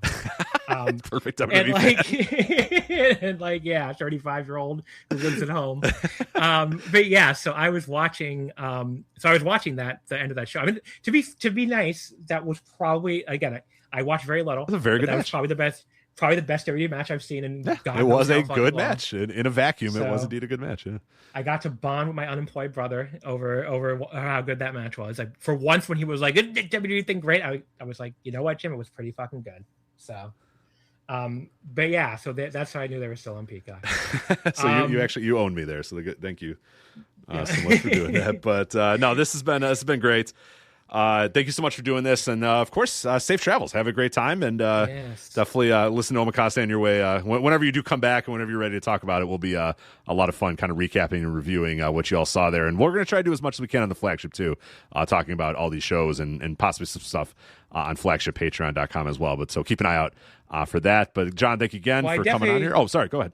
Yeah, well, I just wanted to say in general for the Omakase, for people listening, I think we're like one of the only podcasts out there that covers both men's and women's Japanese wrestling, like wide scale. Yeah. Oh, there's not many others. You guys don't do a lot of Joshi on your show, and most Joshi shows are just Joshi. So we have a bunch of other we have a Joshi only podcast on this network, and we have a bunch of Japanese men's only podcasts on this network. But I think I'm the only one doing all of it, and it's really just like us and Eastern Lariat, I think, unless I'm not thinking of somebody. So, Eastern Lariat's great, but if you want a second Japanese wrestling podcast that really just tries to cover all the major promotions, men's and women's, all the way down to like DDT, Dragon Gate on the men's side, obviously New Japan, All Japan, Noah, but like Stardom, Marigold, Tokyo Joshi, I've done like Oz Academy reviews, like all that stuff. Like in general, I just to put myself over, I think we do a very wide range on Omakase, and that's one of the things people have said they enjoyed about it. So if you're looking for that, if you're looking for a wide spectrum of Japanese wrestling coverage with rotating guest co-hosts, a lot of whom are, very passionate about specific promotions, which is always great to have on. Check out Wrestling Omakase and subscribe to the podcast or get it on this, the same feed you get this on, because it's on the Voice Wrestling Podcast Network. And we're going to do one more show, like I mentioned, on Christmas Eve for the Stardom and New Japan, like last shows before the trip. I'm going to try to record while I'm there. I haven't quite figured out how it's going to work yet. Because I know so many people who are there that it's like, I feel like I have to be able to get somebody to fucking huddle up in I have a very tiny hotel room for the Stardom one, so I don't know if that's going to work. I have a giant fucking luxurious hotel room during the Tokyo Dome, so that would be a lot easier. But yeah, so I'm going to try to do some kind of, I've done live in Japan once before. I'm going to try to do it again. So we'll try to get something like some kind of good luck. Post-Stream Kingdom, post Wrestle Kingdom, or both, live from Japan episode. So yeah. But yeah, thanks again for having me on, Rich. Anytime. Absolutely. Thanks so much for coming on. Yeah, we'll have to do it again for sure. Hey, maybe next year, right around this time. But that is Wrestle Kingdom week. That is John Carroll, Wrestling Omakase. Again, make sure you subscribe on your podcast app of choice. Look up Wrestling Omakase, or, of course, Voice of Wrestling Podcast Network. Also on YouTube as well. If you're a YouTube podcast listener, which there are many of you out there, we are all those episodes are available on YouTube as well. So you just look up Voices of Wrestling on YouTube, and you can subscribe there. There's playlists as well, playlists for every single one of the podcasts. So if you want, you can subscribe there. And, again, go to voiceofwrestling.com for a Wrestle Kingdom week schedule and event page. And, John, thank you again for coming on here and helping us preview Wrestle Kingdom week. Thank you very much. Also, if you're a YouTube listener and you leaving a 6-paragraph comment about All Japan, it's not going to make it through. So don't worry about it. You didn't need. I did. Don't waste your time. If this guy happens to be listening to it, well, I did. He got his message across to me. I didn't. It was hilarious that there was somebody who was that strong a soldier for All Japan in 2025. Like if you would put a gun to my head and said, "John, guess which promotions fans got mad at you for the Omakase coverage?" In a million years, I wouldn't have guessed All Japan. All the 2025 All Japan fans, was not pretty low on your list. But, that was very funny. But no one else will know what we're talking about because it didn't get approved. Anyway, that is John Carroll. Well, that guy does. Yeah, he knows, I know, you know, that's it. But other than that is it for us. John, thank you again for coming on. I hope you have a good one. I hope Mama gets the shopping done, and it's a Christmas all over again. Oh, baby, it's Christmas all over again. Oh, yeah.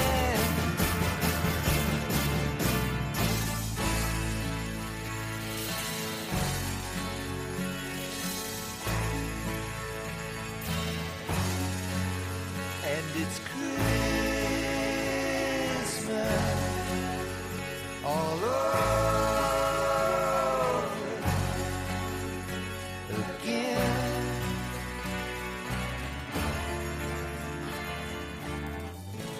let's see. I want a new Rickenbacker guitar, 2 Fender Bassmans, Chuck Berry songbook, xylophone. College football never stops. When college football news breaks, it breaks on On3. From the transfer portal to the playoff race to coaching changes, the sport is moving every single day. That's why college football fans turn to On3, a trusted authority with real reporters and real communities built around the teams you care about. Find all of your favorite teams and join the community. Get the full picture at on3.com. That's ON and the number 3.com.